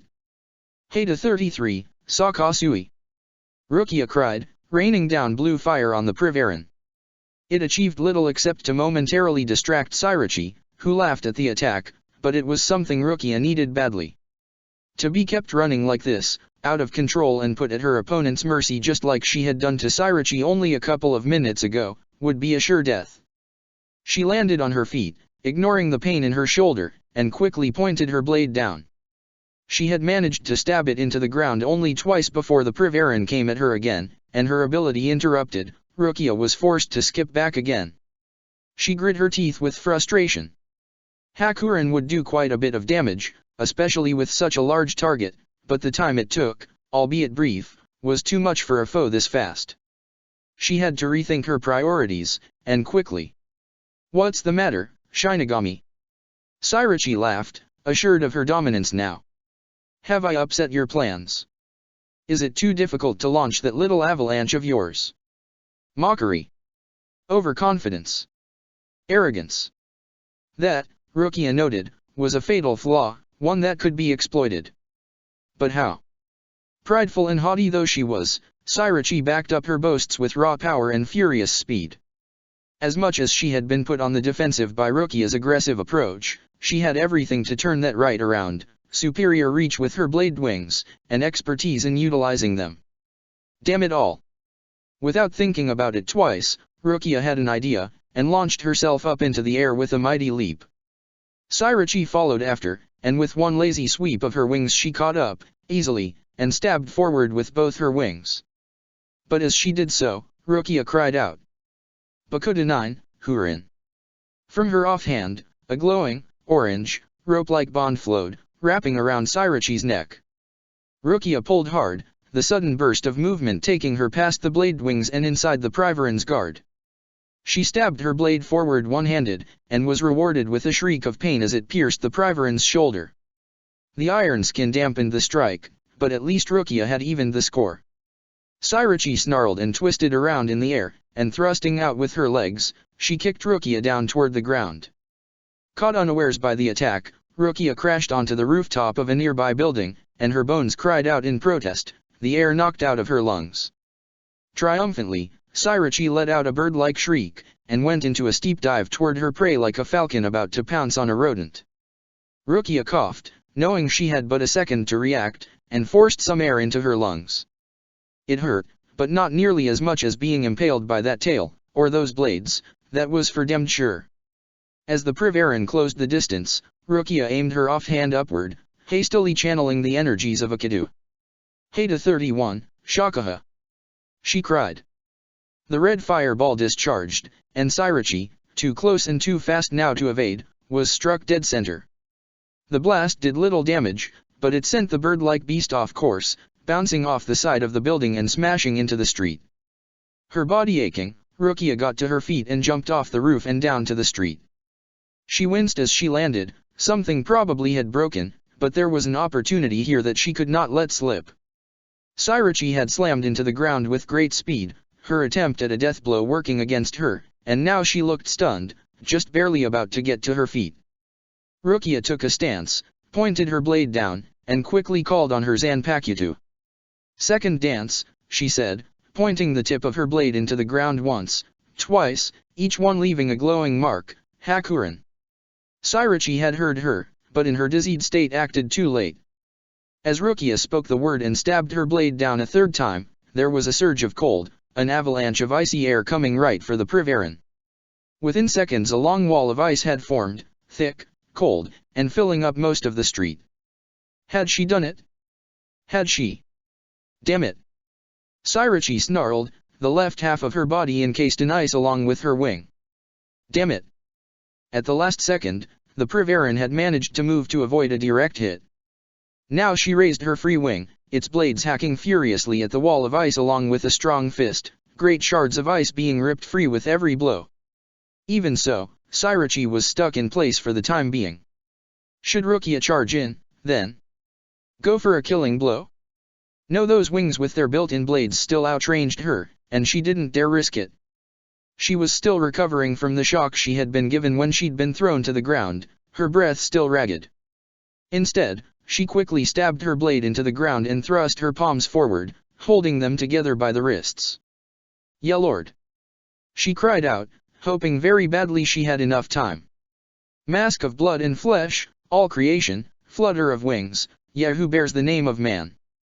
Syrachy had nearly broken free now, both her wings liberated from the ice, the blade limbs ripping apart the ice even more quickly now. Only her side and leg still remained trapped. On the wall of blue flame, inscribe a twin lotus. In the abyss of conflagration, wait at the far heavens. Heda 73, Sauren Sukatsui.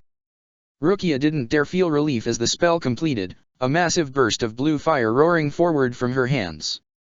The spell was complex to execute despite its simple nature, and she would not have attempted it without a full incantation. She only hoped it would be enough. Quickly she reached for her blade, assuming a stance as soon as the fire struck. She needn't have worried. Syrachy screamed, freed from the ice at last by the blazing heat of the spell, yet too late to avoid it. The inferno caught her fully, and she launched herself into the air as if to avoid, only too late she was on fire, her feathery mane burnt to a crisp. Her wings burned, and she collapsed to the ground mid-flight, rolling around on the ground, finally managing to put out the fire. She wouldn't have had to bother, the spell had a very limited lifespan, but then again, she had no way of knowing. The haughty Arankar struggled to stand up, managing to do so only barely. Her skin was scorched and sooty, and although her resurrection seemed to have absorbed most of the damage, she was in poor shape now. Her clothes seared, her wings reduced to mere skeletal shapes, she was a sad echo of what she had been a minute ago. "Surrender!" demanded Rukia, deciding she should at least make the offer. "Surrender and you will be treated humanely as our prisoner." "Surrender!" Syrachy spat, her voice a hoarse croak. "To the likes of you? To the Shinigami? To be one of your guinea pigs? I'd rather die." "You will not get another chance," Rukia said sternly, cautiously advancing with her blade raised. "Surrender or die." "As if!" Syrachy cried, charging forward.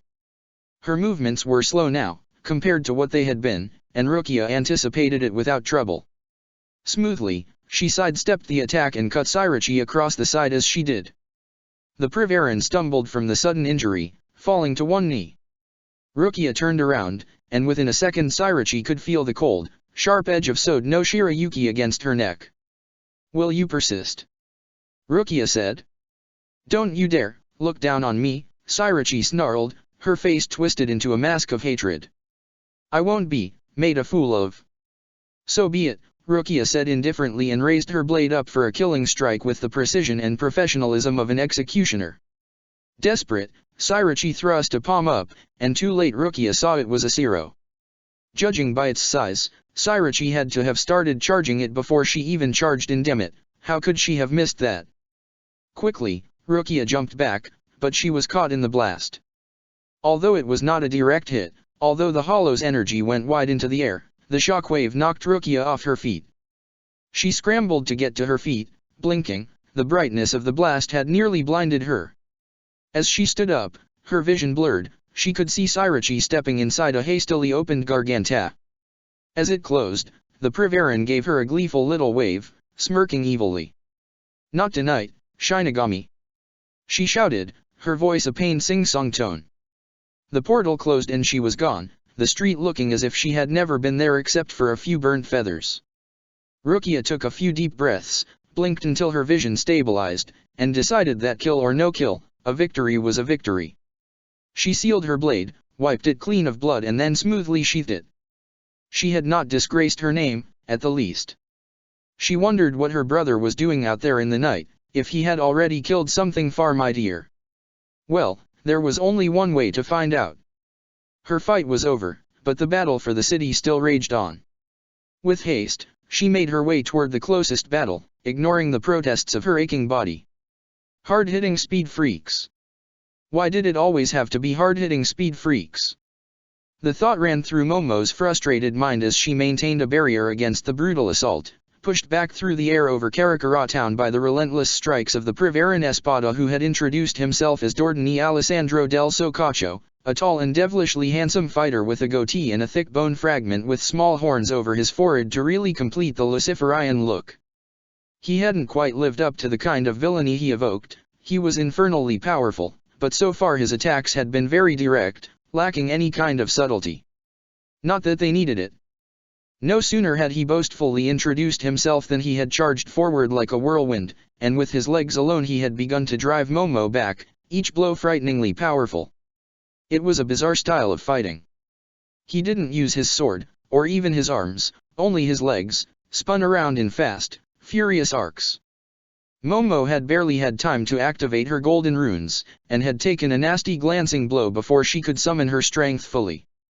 Her right arm ached and throbbed, and it took all she had to keep up. Momo specialized in Kadu, not hand-to-hand. An opponent like this would have been better suited to somebody like Captain So-iPhone, not her. But, pushed hard though she was, Momo's resolve was not shaken.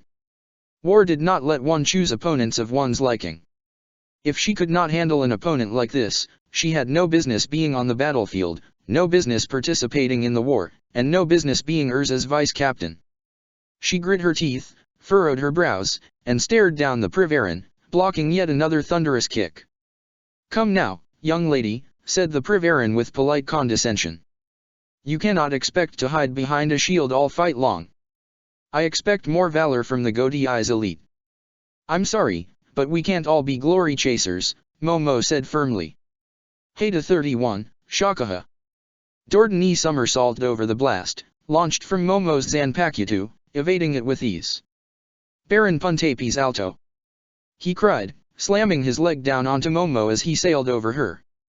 Momo crossed her arms, bolstering her shield, but the Privaran struck with tenfold strength. Her shield overloaded and broke, and she was sent tumbling to the ground. She managed to stabilize her fall just before she hit the ground, but she still fell over. She had turned a free fall and crash into a clumsy landing, at least. She rolled over, knowing what would come next. A second later, the asphalt near her shattered, sending a spray of black pebbles all around them, a crater forming where she had been a moment ago. Momo pushed herself to her feet, thrusting a hand toward the Aaron car, already charging.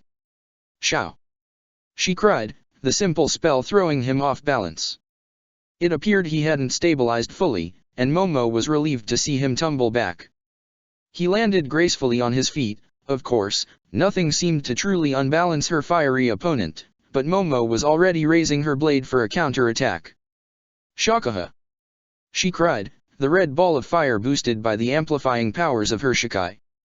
The spell hit Dordani before he could evade, blasting him back. "Sakasui! Shakaha! Sarin Sakasui!" There was an enormous display of red and blue light, exploding with a force that could have leveled buildings, a blazing inferno enveloping the whole of the street. The spells were somewhat suboptimal due to their lack of incantations, but Momo's expertise and the fine-tuning effect of her Zanpakuto had rendered the difference minimal. The rapid-fire nature of her attack made it well worth it. However, before she could congratulate herself, Dordani surged out from the firestorm, singed but unharmed, not unexpectedly having dodged the worst of the blast. Momo had been prepared. She raised a hand, and cried, "Bakudu 8, Seiki!" Dordani's kick was reversed, the spell completing just in time to repel his attack, and Momo raised her Zanpakuto, a red fireball already charging up, but the Privaran was too quick. Just as she raised her weapon to strike, he had vanished, and Momo spun around just in time to brace herself for a direct kick that sent her flying. The fireball in her blade discharged harmlessly into the air, and Momo had the air knocked out of her lungs when she collided with a lamp post. Her entire body rattled. Dordani had no plan of relenting, and charged again. No quarter given, that was the way of a hollow, whether it had the shape of a man or not. Gasping for air, Momo rolled out of the way, desperately firing off a weak blast with her blade at random. She was lucky enough to glance the Privaran, who was momentarily knocked back, buying her the precious seconds she needed to get to her feet. She swung her blade around, raising it up for another blast. It hadn't had the time to charge, wasn't all that strong, but it made Dordani move away when she threw it at him, and that was better than being charged. She skipped back, slipping into a shunpo, only to have to dodge low but a second later as Dordani caught up. The displaced air from his sweeping kick rustled the hairs on her head. "Shao!" Momo cried, but Dordani was ready this time, nimbly somersaulting back and away from the spell before closing the distance once more.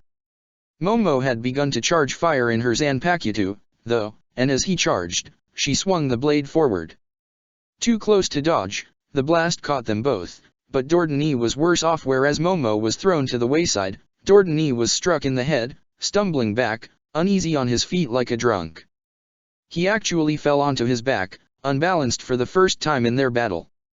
Momo forced herself to her feet, intent on seizing the opportunity before it was lost. She raised a hand, and cried, "Bakuta 63, Sija Sabaku." Golden chains wrapped around Dordani, summoned as if from nowhere, and the stunned Arrancar was encased fully just as he tried to stand up. Straining against them with his considerable strength, he was nevertheless held in place. Momo breathed a sigh of relief. The chains were durable, and it would take power far greater than his to break out of them easily. Momo aimed her Zanpakuto forward, putting her offhand over the wrist that held the hilt. She called upon the spirit of her weapon, and immediately she felt a surge of power, the indescribable sensation of Kido energy running through Dabayam's length, amplifying, growing, charging, brimming with power and hungering to be unleashed. Sprinkled on the bones of the beast. Momo chanted loudly, totally focused. Sharp tower, red crystal, steel ring. Move and become the wind. Stop and become the calm. The sound of warring spears fills the empty castle. Hada 63, Reikauerhau. Cowardice. Dordani snarled, struggling against the chains, the glowing bindings creaking and groaning but nevertheless holding firm. Is this how you Shinigami fight your battles? The power grew and grew in Momo's sword, a great ball of lightning taking shape. Reikauerhau would normally form a ball of lightning perhaps twice the size of her fist before it discharged and exploded, but its energies running back and forth through Dabayam's blade had left a ball of electric force bigger than Momo's head. As her spell completed, the Kido finally discharged, and the recoil of it nearly knocked Momo off her feet. The supercharged Hada struck Dordani in the chest, and there was a blinding light as the lightning ball exploded. Momo, already light on her feet after the massive recoil of the spell, finally lost her balance. As she propped herself up, she saw a brilliant spectacle of light, the spell taking its time to die out. The street was in ruins, and every window on the street had been blown out. The corner of a building had collapsed, and the walls around them took severe punishment as dissipating lightning raked their sides, digging deep creases into brick and mortar, and that was just the residue of the spell. Momo breathed in with a bit of awe as she stood up. She had wanted to rely less on her own crafted magic, to try more of the classic method, and it had worked spectacularly. Dabayam's strength was Kido, and Kido Momo had woven. The light alone was sure to have been seen for miles. Slowly, the lightning began to die out. A last few arcs of lightning raked against a couple of lamp poles, overheated to the point where they had begun to bend over their own weight. Cautiously, Momo took a few steps forward, daring to hope this was it.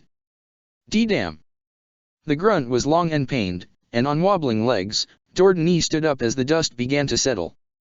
He had crouched down low into a fetal position, arms, legs and head curled in, making himself as small a target as possible in lieu of being able to escape. His clothes were torn and seared, made into rags, and great burns covered his skin. The blast had seared skin and muscle off his left arm. Momo could see white bone where there should have been flesh. He was in terrible shape, but regretfully and frighteningly alive. Cowardly. He croaked, but undeniably effective.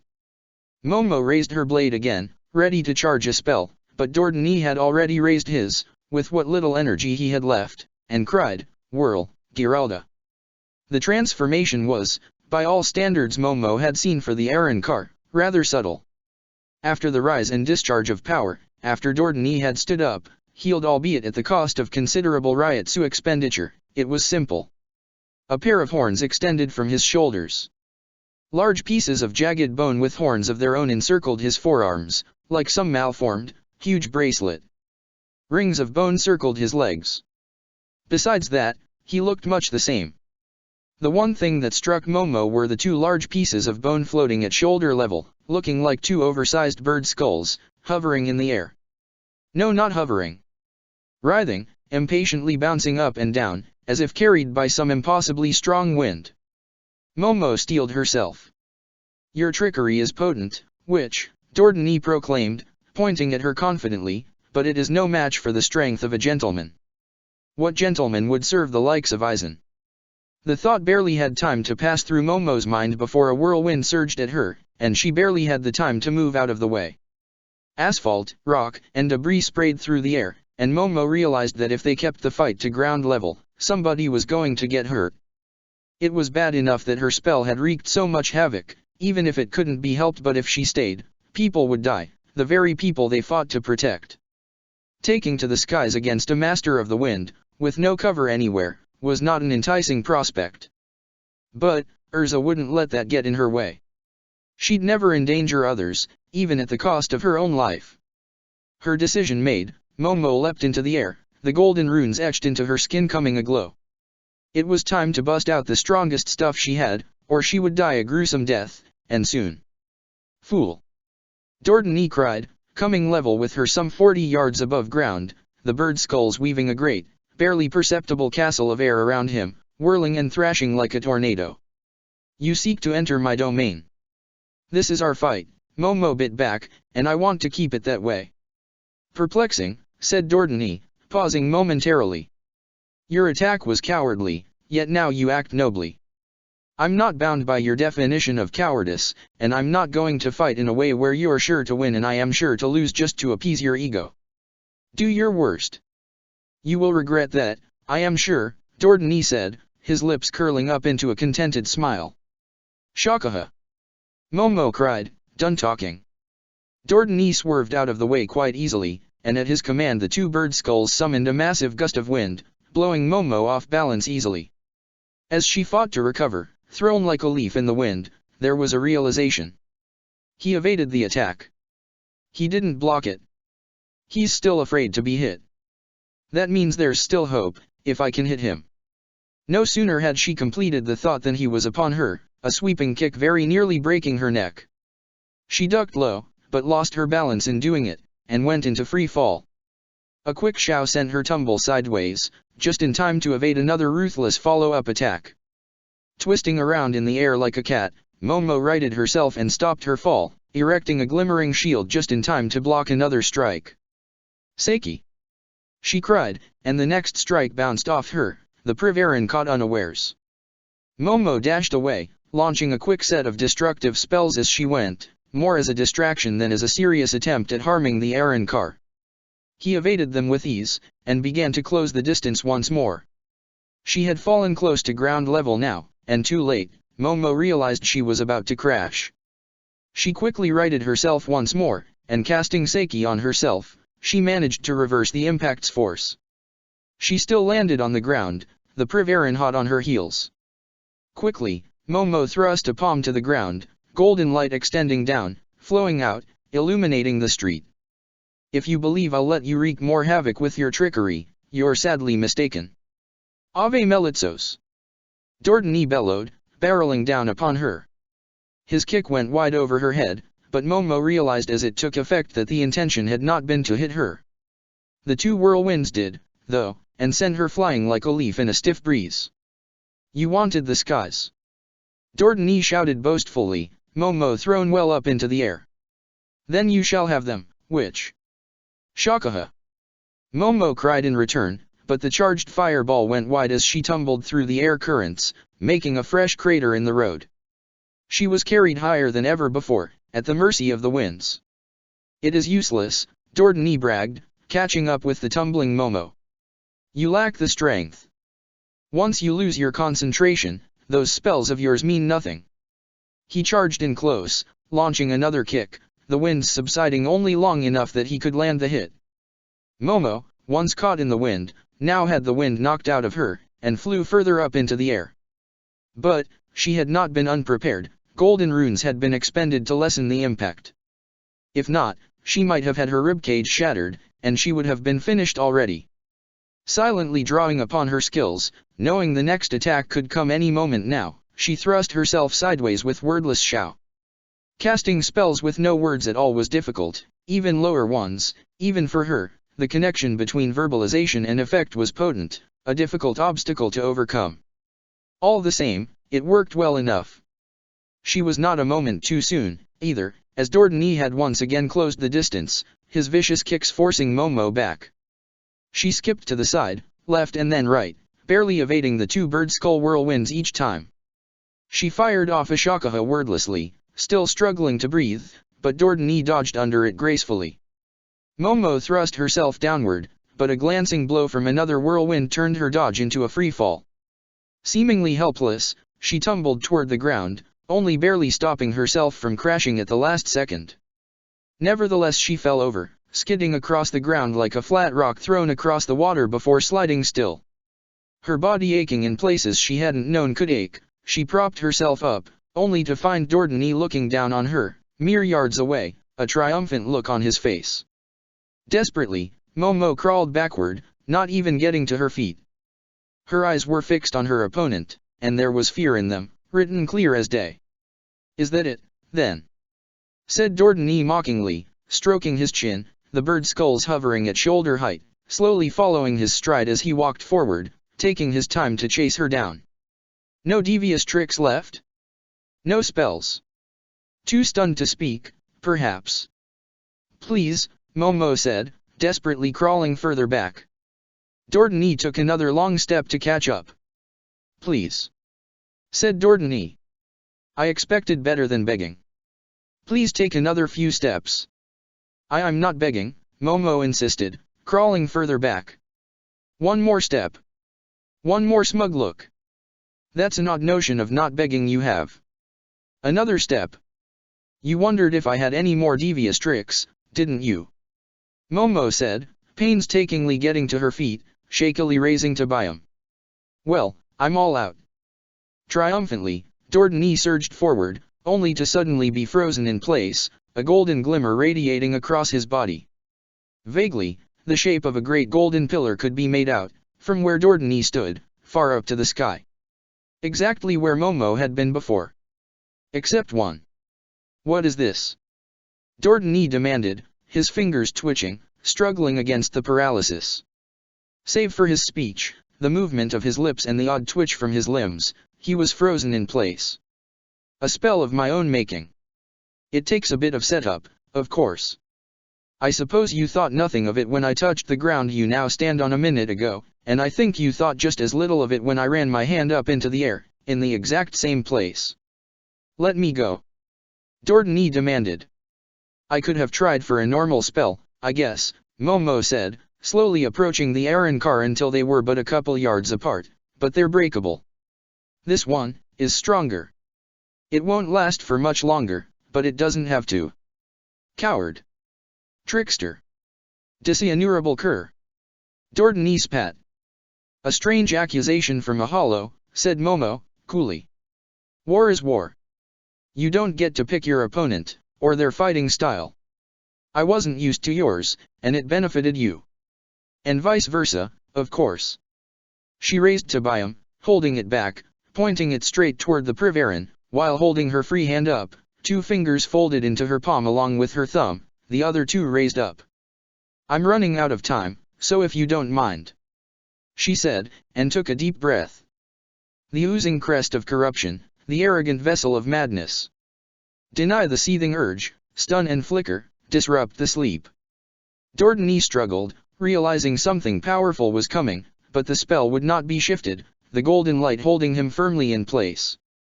The crawling queen of iron. The eternally self-destructing doll of mud. Unite. Repulse. Fill the earth, and know your own powerlessness. Heida 90, Kuro Hitsuji. The moment the black coffin began to form, the golden light shattered, disrupted by the potent magical energies, and Dordani ran forward, but it was too late. An outstretched arm managed to escape the enveloping black block, but that was it. A second later, it dissipated, gone as if it had never been there at all, and Dordani sunk to the ground, his body torn and shredded by the top-level Hadu. There were no final remarks, no quips, no last amount of defiance. Dordani was simply dead, collapsed on the ground in a pool of blood. Momo breathed out. That was close, too close, and she had only managed to trap him by playing to his overconfidence.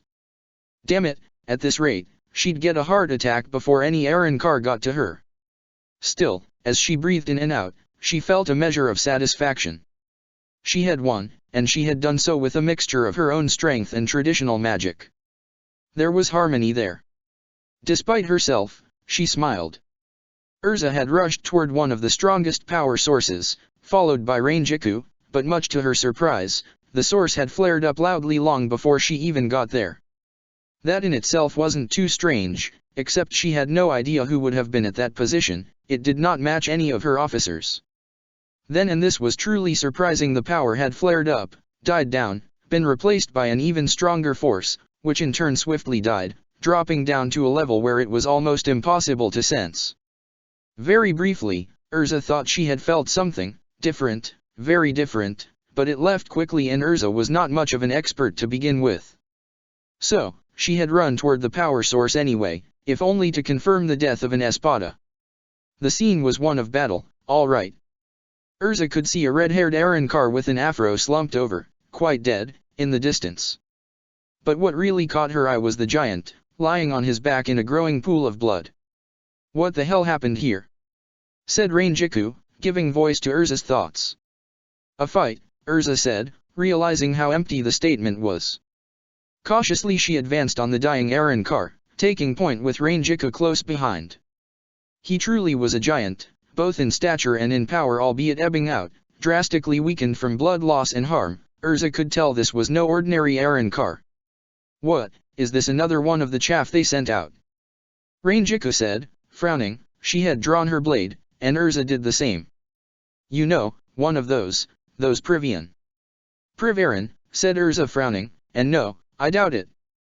This has to be an espada. Not close to as strong as the others, Rangiku commented. True, Erza said with a nod, but still terrifyingly strong even right now. It's got to be. Well, either way, it's not a threat, Rangiku said with a shrug. Do we finish him and move on? There's more coming. Rangiku, Erza said sharply, he's helpless and dying. And also a monster who'd rip out your throat in a second if he didn't decide to torture you first, Rangiku said matter-of-factly, giving a shrug. Erza paused. Rangiku wasn't wrong, and she knew very well that the war might get very ugly, that it might take her places where black and white might turn to all imaginable shades of gray. She realized that incapacitation and capture might not always be viable. She realized also that the Godii would think nothing of the execution of an enemy, even one helpless, that she would be alone in her misgivings. But something inside her stood firm, rock solid, in the notion that killing the helpless was wrong. Was that a weakness, perhaps? Something to overcome? Something she would be forced to shed as time went on? She dearly hoped it was not. We don't murder, said Erza firmly. It's the difference between us and them. Rangiku rolled her eyes. What, do we nurse him to health and keep him prisoner? Put him on trial just so we can have a piece of paper saying he deserved it when we execute him? If we have to, said Erza firmly. Well, it's not like we have to save him. But murder? No. She shook her head resolutely. Yes, it's definitely more humane to leave him suffering and almost dead, Rangiku said sarcastically. No, don't answer, Commander, I know what you're going to say, and I'm not going to argue. Let's just get on with it. There's more things to fight, after all. Quite, said Erza, but I still wonder what did this. It surely could not be a Zanpakuto. He's cut pretty bad, Rangiku commented. No one in our group was even close when this started, Erza shot back. Huh. One of the auxiliaries. Said Rangiku. Maybe. Erza said skeptically, but I doubt it. A Quincy, maybe? But if Uriah has that kind of strength, he's kept it well hidden. Their musings were interrupted, very suddenly, and Erza shoved Rangiku to the side just in time as a huge polearm cut through the space they had both occupied a second ago. From the momentary glance Erza got of it, before it was yanked back to its owner by the chain attached to its hilt, it was one of the strangest, most impractical-looking weapons she had ever seen. It looked like two crescent moons had been welded together, then attached to an iron haft. "Well, fuck me, here I thought I got ya," came a rude voice, lazily drawling out its words with the kind of malefic, overconfident glee Erza had come to expect from every espada. And an espada he was. There was no mistaking the raw power, nearly as wild and poorly controlled as Grimjo's once had been, oozing off his tall, lanky frame like slime off of a snail. He was unsettling to look at, even, although Grimjo had the eye of a psychotic killer, he at least looked human. The approaching espada only had a vaguely humanoid shape to him, his limbs exhibiting a kind of lean gigantism and deformedness that made him look wrong. He was tall, in fact, he would have been at least a head taller than Zaraki Kenpeki. Slick black hair trailed down his head, like oil staining a street. He wore a wide, white eye patch on his left side, and he had an unnaturally wide grin unsettling enough to rival Jin's. His lone eye stared down on them with confident malice. His legs and arms were long, too long for their body, lean and lanky in a way no normal body ought to be. Strong muscles could be seen where his white clothes did not obscure them. He was a vile thing to look at, more beastly in appearance than most of his kin. He was accompanied by a far more normal-looking Arankar, one-eyed like his master, but his more human appearance only served to highlight the inhumanity of the espada. "Nice to meet ya," he said, lazily taking a few steps toward the two of them. Erza and Rangiku already stood with their guards up. He hefted his absurd poliarm with ease, resting it over his shoulder. "Name's Neutra Gilga. Sexta Espada. And, well, shit, I don't need to tell you why I'm here." "You're every bit as repulsive as Grimjo said you were," Erza said, recalling the captured Arankar's descriptions with distaste. "To think I'd ever find him the more attractive choice, even by comparison." "Grimjo," Neutra said, with a menacing chortle. "He was weak. And from what I hear, he almost went and killed you. Ain't surprisin' for a woman, I guess." "Not that I mind it, you know," he said, slowly extending his tongue, licking his lips demonstratively. "I don't care if they're weak or strong. Fight's a fight." Erza's eyes narrowed. "Rangiku, stay back," she instructed. "I'll take him on." "Tesla," Neutra said with a nod, "finish that trash. Stay the fuck out of my fight. This weak-ass girl, she's all mine." "Yes, my lord," said the Fraxion, circling around to engage Rangiku. Erza tensed. He didn't seem to know her full strength, but then again, he just might. It might just be a game, to trick her. One could never be sure with some espada. They should never be underestimated. Neutra stepped forward, raising his enormous weapon easily, as if it were like paper in his hand, and grinned even wider. Wordlessly, she called on her blade, her sword turning into two. She felt reassured by their weight. Espada or not, she was a captain. Defeating a monster like him was her job. It was what she was made for. Neliel surged forward, and Grimjo was hard-pressed to even react. His weapon had been confiscated when he first surrendered, and he doubted it would have made much of a difference if he had it, weak as he was. Desperate, he rolled back, evading the first strike, but no sooner had he gotten to his feet than the next strike came at him. With no other options, he caught the blade in his palm, feeling a jab of pain as it cut through his hierro. He held on to the blade regardless, knowing she could end him any time. "Fucking think, woman," Grimjo snarled. "About what?" Neliel said, lightly pushing the blade forward. Grimjo winced as it cut deeper into his flesh. "About your betrayal? Your disregard for orders? How you got your own people killed over nothing? You shut the fuck up," Grimjo snarled. Neliel suddenly kicked forward, and Grimjo's hand was wrenched away as he tumbled back, sent flying like he was some meager hollow. He hated it. He hated how weak he had become. He hated the difference in power. He hated that he could not fight back. He hated the way she looked down on him. If only he had been strong. "She'd still kick your ass," a spiteful irrational part of his mind reminded him. It just would have taken longer. Grimjo, though, was nothing if not a survivor, and his resentment could not get in the way of that. As he turned his tumble into a controlled roll, getting to his feet only to find Nilil right in front of him, his mind worked in overdrive. Her blade was raised, she'd used a single step of Sonido to catch him. Wait. He snarled, lowering his hand. Nilil stayed her hand just briefly. For what? Been thinking, Grimjo spat quickly. Got time for nothing else down here. It must be a novel concept for you, she said coolly. Oh, haha, Grimjo snarled irritably. Yeah, look at stupid Grimjo, he ain't nothing but a dumb brute who can't do nothing except fight. He's dumb. Well, I don't see anyone else pulling a fast one on Aizen. The tip of Nilil's sword found its way to his neck, its razor-sharp edge lightly touching his skin. Grimjo's heart raced. Enough of this, she said. This ends now. As I said, I've been thinking, Grimjo said quickly. You think I'm dumb, but you don't make it this far without some smarts, damn it. What, then? I can put 2 and 2 together, he continued. I know you're a killer, Nilil, cause no one makes it up the ladder without Bane. 1. I know you're weak, 2, you don't like being what you are. So, being kind, he said, spitting the word out like it were a curse, and being a killer, you'd have ended me quick if that was what you were here for. But, you ain't. You came in here, sword out, hoping to scare me shitless, but you ain't here to kill me. Nilil's eyes narrowed, and calmly, she sheathed her blade.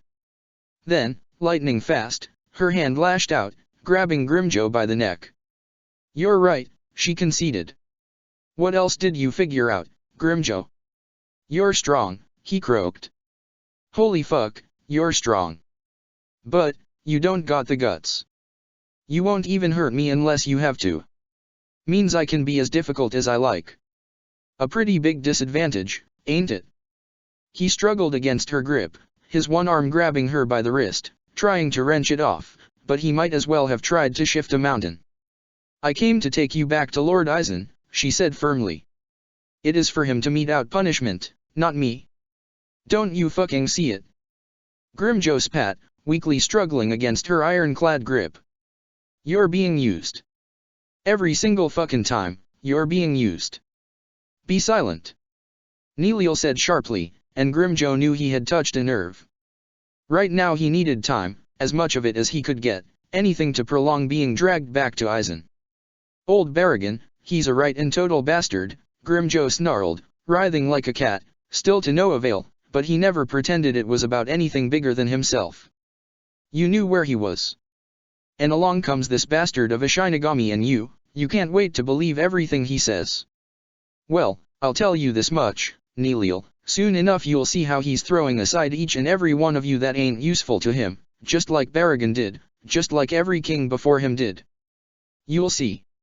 And when you does, you'll realize you're in the shit just as deep as I am, that you can't get off without being killed for it. Fuck, when he has me tortured and executed, why don't you ask yourself if that's the act of a merciful and noble leader, you dumb bitch? Nilil said nothing in response, and seeing the furious look on her face, Grimjo realized he had managed to get to her a little too well. She balled a fist, and an instant later, Grimjo's head jerked back after a powerful jab. The world was spinning now, and he fought to regain his bearings. I'm taking you back, she said, and if you shut up, I won't hurt you any more than this. Ahem. It was a very polite cough, subtle, just loud enough to be heard, but not so loud as to be intrusive. Nilil spun around, and Grimjo, slowly beginning to see the world properly, let out a grin. Standing a few yards away was the blonde, hat-wearing store manager, leaning on his cane. You. Nilil said urgently, reaching for her blade. You're Urahara Kisuk. Where did you come from? The one and only, said the store owner cheerily. As for where I came from, well, let's call it a trade secret, shall we? Grimjo's grin became a chortle, suppressed by Nilil's hand on his throat. Those smarts I mentioned before. He hissed gleefully. One of 'em's called stalling. Have fun with this one, Nilil. Nilil turned around, and holding on to Grimjo, she raced off, toward the entrance she had made. However, before she had taken more than a few steps, a sharp rap of the cane to her wrist had made her drop her cargo. Grimjo fell to the ground, coughing, victorious cheer rising inside him. "Tut-tut, Mr. said Urahara, fanning himself. "Don't you know it's very rude to run away from your host like that? I'm afraid I can't make it that easy on you." Neliel's gaze fell on Grimjo.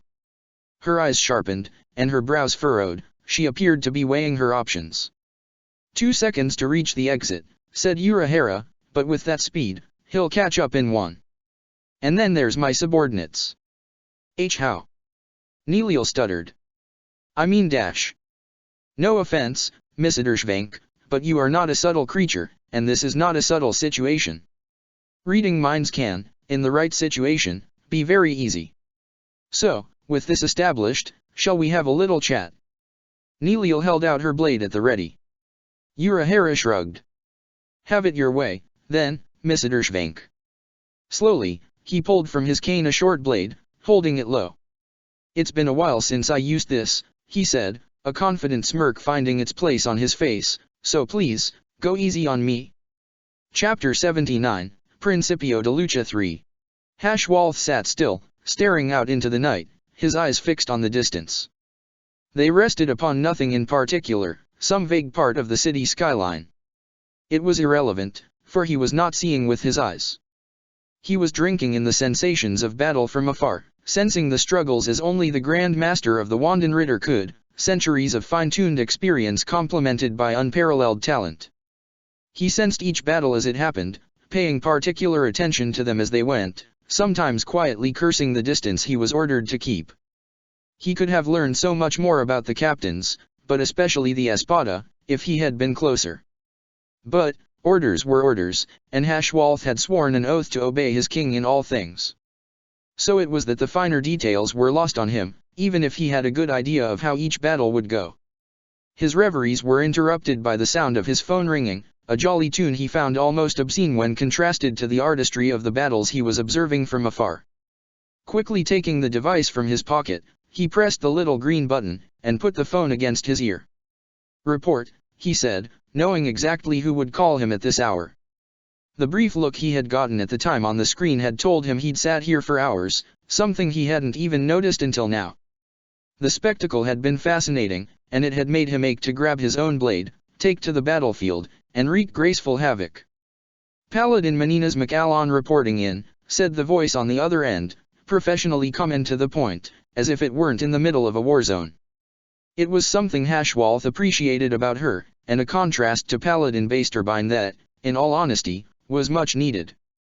"I engaged an Espada, 10th in rank, saving candidate Ishida's life in the process. He was injured, and so I rushed him to a hospital, which I am now calling firm. Injuries non-critical. I have no doubt he'll recover soon, if nothing else then for the aid of his Shinigami allies." Hashwalth nodded, only to realize Menina's could not see him. He felt a little silly. In some ways, the technological advancements he had seen in his long lifetime had still not caught up with him. "The test, Paladin," he said neutrally. "Passed, Grand Master." A hint of triumph had found its way into Menina's voice. "He defied my orders readily in favor of defending his city from the invaders." "Good," said Hashwalth appreciatively. "It would seem your judgment has been astute, Paladin." "As I expected, of course." "My thanks, Grand Master." "His combat abilities." "Markedly improved, Grand Master." "He defeated a Privaran Espada using superior technique and wits, despite a considerable difference in power. I dare say he is developing ahead of expectation." Hashwalth nodded again, now mildly irritated with himself. "A considerable difference in power, you say?" "Considerable, indeed." "And so the knight stands up to evil and slays the dragon," Hashwalth said approvingly. "No potential aspirant can go without an exceptional deed. Yet, you had to intervene." "The Espada proper was far beyond his ability," Menina said, and Hashwalth was sure she sounded a little defensive. Inwardly, he sighed. How typical of her, to form an affectionate bond with her charge. He was at death's door. There was no choice. He had given all he had, and then some. Tell me about the espada, Hashwalth said, determined to change the subject. There was nothing here to argue about. Power easily surpassing that of most chevaliers, Menina said, her voice now as professional as ever. Completely lacking in technique, however. Given its low rank, I cannot expect it to be typical of its brethren, though.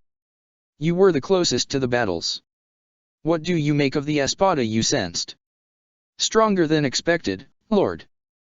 The strongest surpassed the vast majority of our own, and I do not say this lightly. Whatever blasphemous method Eisensauschick has devised, it has been considerably effective. Consider, too, that its full power has not yet been revealed. Hashwalth paused. This was interesting information. The Godii, it seemed, were in for quite a challenge. And there are others, stronger still. I believe so, Grand Master. So our intelligence from the Shinigami tells us. Hashwalth nodded to himself, this time feeling no annoyance. It was a confirmation only for himself. Well done, Paladin, he said. Your duty is fulfilled. Were you seen? I am confident I was not. The only issue remains as to whether they will be suspicious of who defeated that espada. They have bigger concerns, Hashwalth said dismissively. Return to base. Menina's hesitated. If the Grand Master would permit. Hashwalth would have, if he had been more like Bambietta, rolled his eyes. You said his condition was not critical, yes? That he would make a full recovery. Yes, Menina's admitted ruefully. Then return. No candidate benefits from coddling, Paladin. Yes, Grand Master. There was a faint click, and she was gone. Hashwalth sighed, folded the cell phone up, and put it back in his pocket. He had nothing but respect for the Paladin, but she sometimes treaded a line less than helpful to her charges. At any rate, everything had gone as planned so far. Ishida Uriah surpassed expectations, which was good enough, but then again, the newfound strength of these new Arrancar merited concern. He would have to contact His Majesty. Hashwalth returned his gaze to the city skyline. The battles would all soon be done, and he wished to drink in every sensation he could while it lasted. A privilege such as this was too rare an opportunity to miss. Exhaustion in battle had felt like an alien concept to Ichigo. 30 minutes ago, he had been brimming with power, feeling as if he could go on for hours. Yet, the intensity of the battle he was fighting, the sheer power of resistance from his opponent, had worn on him in a way that totally surprised him. His arms felt heavy and his sword heavier, and his breathing was starting to get ragged. Byakuya was no better off, although he did his best to hide it, albeit with limited success. His Senkei was starting to run low on blades, and his movements were getting slower. Their opponent, the ludicrously powerful espada before them, was not unaffected, himself. Despite Byakuya's stubbornness and pride, they had both found the time to attack the espada, to keep him back and on his guard at all times. He had been pushed and pressured as only the two of them could have done, Ichigo with overwhelming speed and force, Byakuya with precision and razor-sharp accuracy. He was slower now, too, but despite that, it was obvious to Ichigo that they were not winning. The espada seemed to possess some sort of rapid regeneration ability. Mid-combat he had slowly regrown the hand he had lost, and every wound he had taken had quickly stopped bleeding. At this point, only the stains of blood on his clothes spoke of him ever having taken an injury. He was simply too strong, neither Ichigo nor Byakuya having the strength or ability to break through his monstrous arrow and do enough damage before the espada could recover. He had become passive, and it perplexed Ichigo. He seemed to show little interest in attacking, preferring to let the two of them take the initiative. Was it a deliberate strategy? Playing the long game, until they had both worn themselves out, relying on his superior stamina to deal the killing blow when they had fully been exhausted? Or, was it something else? Whatever the case, it was working, and Ichigo, frustrated, felt forced to concede if only to himself that if this went on, they would die. They needed help. If only that stubborn bastard of a nobleman had played along, if only they had worked together instead of against each other. What is the matter? Said the espada, the complete lack of passion in his voice itself feeling like an insult. Are you not the chosen defenders of this city? Are you truly spent already? As if on cue, Byakuya surged forward, too proud not to answer such a direct challenge. Ichigo cursed and slipped into a shunpo of his own, knowing what would happen next. Byakuya came at the espada, striking rapidly with a set of slicing motions, aimed to raise his guard so that he could feint and strike at his legs. They were slow now, so slow that Ichigo could follow them with ease. The captain had expended most of his Ryotsu reserves at this point, and Ichigo suspected his Bankai would fail any time now. Ulquiorra saw through the attack, naturally, and parried each strike with ease, dodged the thrust toward his legs, and it was only Ichigo's timely strike from behind that prevented the espada from taking off the prideful Kukaki's head. Ulquiorra shoved the captain back with one hand, then spun around with preternatural speed to meet Ichigo's strike, holding it back with ease. Holding back the strike with one hand, he grabbed Ichigo by the neck with the other, and squeezed. Ichigo barely had the time to curse inwardly. Weary as he was, himself, he hadn't expected the attack. Ulquiorra's steel grip closed around his neck, squeezing tightly, and he flailed about, desperately looking to see where Byakuya was. The captain, in the background, was down to one knee, panting. Damn it! He tried to move his blade, tried to angle it away, but this close, the length of his sword was too great to maneuver properly, grinding helplessly against the espada's own weapon. He tried kicking at the espada, but he might as well have tried to kick a steel girder. Ulquiorra didn't even flinch. Ichigo started to feel desperate. His oxygen supply was cut off now, for nearly a minute, and what was worse, he felt the steel grip strain the bones of his neck. He might not live long enough to choke. His frustration turning to fear, he tried to draw on his hollow, but lost concentration. His vision grew blurry, then darkness started to take hold of him, his vision failing. Suddenly, the pressure on his neck let up, and Ichigo took in a deep breath, inhaling like his life depended on it, which, of course, it did. He was just barely still holding on to his blade. And, he realized, he wasn't even supporting himself. A strong arm had wrapped around his waist as he had begun to fall. A strong arm, wearing the black of a Shiakushou, the Shinigami uniform. Wearily, he looked to his right, still breathing heavily. He blinked, just to make sure what he saw wasn't some hallucination brought about by exhaustion and trauma. "Hi, son," Ishine said cheerily, holding in his other hand the unmistakable form of a Zanpakuto. "Is he okay?" The voice was all too familiar, coming from above. Ichigo looked up to see first Ulquiorra, his chest impaled with 3 glowing arrows, then further up still, his mother, a glowing bow in her right hand. "Just got the wind knocked out of him," Ishine reassured her. "Can you stand, Ichigo?" he said as he turned back. "S sure," Ichigo said, more surprised than weary now. "You see, this is what happens when you keep hanging around a bad crowd of people," his mother chided him. "You make your parents worry so much, we actually have to come and get you." "We wanted to leave it to you all," said Ishine, gently letting go of Ichigo, "but you know how it is." "Kurosaki Ishine, that's a lie and you know it," Masaka chided him. "You couldn't wait to break out your sword again." "True," Ishine admitted sheepishly. He rose to Ulquiorra's level, and Ichigo followed him cautiously. He'd known about his father's past, sure, but he had no idea about this. "I thought you had no powers," Ichigo said. "Not until just the other day." Ishine beamed.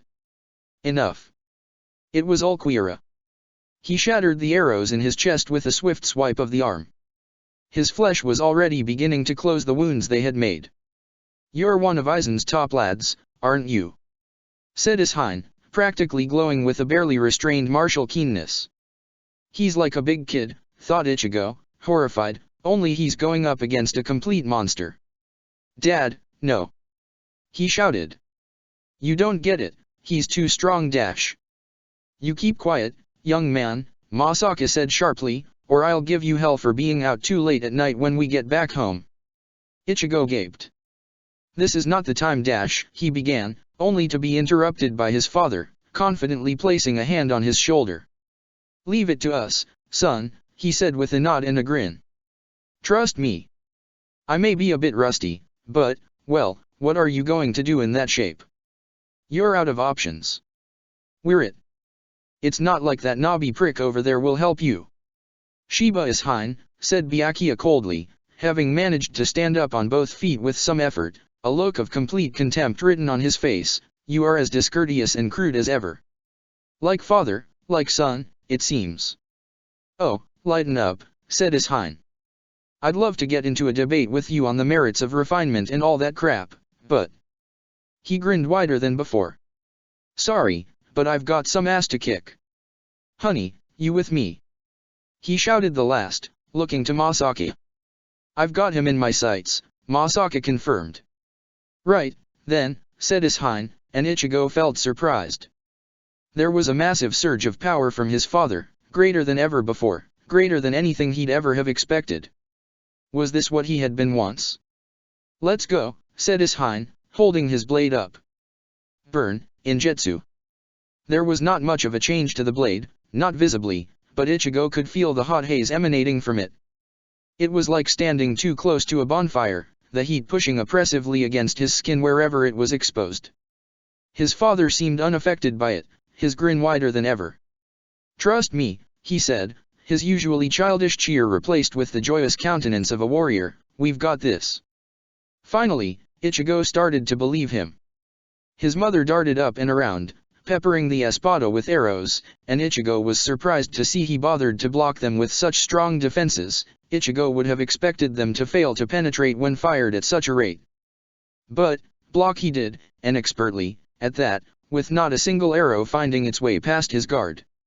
It was all a ruse, of course, and Ulquiorra was quite ready when Hein charged in, refusing to be taken by surprise. Or, so he had thought, at least. As Hein charged, locking blades with the espada, Ulquiorra's monstrous strength made itself reminded.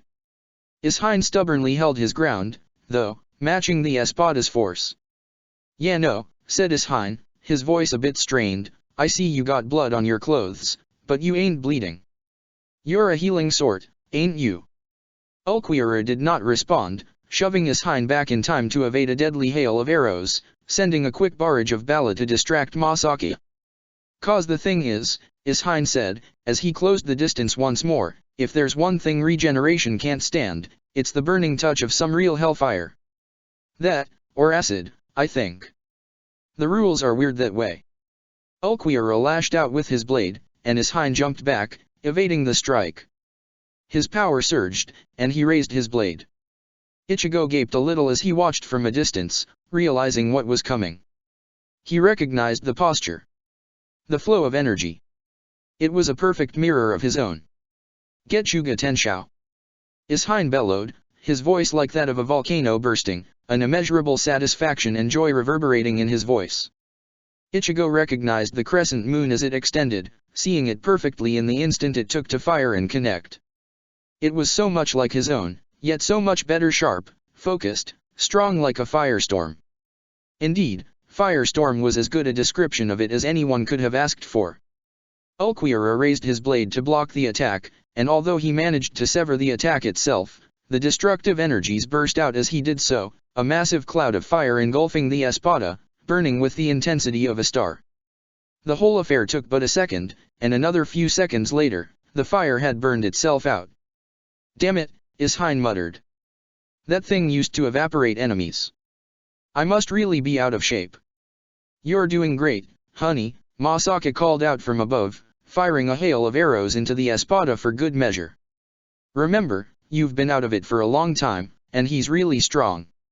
"Thanks, love," he said, the grin returning to his face. The fire, now died down, revealed Ulquiorra all but naked, his clothes burned away to reveal a lean, muscular, toned body, as chalk-white as his face except that it was sooty and darkened from the flames. It made him look dirty and worn, undignified.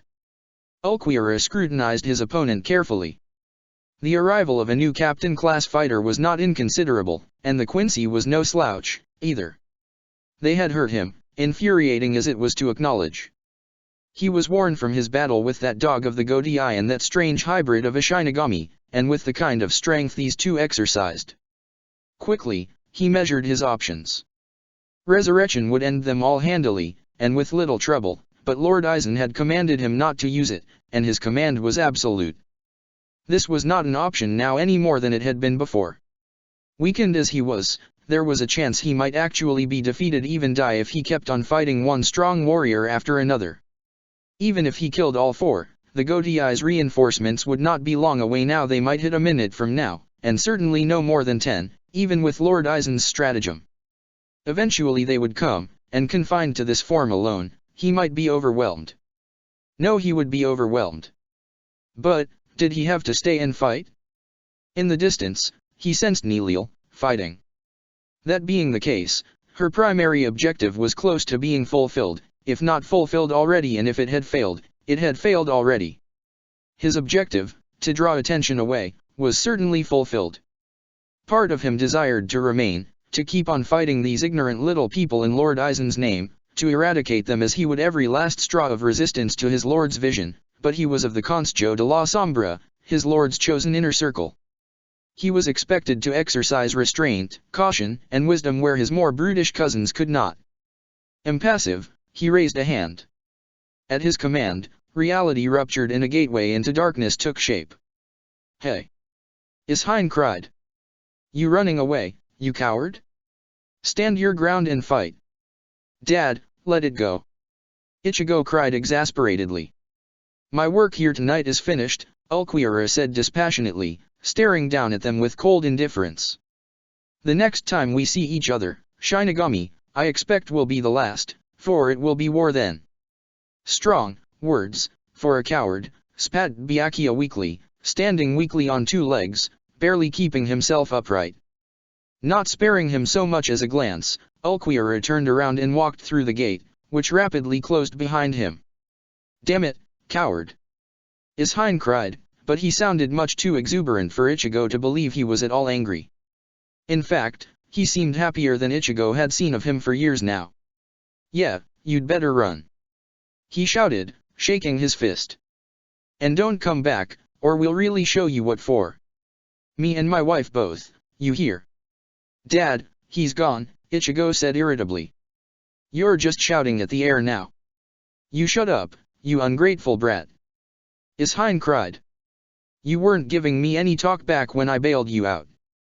"I had him," Ichigo said stubbornly, unwilling to admit he owed his huge goofball of a father anything. He'd hold it over his head forever, anyway. "Oh, sure," Ishin scoffed. "Calm down, both of you." The gentle voice of Masaka calmed the both of them instantly, and Ishin's expression changed into one of boyish happiness. If Ichigo hadn't just seen it, he'd never have believed his father had had the look of a soldier a minute ago. "Are you hurt?" "I'm fine," said Ishin. "Yeah, let's go kick some ass elsewhere dash." "Not you, silly," Masaka said, looking at Ichigo. "I meant him." "I'm fine," Ichigo lied, he was not. Exhaustion aside, he was sure something had to be broken.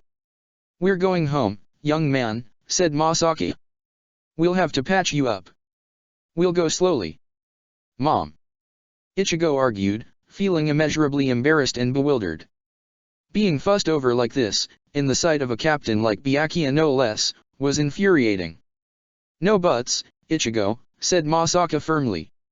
"You did your part, and you had your fun. Now, we're going home. The others can handle themselves." "Yes, Mom," Ichigo said, too exasperated and worn to argue any further. "But Masaka dash," said Ishin. "Both of you," she said decidedly.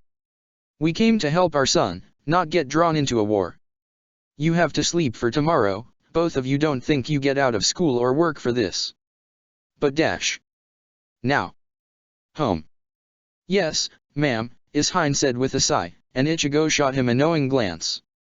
For once, he felt he could relate to his fool of a father.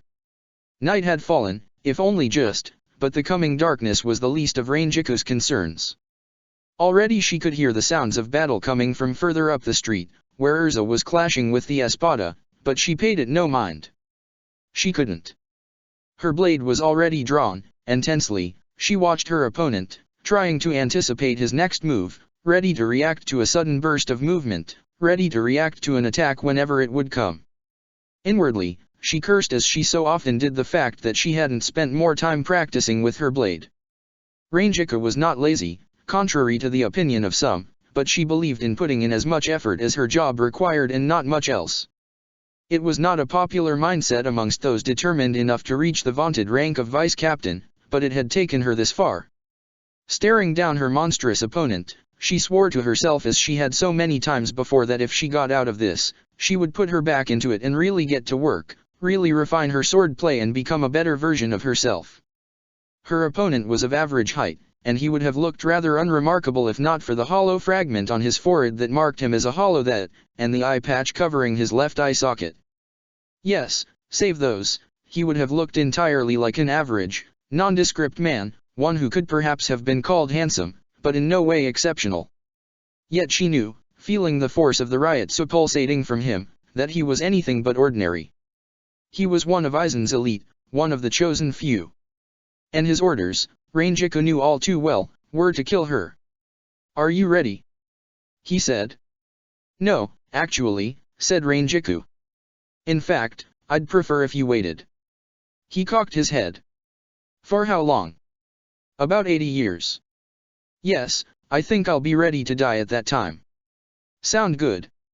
Using humor to mask insecurity, "I see," he said dismissively. "I see your fear, Shinigami. I walked this far without drawing a blade out of respect to my master's space, but the time for peace has passed. If you lay down your arms now, I suppose, I'll grant you the courtesy of a quick death. That is as good a deal as I am willing to offer you." "Sound good?" "You know, it does," Rangiku said, knowing full well she was stalling, knowing it couldn't last much longer, yet all the same hesitant, "except I'm under strict orders not to die, and once my commander is finished, she'll give me absolute hell if I went and died on her. And believe you me, she's an absolute slave driver." "Enough," said Tesla, and reached for his sheath. From behind his back, he pulled out his blade, a Zanpakuto with a strange, circular shape built into it near its base. It was rather large, the circle, much too large to be practical. Rangiku quickly evaluated the weapon. It was shorter than hers by a couple of inches, which would mean an advantage in reach for her in direct combat. The Arrancar, as far as she could tell, were reliant more on raw strength and savagery than on technique, which meant she might have an edge if she worked a bit of Kidyu into her strategy. His power was considerable, but not overwhelming. And then he struck. Rangiku responded by pure muscle memory before she even registered it consciously. An overhead strike, followed by a set of quick slashes, were each parried only with great effort. He was fast. His face was a mask of determination, his brows furrowed. His movements were fluent and fast, and although his form was not quite as good as hers, he made up for it with strength and speed, keeping her on the defensive. He seemed to take the battle very seriously, much in contrast to his master, who had seemed a lot more lackadaisical and confident. Overconfidence would not be her ally, and Rangiku cursed to herself again as she dodged under a high swing. She thrust forward in a retaliatory stab, which Tesla avoided with a quick leap back before surging forward again. Rangiku and Tesla clashed over and over, doing a deadly dance where nothing else seemed to matter, where time seemed to stand still.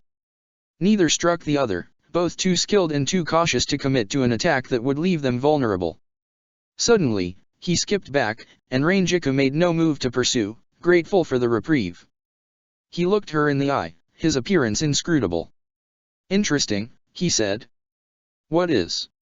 "You were rather an unimpressive figure when I first saw you. Your commander has the bearing of a soldier, but you seemed out of place in your uniform." "Yeah, well," said Rangiku with a shrug, "people see great hair and a great couple of jugs, and all they think of is, well, not soldier. Doesn't bother me. People let their guard down when they underestimate you." "I did not." "No," Rangiku admitted, "but a girl can hope, can't she?" "Hope has left you," declared Tesla, and the next second, he was upon her. 1, 2 strikes, and they locked blades for an instant. Rangiku saw at the last second the glimmer of red in his eye, the sudden surge of power, and twisted herself to the side, heedless of the danger of his blade. She felt a searing heat miss her just barely, and a section of wall on the other side of the street collapsed messily, showering the asphalt with shredded concrete. "Cornea," said Tesla. "My own idea, you see. And here I thought I was the one who'd be pulling dirty tricks." Rangiku snapped, taking the initiative for the first time with a charge of her own. Her blood was starting to heat up now, and a bit of anger made its way into her strikes. He'd nearly killed her. With an underhanded thing like that. That, by all rights, should have been her move. She pushed him back, the Arrancar nevertheless parrying her strikes with calculated precision, and Rangiku evaded a counter-thrust, then delivered one of her own. Jumping over a low strike, she skipped back a few paces, staring him down. She held out her blade, placing her free hand over her wrist, and in a low voice, she called out, "Growl, Hanko." Her blade disintegrated into a mass of gray ash, traveling through the air like wisps of smoke. Tesla, seeming surprised at first, jumped back. But the ash was close enough, and as it enveloped his arm, Rangiku could feel her Zanpakuto like it were an extra limb. With some measure of viciousness, she let out the mental command, and a million blades too small to see with the naked eye ground and cut against Tesla's skin. It shredded the sleeve of his uniform with ease, but did little more than irritate his skin. She focused, and the blades intensified their efforts, and Tesla's skin grew red. Then he'd pulled away with a quick sonito, out of her ash's reach, staring her down from some 10 yards away. "I was wondering when you would bring that sword of yours to bear," he said, "and to think it's such a cruel weapon." "War is cruel," said Rangiku with a shrug, already looking for a new angle of attack. "Zero cornea." The zero struck, lightning fast, and Rangiku skipped sideways. It went wide, but it had of course only been a distraction. Closing quickly, Tesla brought down his blade. "That's a pretty weak offense," he cried haughtily, "so let's test what it can do up close." "You'll not find it wanting," Rangiku cried, and as his blade came down, a mass of ash concentrated on his blade, slowing its descent and turning it sideways. At the same time, still more ash surged up, clawing at Tesla's face. The Arrancar disappeared once more, a skillful step having taken him out of the Zanpakuto's immediate range. Rangiku took a few tentative steps forward, the hilt of her sword still in her hand and the cloud of ash floating around her, growing, expanding. Hanko was a lazy blade, and pulling her fully into the fight took a bit of effort, but when she did, she was a spiteful and vicious creature, one Rangiku was glad to have on her side. Tesla charged again, but Rangiku anticipated the attack and spun around, using the hilt to direct the ashen cloud. He came in from the side, immediately finding his blade enveloped in ash, more still snaking its way up toward his torso, toward his head. He wrenched the weapon free before Rangiku could get a firm hold of it, but as he stopped again, weapon raised, Rangiku could see his shirt was a bit ragged, torn, and the skin on his neck reddened like it had a bad rash. Her blades had cut well, even if his skin was furiously difficult to get through. "We seem to be at an impasse," said Tesla, eyeing her cautiously, his guard up. "Impasse?" scoffed Rangiku, taking a few steps forward. "I'm seeing you attack without making anything happen and then running away. That's not an impasse to me. That's you on the back foot. Why don't you try harder? Wouldn't want to disappoint the master, would we?" Tesla furrowed his brows, looking irritated. She'd hit a sore spot, Rangiku was sure, the question was whether it was a mistake or not. He raised his blade, then charged in. Rangiku readied her ashen cloud, but as he came in closer, his eye lit up again, the zero charging almost instantly. It struck, not at her but at the ground, showering her with rubble. But throwing a spray of pebbles her way, distracting as it was not the point. The point, she realized as she saw him close the distance as if in slow motion, was that the shockwave had thrown her ashes out and away from her, leaving her defenseless. Fear washed over her. A second was all she needed to bring it back, but that second would be all he needed to run her through. Instinctively, with no other ideas, she raised her hilt, its guard the only defense she had left. Forcing herself to keep cool, knowing her life was on the line, knowing she had only this one chance, she surged forward, thrusting the hilt toward him. Her heart thumped, adrenaline rushed, and when she heard the clang of her hilt striking his blade, momentarily stopping his attack, she did not pause. Instead she thrust a palm forward, at the same time feeling her ash crawling back to her, fast as they managed yet not fast enough. "Hey to one, Shao!" she cried out loud, the spell impacting just in time. Tesla did not lose his bearing, but the sudden spell threw off his next strike, and Rangiku knew that the burning shock of metal slicing into her shoulder was a mercy it could have taken her head off. Her heart racing, with the focus only near death can give a body, she jumped back, desperately urging her ash back. Finally it gathered in around her, forming a barrier, holding back his next strike. A look of frustration passed Tesla's features, and for a second he pushed against the ash, trying to break through. He had been so close, yet he had been denied at the last second. That was his mistake. As he pushed down, the ash rapidly crept up, enveloping his head. He moved back, and Rangiku knew he was about to skip back and away again. "Oh, no, you don't!" she cried. "Bakuda 4, Hainawa." The glowing, yellow rope extended, catching Tesla's wrist just as he began to move away. The burst of speed combined with the sudden anchorage of the spell led the Aaron car to an inglorious face plant in the pavement. Desperately he cut at the spell, severing it, but it had bought Rangiku the time it needed. As Tesla sped away, blood flowed freely from his face, and he let out the whine of a wounded animal, clutching his eyes with his free hands. His Sonido took him slamming into a wall some 20 yards away, cracking through brick and concrete. He stood uneasily, and Rangiku was sure he would have collapsed if the near-broken wall segment hadn't supported his weight. "My eyes!" he cried, pointing his blade uneasily in Rangiku's general direction, adjusting it weakly from left to right. He didn't know, Rangiku realized. Because he couldn't see. As she slowly walked closer, she felt a semblance of pity. Blood was staining his face, and as he removed his hand, she could see a meaty, shredded mess where his relatively handsome face had been, his eyes punctured and ripped to pieces. His skin was hard to crack, but his eyes? Not as much. In her mind, Rangiku felt Hanko chuckle spitefully, and she resented the viciousness of it a little. It was not a move she would have preferred to make if it weren't her only option, if this weren't a life-or-death battle. Rangiku had grown up in the Rokanga, where one either learned to play dirty or got eaten, but it was not a past she relished. It had its uses, but even now, looking at the handicapped, brutalized Aaron car, she only felt distaste. "Curse you, woman!" He snarled and spat, uneasily pointing his sword back and forth as she walked closer, her ashes readying for another strike. "I am the Fraxion of Lord Neutra. I will not be beaten by these cheap tricks." Pain punctured his voice, which was cracking, almost desperate. Although blinded, he surely sensed her coming, and he stumbled onto the street, racing forward some 30 yards before slamming into a lamp post. The post bent and broke under the impact, and Tesla fell over, bleeding and in pain. It was a pathetic sight, and Rangiku hesitated. Killing him, grinding through his skin to cut his throat, would be crueler still, yet the other way she could think of was even crueler. "You think I'm finished?" snarled Tesla, determination shining through the pain. "You have seen nothing yet, woman." He raised his blade, uneasily, and Rangiku's eyes widened. Resurrection? She had forgotten, supposedly it could restore wounds, even grievous ones. Gathering the ashes around her, she burst forward, but it was too late.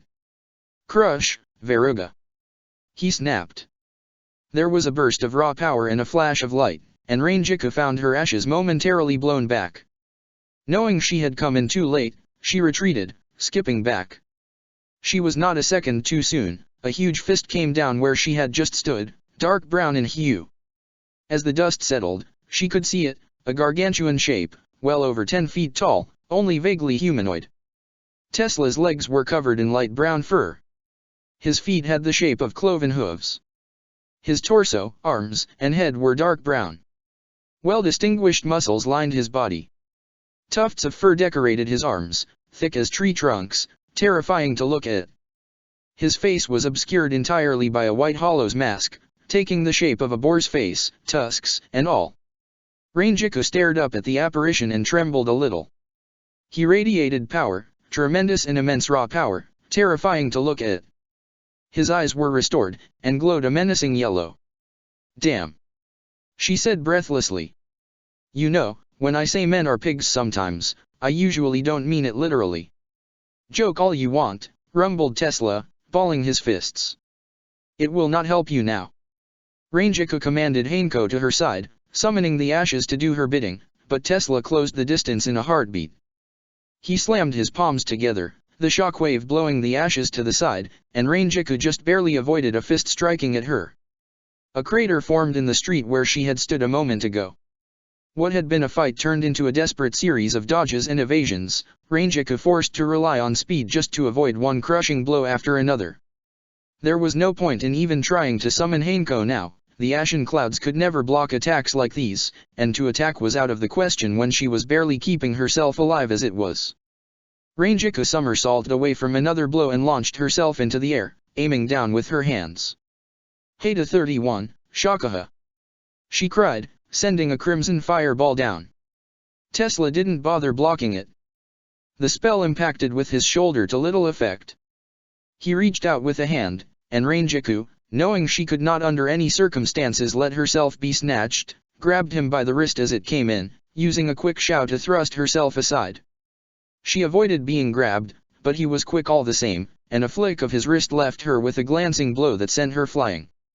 The air knocked out of her lungs, Rangiku went into free fall, impacting painfully with the concrete, rolling until she struck a wall. Not 5 minutes ago, she reflected, that had been him. The fortunes of war had a bitterly quick way of turning. Coughing, she forced herself up, knowing every second she spent down was one where he'd close the distance. Still not breathing, still struggling to force air into her lungs, she got to her feet, unsteady, just barely avoiding a blow that would have flattened her. Damn it all! How did Erza do it? How did everyone else just do this, fight these impossible creatures? When one was as good as dead just trying. Because there's something we have to do. Hanko's voice came unbidden as Rangiku stumbled away, barely keeping her balance, and for a second she saw a vision of what the spirit had meant: silver hair, a lean and lanky frame, a smile that was never genuine except for her. Jin.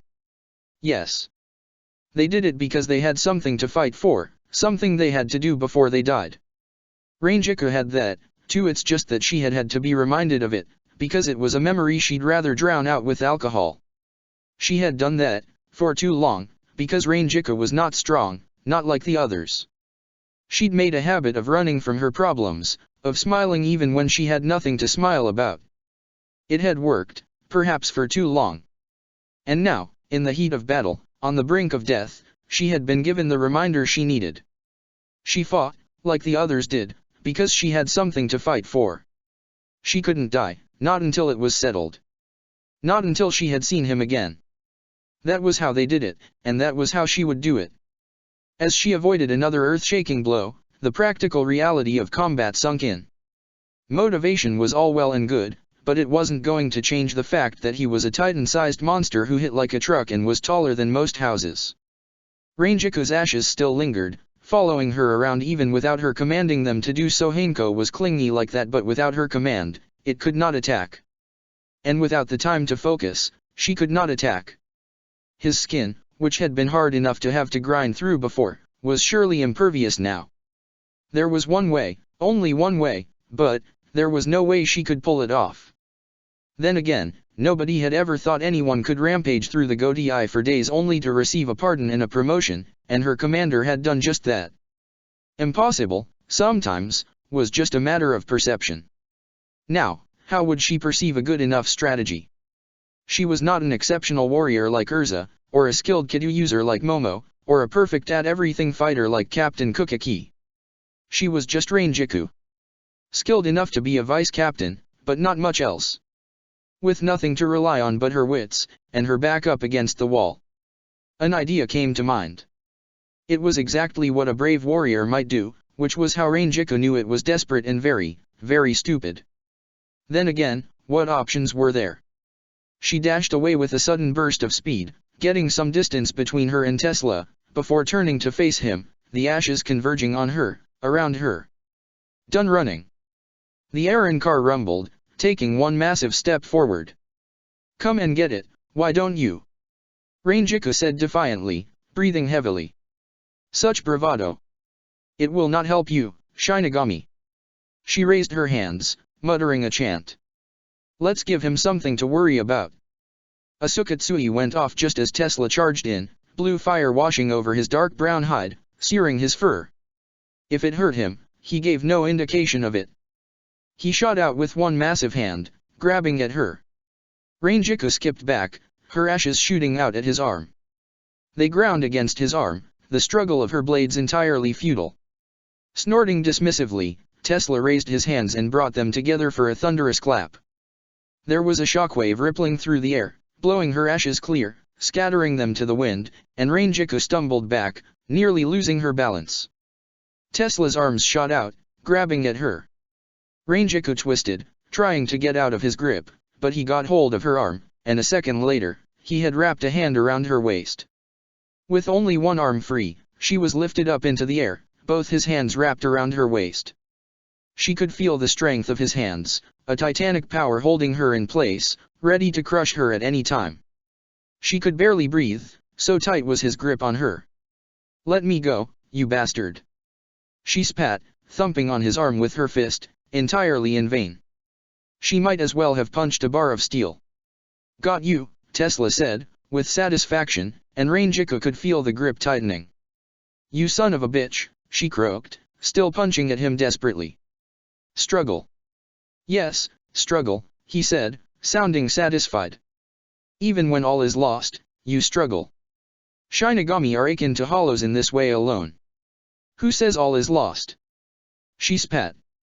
A squeeze from Tesla's hands silenced her, the air pushed out of her lungs. She let out a pained gasp. "Go on," said Tesla mockingly. "Tell me how it is not lost." Fine," Rangiku gasped, weakly raising an arm toward his face, as if to grasp at him, a last act of defiance. "Whatever. If you're going to do it, do it. A quick death." Tesla said, snarling. "I offered you that mercy before, woman. You refused it. After what you did to my eyes, you expect to be treated that well." He squeezed again, and Rangiku could feel her ribs creak, screaming in protest. She let out a loud yelp, wiggling weakly in his grip. "God damn you!" she cried, weakly flailing with her arm. "You hollow bastard, let me go." "Coward! Monster!" Tesla laughed. He seemed to take pleasure in her diatribe. "Cry louder," he mocked her. "Cry until you've got no lungs left to cry with, until I've choked the life out of you." He punctuated his statement with another hard squeeze, and Rangiku gasped as the air was pushed out of her lungs. She felt a rib break. He was sure to use only a little of his strength, but it was more than enough to put her in agony. She struggled to breathe in, the Aaron car having relented just enough to let her take in a little air, not as much as she needed, but enough that she would not lose consciousness. "Be bastard," she gasped faintly, her one free hand trembling, reaching out weakly.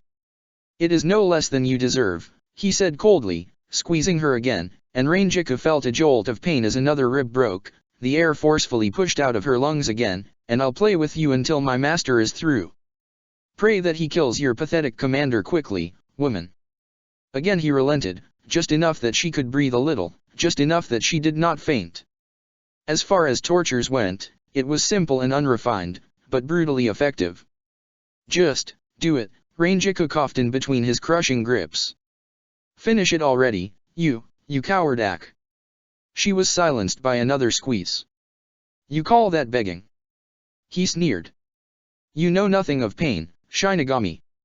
What little you will know tonight before you die will not come close to understanding the pain that comes with a hollow's existence." He paused his speech to sneeze, his grip slackening ever so slightly, although not nearly enough to let her break free. He sneezed again, turning his head, and it was rather bizarre to see a beast his size do something so ordinary. "Where was I?" he spat. "Damn it." He cleared his throat.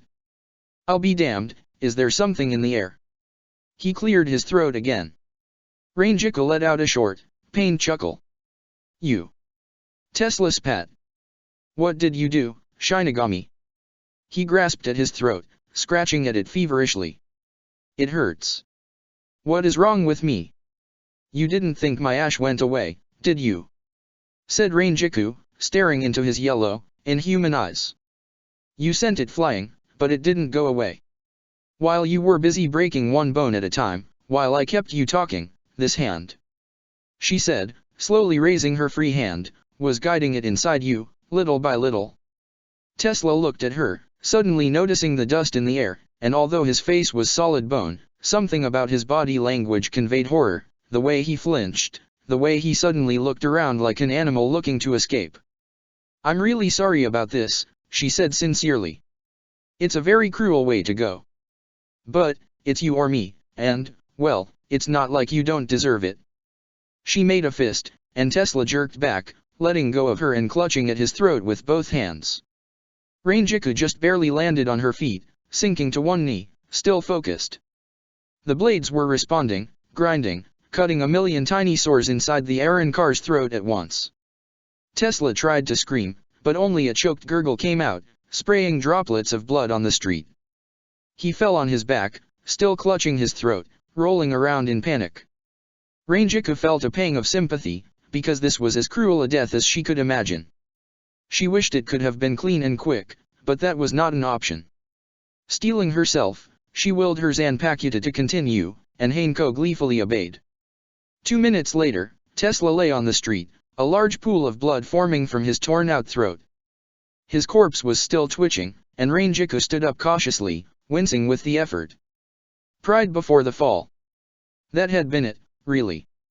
Not her skill, not her superior planning, but the fact that her opponent had been ignorant and too stupid to kill her right away. Well, at least she was alive. She swallowed, looked at the fresh corpse, and knew the death throes she had seen, the screams he'd tried and failed to let out, would haunt her. This was not a great week to not drink herself silly, it seemed. Neliel had thought she had met the pinnacle of infuriating when she first met Grimjo Jaeger Jacques, but the agile, nimble, green-clad swordsman in front of her was giving him stiff competition. The man danced around her with cat-like grace, always being where her blade was not, and Neliel knew that if not for her arrow, she'd be bleeding from a dozen cuts already. It was obvious he was no mere shopkeeper. This was a Shinigami of considerable power, with skill at least akin to that of a captain. Urahara Kisuke. She'd heard the name before. Lord Aizen had spoken of him with dismissive contempt, as an intellectual coward, a researcher whose brilliance was cut short by his own lack of a spine, by his ineptitude and unwillingness to go further. This was all she had known, a scientist possessed of an excellent brain but no courage with which to use it. For all Neliel had known, he had not been much of a warrior. But all the same, he moved like one. He had a smile on his face. Not the false, intimidating kind that Ichimaru-jin wore, but one that looked genuine and inviting, as if he were enjoying a game with a friend. This was what infuriated her. She was the Quinta Espada, one of Aizen's chosen and a Vastolord. She had never been one to demand respect, because most people would show it to her regardless, but the man's attitude made her want to be acknowledged. She was one of the very best, so how dared he not take her seriously? How dared someone so apparently lacking in conviction stand in her way so effectively? With determination she pushed on the attack with a series of rapid thrusts. Her blade had the advantage of reach, at least, and the shopkeeper was pushed back. Neliel knew better by now than to expect this was actually a real advantage. Many times now he had feigned near defeat, only to twist out of the way of her killing blow without apparent effort. "Who are you?" she demanded, struggling to keep her voice level. Every second she tarried was one where her comrades fought and risked their lives, and although she had not given up on her mission, she knew this was not the road to success. "But a humble storekeeper, milady," he said, executing a perfect bow that doubled as a dodge under one of her sweeping cuts. She cut down, he parried. "You lie. You wound me, Miss Ederschwank," he said, shaking his head. "Really, I'm hurt. How do your own people put up with you? You know, I sometimes ask myself that exact question. It must just be my natural charisma and the drugs I slip into their food." Determined not to let his quips unsettle her, Neliel pushed the attack, but Urahara flipped over her in a quick feat of acrobatics that even now she had not expected. Midair, he slipped his coat off, throwing the black garment over her head. Neliel quickly batted it aside, knowing what would come, but she was too late. His offhand grasped her wrist, and she felt his blade against her throat as he dashed up, stopping inches from her face. "Let's talk, you and I," he said, suddenly looking serious. Neliel stood still, staring back at him. The smile, she noticed, hadn't left his face. It was his eyes, dead serious, that had changed. He had let the cheery exterior slip, at least partially, and it was intense. It reminded her of Lord Eisen. He, too, wore a mask, because he had to, but it was one of abject seriousness and dignity. The shopkeeper in front of her, the edge of his blade still pressed against her neck, had worn a mask of cheer, and it had made her underestimate him when she had first seen him. "Who are you?" she demanded once more. "Urahara Kisuk is my name," he said, "but you should consider more where I stand in all of this. A concerned and strongly invested actor, above all. That doesn't tell me a whole lot. Let's just say I'd rather not see Eisen succeed. Then there's nothing to talk about." He sighed. "For the record, I'd like to make you an offer, one I am convinced the Godai would sign off on. Join us, give up on the psychopath steering you like a marionette, and give us all you know in exchange for your freedom. It doesn't have to end in death or even pain. I'd rather die." "You know, the most irritating part of this is that I believe you," said Urahara with a shrug. "You serious types with your convictions are all just as boorish, Shinigami or Aaron Carr. Besides," he said dismissively, "I suppose I could never trust anyone who would change sides so easily. Convictions are a pain like that, aren't they? Why would you even ask, then?" Neeliel said with a hint of anger. She could not make heads or tails of this man. He felt dangerous as Lord Eisen himself when he was angry, but all the same he was totally different, completely alien to the concept of a Shinigami as she knew it. "I don't know, actually," he said. "It must be that silly idealism rubbing off on me." He smiled more widely, and chuckled. "At any rate Neeliel twisted back, taking the risk. A quick thrust would cut through her neck with ease. She wrenched herself free, and as she had expected, the shopkeeper did not cut her throat. "Bold," he commented. "You wanted to talk," she said, "which means you didn't want me dead. As Grimjo told me before, that's a considerable advantage. We can still talk." She shook her head. "You can call him a master of puppets all you want, but I know where I stand. I am Lord Eisen's loyal blade, his espada. Nothing you say will change that. There's no offer you can make." "Oh, you thought I was making an offer? Aside from that for show one I just made, that I expected you to reject." He shook his head. "Not at all. I have more than that to say." "I am done listening," Neeliel said stubbornly, assuming a stance. She stole a quick glance at Grimjo, who was watching from the sidelines with glee. "You had to make it difficult, eh?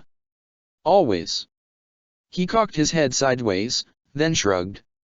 Suddenly, a blow struck Neeliel at the back of her knee, and another into the side of her neck. She sunk down to one knee, nearly losing consciousness, and found that her wrist had been grabbed, twisted behind her back. She looked up at her attacker, a dark-skinned woman with purple hair and a smile just as obnoxiously confident as that of the shopkeeper. "You see," said Urahara, slowly walking closer, "the reason I end up on top. The reason I've evaded Eisen and all of the Godai for over 20 years. The reason I win, Neeliel Tuadershvank, is that I cheat. Damn you." Neeliel snapped, trying to stab at the woman holding her, to no avail. She dodged with cat-like grace without letting go. "Let's talk, you and I," said Urahara. Neeliel stared back defiantly.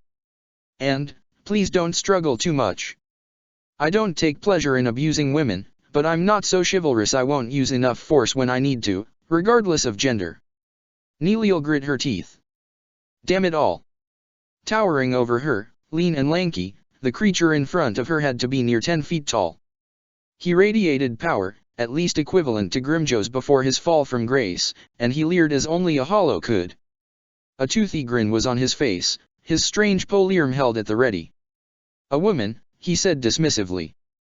"Better than the other trash, but just a little girl all the same, ain't ya?" "Neutra Gilga," Erza said stubbornly, "Sexto Espada. Ranked under Neeliel Tuadershvank and Tyr Halabel, if I recall correctly." His lone eye narrowed, and his face twitched. "Stuck-up cunts," he spat. "I doubt you dare say it to their faces." Neutra snarled, and with surprising speed he raked his weapon at her horizontally, swinging in a wide arc. It was tremendously powerful, and deceptively quick for such a large weapon, but Erza dodged under it all the same. Wordlessly she called forth her shikai, starting off with the dual blades. Another hard swing, Erza jumped over it, her feet finding momentary purchase on the great weapon itself as it swung past, and she launched herself forward. His guard was down, her shot was clear, yet the espada did not seem surprised, or even concerned. Her blades connected, slashing in an X mark across his chest, but they all but bounced. They sheared through his shirt easily enough, but his skin was unharmed. It was like cutting into old leather, if the leather were meshed with steel wire. Snarling, Neutra lashed out with a hand, a punch to the face that sent Erza flying. Maintaining her combat awareness, Erza rolled to the side as soon as she stopped sliding across the ground. The spot where she had been a second ago was pulverized by the poliarm, sent out flying by its master. As Erza got to her feet, she saw him retract it by its chain, wielding it with a casual ease. "You think you're the only one who's got the know-how?" he said mockingly. "Sure, that fucking rat Grimjo gave you something, but Lord Eisen already knows all your shitty weaknesses inside out. You ain't subtle. You're a girl playing at Bane strong. You don't got no spells or special abilities to keep you alive. And in a contest of strength, hell, you can beat yourself tired against my hero all you want. Nobody's got stronger skin than me. Don't you see? Lord Eisen picked me to kill you, girl." Erza stood up straight. Although she doubted Eisen would let her live, she could not imagine him sending this chauvinistic thug to end her. This guy was full of hot air, like so many boastful men. Unfortunately, there was no balloon to pop, and the hot air was shielded by a brick wall. Fair enough, then. If her swords would not do, it was not as if she had no other options. The blades disappeared, and in her hand the warhammer appeared, sleek, deadly, and destructive. Erza tested its weight in her hand, flipping it around to hold the spiked end out. The espada gave her a look, and Erza realized he was waiting for her to make a move. He might be watching her, then, trying to analyze her. There could be no underestimating fighters of this caliber. Well, let him have it his way, then. She would not disappoint. She dashed forward suddenly, as quickly as she was able, and just as expected, the espada raised his weapon. The poliarm came crashing down into the ground, but Erza twisted out of its way, then dodged under a hand grabbing for her as she closed inside his guard, and rolled past him. She got to her feet, and before he could turn, she smashed the head of the hammer into the back of his knee, before launching herself upward, smashing the hammer's head into his skull. Surprised, the espada went down on one knee, his head rocked to the side. Erza immediately skipped back, knowing it would not have been enough, and a second later he had spun around and swung his poliarm horizontally, with a blow that might have sheared her in two, had it connected. Erza, refusing to give up the initiative, charged again before he could recover, and began to hammer him literally as hard as she could. He tried to grapple her, but she was too quick, too nimble, and she rained down blow after blow, on his head, chest, shoulders, and arms. His skin absorbed the impacts well enough, but the hammer was made in such a way that it was the bane of armor, and ugly bruises began to form where she struck. She landed a solid hit to the side of his chest, and was rewarded with a groan. Snarling, Neutra opened his mouth, charging a zero on the tip of his tongue. Erza skipped back and dashed to the side as it discharged. The beam all but leveled a small building in the distance behind her.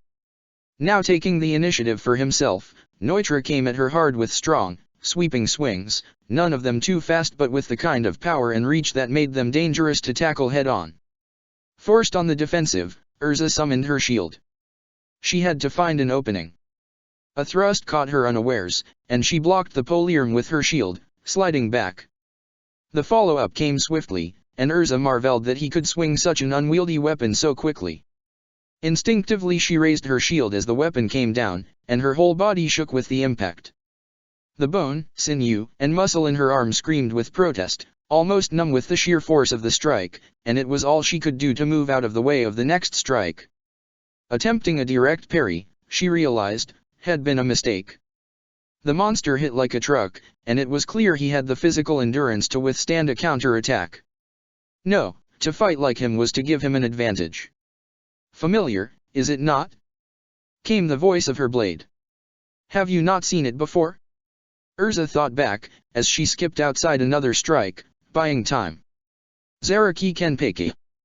Yes, it was not dissimilar. The monster lacked the unrestrained joy or utter lack of caution of the wild captain of 11th, but it was the same principle. Wild, powerful, monstrously enduring, lacking much of any formal skill. Neutra was a similar beast. And we beat him by not letting him fight his way. Remember this, oh master. Erza nodded to herself. Speed and technique would be her ally in this case. She could break him, given enough time, but she could not let herself be worn down doing it, and she could not keep taking hits like the one she'd parried. Render, she whispered, and the great black blade manifested in her hand. What, changing it up again? Neutra gloated, swinging his polearm around.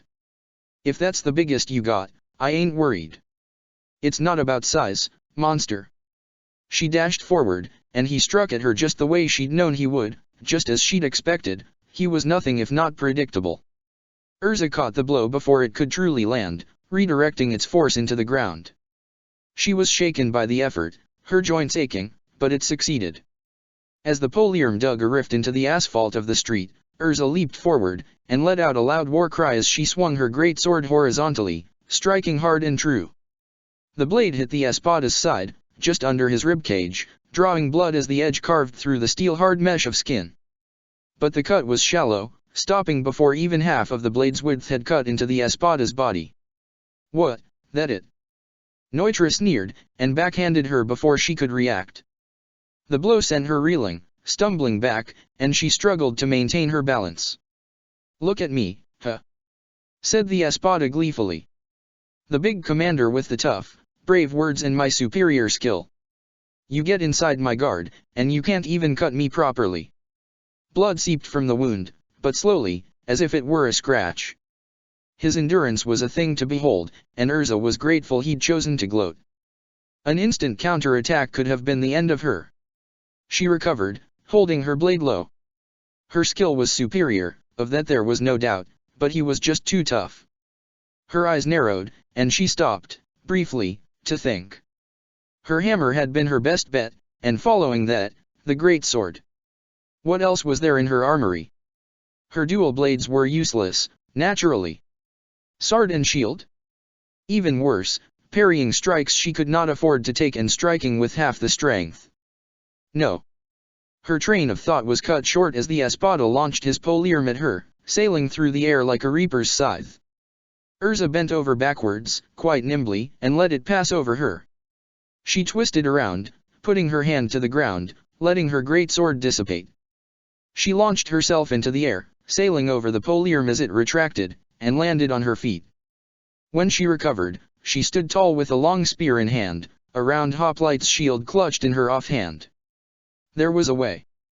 Piercing power was the name of the game right now, and she was unwilling to let herself be pushed into Bankai too easily. Come on, Neutra said with malicious cheer. No wonder you keep losing if you can't even commit to one weapon, dumbass. Better than being the master of none, like you. Neutra replied with another long swing, extending the full length of the haft of his weapon. Even with the 10-foot reach of her blade, he still struck further than she did. But, reach was not all. As he struck, she charged forward, deflecting the strike with her shield, deflecting it to the side, taking care to only glance the blow. It still shook her, but in the instant when she deflected it she had an opening, charging forward. She thrust her spear, stealing her arm. His skin was tough, but not unbreakable, and it was only a matter of adjusting. She braced for impact and pushed hard as she drove the point of her spear home, cutting into his chest. She grit her teeth, growling, and the tip of the spear cut through his chest, running him through. She felt his arrow resist at his back, but persevered, the tip cutting through both chest and back. Bitch! Neutra snarled, charging a zero. His polearm would not be effective this close up. Erza had taken care to stay outside the range of his hand, yet close enough that his massive weapon could not be wielded easily.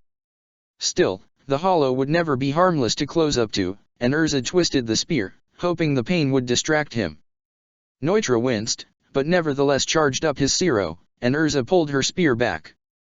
But before she could retract it, Neutra had lashed out, holding to the haft of the spear. "Not so fast, girlie," he said, and the Zero finished charging. Erza weighed her options. In an instant, it would fire. She could dismiss her weapons and make a mad dash to the side, but there would be some time for the espada to adjust the trajectory of the deadly, red beam. She would be grazed at the very least, and to be struck from behind, with no defense but her armor. Or, she could brace behind her shield, and hope that Nozomi and Kisuk's modifications would hold strong. With the fraction of a second to react, Erza fell to one knee, raising her shield up on high and taking a deep breath. The Zero fired. Erza's first sensation was one of intense heat, and it felt rather like walking into a furnace after taking a walk in a wintry landscape. Her arm took the worst of it. Smoke trailed from the sleeve of her shiakushou. It burned. Her skin blistered under the cloth. She was pushed back under the intense, raw force of it all, and she dug in, desperately trying to hold her balance. It would be over in seconds, but if she took the brunt of this attack without full protection. She felt her armor heating up, but differently from the shield. A blue glow radiated from her helmet, and she could see glowing runes reflected on the back of the shield, the enchantments doing their part. Then as quickly as it began, it was over. Erza knew she was burnt, her arm most of all, but she had endured it. What was more, Neutra would not expect an attack now. Suddenly switching equipment, she let the shield and spear disappear, replaced by the dual blades. She thrust forward with one arm. "What the desh," said Neutra, caught off guard. "Armor," said Erza triumphantly as her blade caught him in the skull, sliding through his eye patch. He stood still, and for a moment, Erza was sure she had won. Then he slowly reached out with his offhand and pulled the eye patch clear, ripping it off. It tore against the edge of Erza's blade, and Erza breathed in as she saw it. His hollow's hole, rather than going through his chest or gut like those of most hollows, was in his skull. She acted immediately, pulling back, dodging a vicious swing from the poliarm. Damn it all! She had endured a Zero, point blank, all for this? The espada seemed to be perfectly aware that his swings left him open to counter-attacks, and she thought it had all come down to the toughness of his skin and constitution. Had he expected this? Hastily she switched back to her great sword, feeling her Zanpakuto cry with joy, feeling the rage of the black blade rise in her chest. No sooner had she brought forth the blade than the espada struck again, lashing out with a series of wide, heavy blows, forcing her back as he swung his poliarm in wide arcs.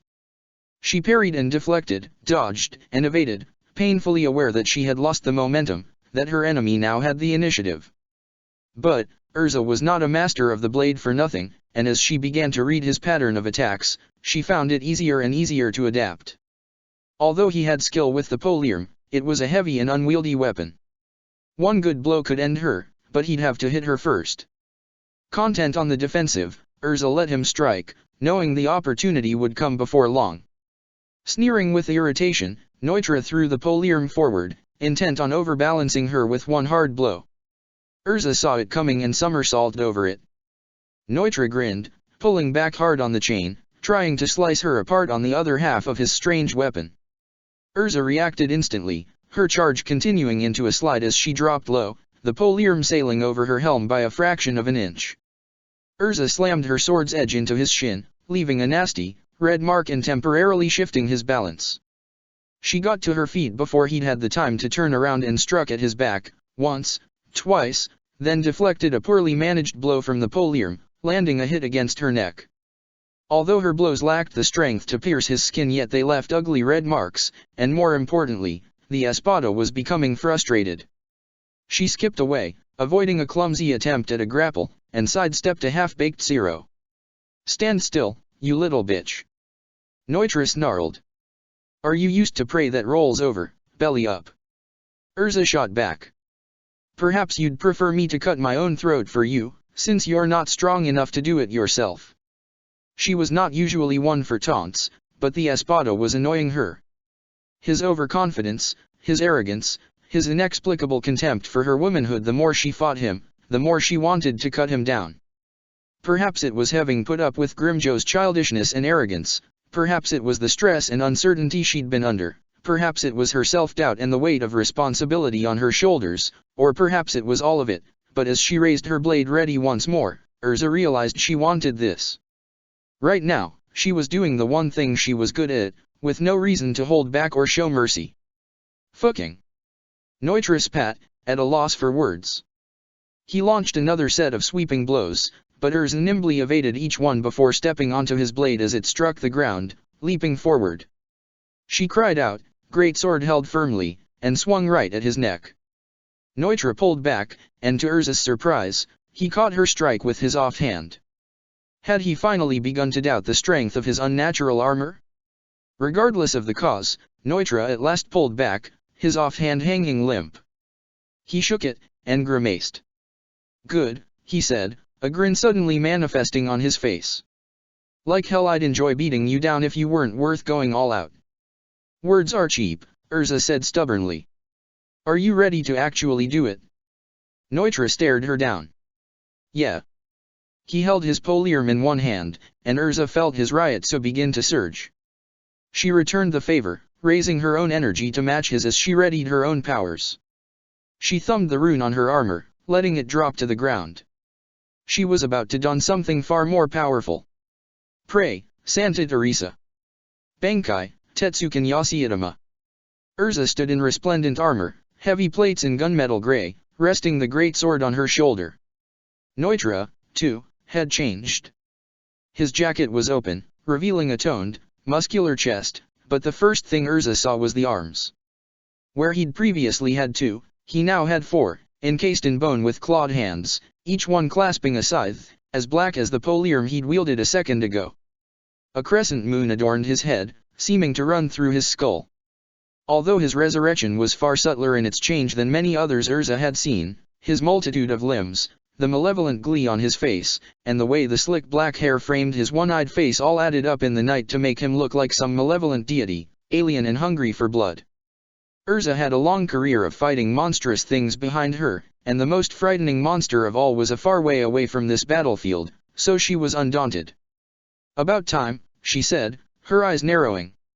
Hell yeah, Neutra said, sneering. For a moment they stood still, eyeing one another, savoring the anticipation, knowing the violence to come would erupt at any moment. Then they both dashed at each other at the same time, Neutra raising his four blades to Erza's one. Erza swung her blade with maddening speed, invigorated by the release of her bankai, but as she had expected, no matter her speed, she could not hope to counter four blades at once. She parried once, twice before she had to skip back, evading a double strike to her torso. The scythes raked the midsection of her armor, and Erza rolled to the side, dashing up with a horizontal slash to his flank. The espada snarled, bringing two blades to bear while two more defended, attempting to lock down her blade while the other two struck her. Erza twisted her blade free, somehow managing to avoid being skewered twice over again. Neutra took the offensive, pushing back Erza with a whirlwind of razor-sharp death. His four scythes worked in tandem, not one of them getting in the way of the others. If his work with the polearm had been flawed, he was in his element now. Not all went his way. He could both attack and defend, but he relied on power and speed more than technique still, and the scythe as a weapon was poorly suited to combat compared to a sword. He was pushing her back, pushing her to the brink of what she was able to do, but so far, he had not landed a hit. Truth be told, neither of them was going all out yet, both testing the other's abilities to the fullest. Erza tried to think. She had much yet to offer, but she doubted the espada did. If she could get a sense for how he fought, she could use it to her advantage later. But, if she waited too long, she might be overwhelmed. There was no room for error here. The espada was as powerful as he was furious, and faster than he had been before, his lean arms working non-stop in a bizarre whirlwind of weaponry. It did not deter her. That was a challenge, one without any nonsense, without any illusions or excessive complexities, just another strong opponent in a row of strong opponents. This would be decided by technique, by whomever could find an opening first, not by raw power or trickery. In the field of technique, few people could best Erza hand to hand. The time had come to pick the right kind of weapon. Wordlessly she summoned Breaker, the great bearded axe, designed to cut through the thickest of armor. She had held it back before, wanting to not reveal her hand too early, wanting to test her enemy. Now, with both of them having gone all out, there was no reason to wait any further. Hefting the axe in both hands, she took a step back. The espada advanced, pursuing her relentlessly. Parrying as she skipped back, she cried, "Heaven's wheel!" The robust gray of her plate was exchanged for glittering silver scale mail, great metal wings forming behind her back. It was like a weight lifting off her back, but Erza knew it was not the armor becoming physically lighter. It was the Zanpakutu, invigorating her body and granting it a speed she could never normally accomplish. Suddenly Neutra found himself blindsided, Erza having maneuvered behind him with a quick couple of steps in a surprising burst of speed. Before he could react, she had brought the edge of her great axe down onto his right upper arm, severing it cleanly before swinging again, cutting through the second right side arm. Both limbs fell to the ground, and Erza raised her blade to parry as a snarling Neutra brought his two remaining weapons to bear, pushing her back with a frenzy of blows. Erza parried, and although she was pushed back, she felt her heart swell with confidence. The espada clearly hadn't expected it, there had been but a moment's shock as she'd stepped in behind him, the blink of an eye, and it had been enough. Armed with the scales of Heaven's wheel, she felt light, quickened, none of his blows seeming fast enough at half capacity. Suddenly, he stopped, standing over his severed limbs. Erza took a step back, eyeing him cautiously. She had struck at the joints of each arm, where the armor was at its weakest, but even the loss of not one but two limbs had given the monster little pause. Small trickles of blood seeped from the stumps, but he seemed unaffected by the pain, if he felt any at all. When he held out the stumps and let out a malicious grin as his anger turned into glee, Erza realized it wouldn't be so easy. Before her eyes, two new bony limbs sprouted forth and grew to completion in a matter of seconds, like some sort of macabre blossom. Neutra reached down and retrieved the two blades from the ground, and stared her down. "Ya really thought ya got me there, didn't ya?" he sneered. "You know, for a second, I thought I did. Then again, I never expected you to go down easily," he snarled. As he charged again, Erza switched back to her dual blades. She needed a few moments to think, and the two blades would make parrying easier. Brute forcing his scythes against her, Erza had little trouble keeping up, but she knew neither weapon could really hurt him. Heaven's wheel was a solid choice. Speed would lend itself to technique, and hers was already superior. Coupled with her breaker, or maybe render, she could land a critical hit. But, the espada was no fool, and was no spring chicken with his weapons, either. If she was struck by those blades even once, the light scales would offer only limited protection. Perhaps it was the answer, but she had the advantage of a range of skills, and there was no reason not to use them. With a swipe of her wings, she carried herself up into the sky, Neutra's strikes missing their mark. She flapped her wings once more, flinging herself toward the ground with speed, and cried, "Purgatory!" Her armor switched, and she felt the power of the black plate mail envelop her, its berserker strength surging through her bones. As she surged toward him, render manifested in her hands, pointed down. The espada raised his blades, ready to strike her like a batter expecting a ball, but Erza had flung herself toward him at speed for a reason. The espada miscalculated her attack, his blades striking just a moment too late, and Erza barreled into him, the great sword piercing his chest halfway through. The espada let out a surprised gurgle, his lung was pierced and overbalanced. Knowing she had only a moment before he'd recover, Erza wrenched free her blade, pushing him down to the ground with her foot as she did so, and somersaulted back in a way that completely defied the heavy metal encasing her. Neutra stood up, wiping a stain of blood from his face, and Erza noticed his chest wound was already knitting together. He was wounded, certainly, but his endurance came through once again. Regeneration. What an obnoxious strength for an opponent to have. But not as obnoxious as illusions, she reminded herself, and raised her blade. She charged first this time, spinning her blade in a quick, wide arc, down on the espada's head. As she had expected, he blocked the strike with two of his scythes, his other two arms moving to strike her, one from each side.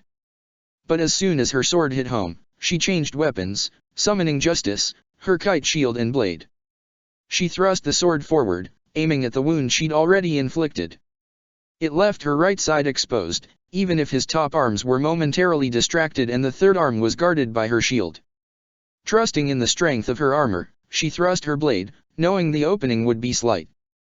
As it struck home, digging into his chest, she felt the scythe rake against her side. As she had hoped, the angle was too close for the weapon to get a good swing in. Neutra snarled as Erza pulled back her blade, having renewed the wound in his chest. She somersaulted back, avoiding a flurry of blows, and before she'd landed on the ground, she had changed her weapon's form back to render. Neutra took the initiative, but Erza was ready now.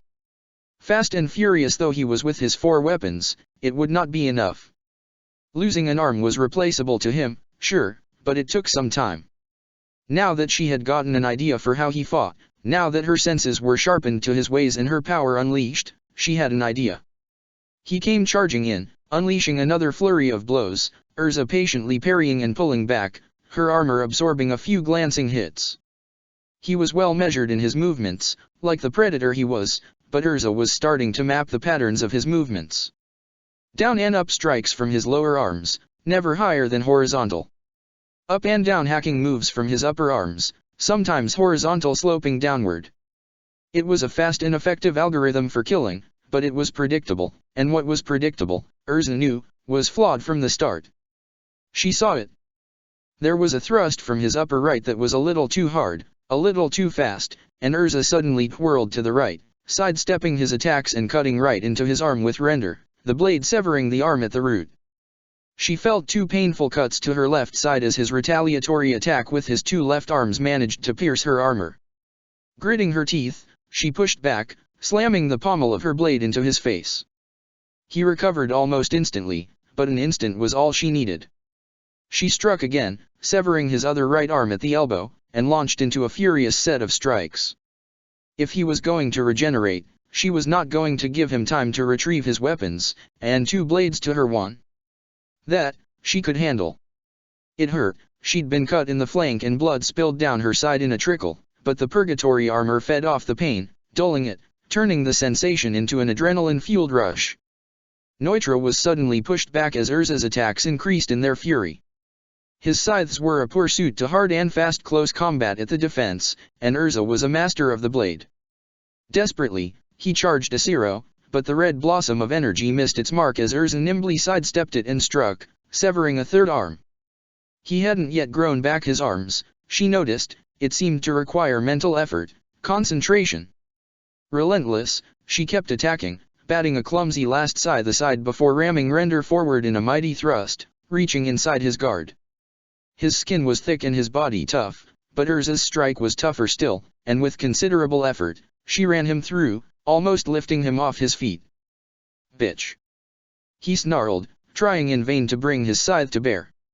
It did little, she was much too close, inside his guard, and the weapon bounced off her plate, unable to get a proper angle. Erza growled, trying to twist the blade to make him hurt, to make him break, but without the force of momentum, his absurdly strong physique made it nigh impossible. He couldn't hurt her, not at this angle, but what would be the next step? How would she finish it? Then suddenly, something burst from both of his sides. 2 new arms shot out, a 3rd pair, straight like iron bars. Through them, extending out from the wrists, 1 new blade shot out to each hand, folding out into additional scythes as they exited his arms. Erza jerked back, surprised, but found her blade was jammed. His body was too thick, indeed, too strong. She'd have to switch it out immediately. But there was no time. With a victorious snarl, Neutra lashed out. The angle had been bad from above, but lower down, there was space enough, and Erza's body rattled with the impacts as the 2 scythes snaked around her back, both cutting into and through her armor. She gasped, her jaw dropping and her grip slackening as the pain spiked. She looked down to see 2 scythe ends extending through the front of her armor, the points having pierced through her entirely. She'd run him through, he'd returned the favor twice over. Didn't see that coming, huh? Neutra cackled. He wrenched the blades free, and Erza cried out as the pain was renewed. She staggered back, and Neutra kicked her in the gut for good measure. Overwhelmed by the shock of it, Erza fell, stumbling 3 steps away from the espada before collapsing on her back. Her head was spinning, and she was vaguely aware of Neutra in the background, extending the stumps of his arms, quickly regrowing all 4 now 6 limbs. As he took a step back to collect his weapons again, Erza fought to control her breathing, fought not to go into shock. The battle had worn at her more than she had expected. She'd expended quite a bit of Ryotsu already, and the sudden set of blows had taken the wind out of her sails. Trembling, she looked at her gloved hands, stained with her own blood. Render was gone, dissipated from her lack of concentration. Grunting, forcing herself to take some long, deep breaths, she slammed an arm into the ground and propped herself up. Gritting her teeth against the pain, she held her breath and stood up, painstakingly. Her upper body throbbed, each heartbeat pumping out a fresh stream of blood from her injuries. "Stand, master." The harsh voice of her Zanpakuto cut through her thoughts. "You've fought worse before, and you've lived through worse. Collect yourself." Erza nodded, taking another deep breath. Shinigami though she was, that had hurt, and in a competition of who could outlast whom, the Espada would never lose. Another hit like that, and it might well be over. "Well," said Neutra, as menacing as ever with 6 blades in 6 hands, "are we going to finish it already?" He was sure he had won. Erza could hear it in his voice.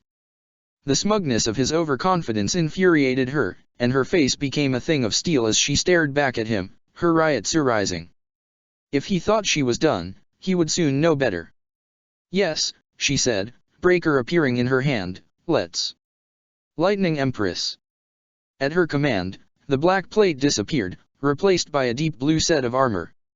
Raw lightning arced across its surfaces, the barely contained force of electricity brimming inside it. With this armor, she was a thunderstorm in her own right. She'd need it. 2 forearms had been hard enough to handle, but 6? All at once, coming from every angle? Already his wounds were beginning to mend. If she wanted to keep the initiative, she needed to create an opening.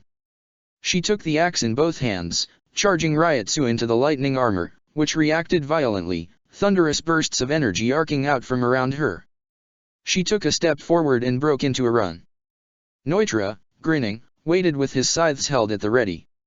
She leaped into the air, raising her axe high. Coming in directly would mean getting eviscerated. Erza knew better. She landed just outside his striking range, and with a boom of thunder she brought the axe down to the ground, a massive blast of electricity discharging around them both. Erza was safely shielded in her armor, the tempestuous blast of electricity running around her harmlessly, but Neutra was struck head-on. The lightning was attracted naturally to the metal of his scythes, and millions of volts surged into his body in the blink of an eye.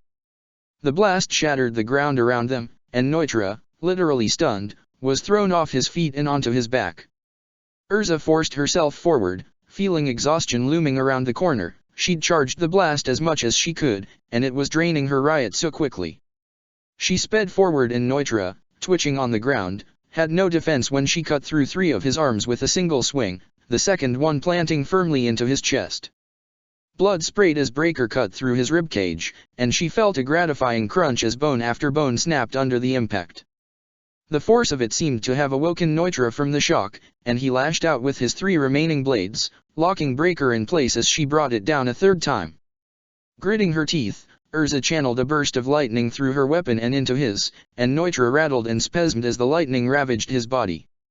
Smoke was coming from his wounds, the lightning cauterizing the cuts. But the blast could only last so long. Lightning Empress was a devastating armament, but it ate up a tremendous amount of energy in exchange, and although he was hurt, he was not dying, still defiantly bracing against her attack. It couldn't last. Knowing she would drain herself within a minute if she kept it up, Erza ceased her attack, wrenching Breaker free while skipping back. She panted, breathing heavily. Her wounds were making themselves reminded, more than ever, and she was losing what little steam she had left. She had thrown the best she had at him, and he had endured. Neutra, still twitching, stood up. His movements were slow, jerky, and jittery, and remnants of lightning crackled from his scythes and his body. He was a mess, parts of his skin blackened and charred, and the wounds Erza had inflicted on him looked like ugly, burned craters in his chest. But he stood all the same, slowly raising his scythes. He had been pushed hard, but she could sense the strength in him. He had more than enough left, and she didn't have the power left to do another move like that. Perhaps a firestorm from the Flame Empress? No, the attack would eat up almost as much power as the lightning. She was trembling, and her knees felt weak. Slowly, Neutra took a step forward, an agonized look on his face. "You're dead, woman," he hissed, a mixture of fury and satisfaction in his voice. "You got nothing left, do you? No tricks, no techniques, no Shinigami bullshit to save your ass this time. Ain't that right?" There was the palace again, radiant marble, and she stood by the edge of its stairs, staring out into nothingness. He stood beside her, his blonde hair and gilded armor the same as always, a solemn expression on his face. There was the glow of an evening sun on them, and Erza thought she could see the night approaching. Death was just around the corner. It was a place she was familiar with, but it was no more comfortable for it. "It is time," said Tetsuno Tama. "You will allow it?" said Erza. "It is imperfect. I would disgrace you. I am not sure I could even pull it off. At my best, maybe." "You are never at anything less than your best, master," the spirit firmly asserted, "no matter what cruelties the world inflicts upon you. I would not have it any other way." "I am weak," Erza admitted. "I've lost too much power." "Then die," he said flatly. "You don't mean that." "I do. Why shouldn't I? If you have already given up, why keep fighting?" "Why keep fighting?" "Because one always tried, even if the odds were 1 to a Googleplex." She nodded. "I'll try." "You will succeed," he said flatly. Erza stood up straight, and her armor disappeared entirely, the crackling blue replaced only with a wrap of cloth around her chest, and a pair of red pants. In her hand was a long, curved blade, a katana longer and thicker than any other she had. It felt heavy in her hand. "One last trick," she said to the approaching Espada. "Just one." "What, throwing away all your armor?" he sneered. "Done hiding? Just giving up?" "Demon blade, Benizakura," she said firmly, grasping the blade in both hands. This was one of her Zanpakuta's favorite pet projects, a form focusing solely on offense, foregoing all defense. She remembered his words when he'd first introduced it. "Use it not on a foe quicker than you. Doing that will only rob you of your defense for little gained. But, if you have to kill your enemy, if you have to kill them, and quickly, then use this. Be wary of its strength, for it is as deadly to you as to your enemy if you misuse it." Her waning riot so throbbed, and she knew the battle would be settled before a minute had passed. Neutra broke into a charge, all blades extended, ready to turn her into minced meat. Erza watched him move, and it was like watching it in slow motion. Every step, every movement, she could sense it ahead of time, sluggish, slow, and laughably easy to perceive. As Neutra closed the distance, he found Erza suddenly pivoting to the side and appearing behind him, one of his arms severed before he could even react. A second ago, she had seemed all but finished, but now, she was carving at him with deadly precision. He snarled, spinning around with his 5 remaining blades, but the Shinigami danced away from his strikes nimbly, before surging forward with a leap. He raised his blades, but she parried each strike. She seemed to glow with a faint light, moving preternaturally quickly even for a being of her caliber.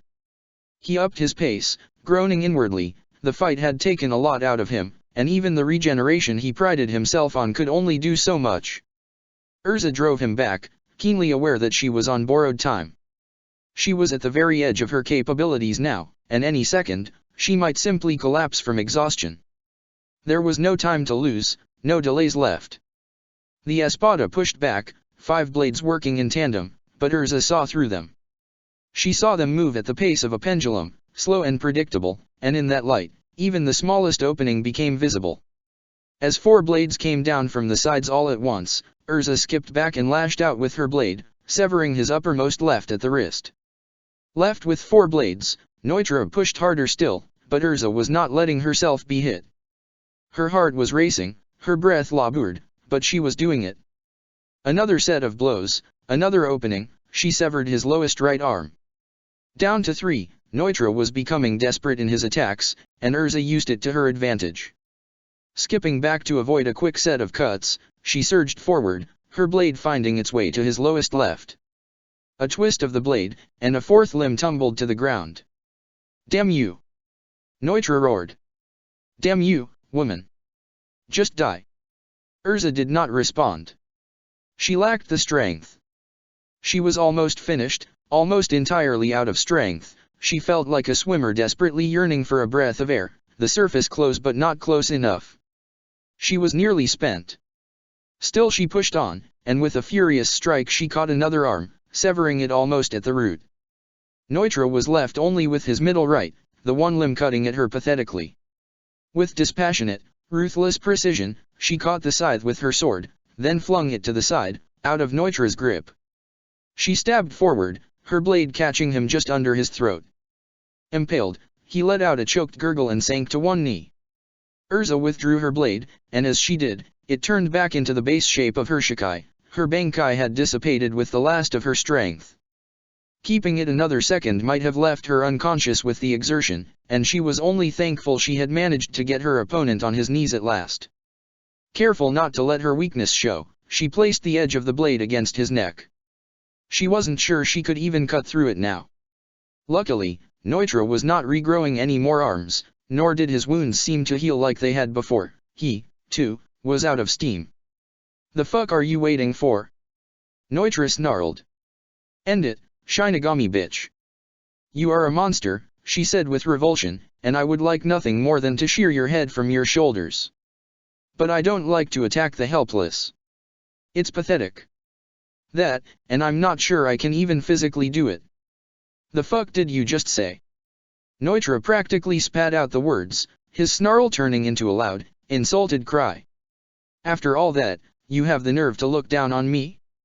Raise that fucking blade and end it rightly, you cunt." Aizen watched the feed. There were no real visuals as such, the subtle little bugs Sale had installed weren't that advanced. There was a good layout of Neutra's Ryotsu expenditure, though, and he was all but spent. Aizen listened to the exchange with inscrutable interest, flanked by Halibel and Lanza, the two members of the Constjo not out on mission. "He's through," Halibel said flatly. "All it will take now is the one strike." "She won't do it," Lanza said, shaking his head. "She is too kind. A minute ago, in Mortal Kombat, yes, but not now." "Maybe," Halibel concurred, raising an eyebrow. "How can you be sure?" "Halibel," said Aizen. "Yes, Lord. What do you make of this battle?" She shrugged. "He might have won it several times if not for his arrogance. He's pathetic that way." "No," Aizen said, shrugging, the hint of a smile on his face, "you underestimate her. Truth be told, this is no less than I expected." "As you say, Lord," said Halibel neutrally, but Aizen knew she was not convinced. It mattered not. "Retrieve him," he ordered. "I will not lose an asset of his caliber yet." "Your will be done, Lord," said Halibel, and Aizen admired the way she hid her disapproval. She had contempt and contempt alone for the beaten savage, but obeyed promptly nonetheless. There was the ripple of a gargantat, small and smooth, just large enough to accommodate one person, and Erza stayed her hand, in part glad to have had the decision made for her. The momentary joy was soon replaced with dread as she saw Tyr Halibel step out of the rift, regarding Erza with cold indifference from behind her collar. Erza spun around, blade raised. "Please," said Halibel coolly, "don't. You are near enough death as it is without rushing toward it needlessly. Stay out of it, woman." Neutra snarled. "This is between her and me." Halibel gave him a look as if he were something unpleasant on the sole of her boots. "I am taking you back. Be glad Lord Aizen takes pity on you despite your failure." Without even acknowledging Erza further, she walked toward Neutra, and grabbed him by the collar. "I said stay out of it!" cried the Espada, but he did not resist as Halibel dragged him away.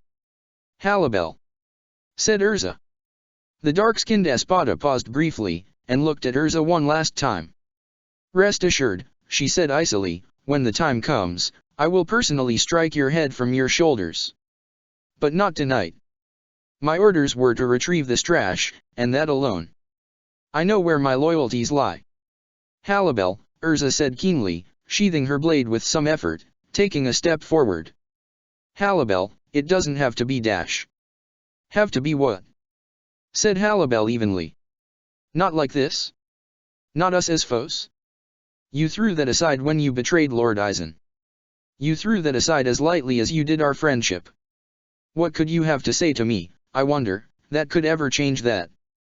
He'll use you, Erza insisted, surprised at the genuine concern welling up in her chest.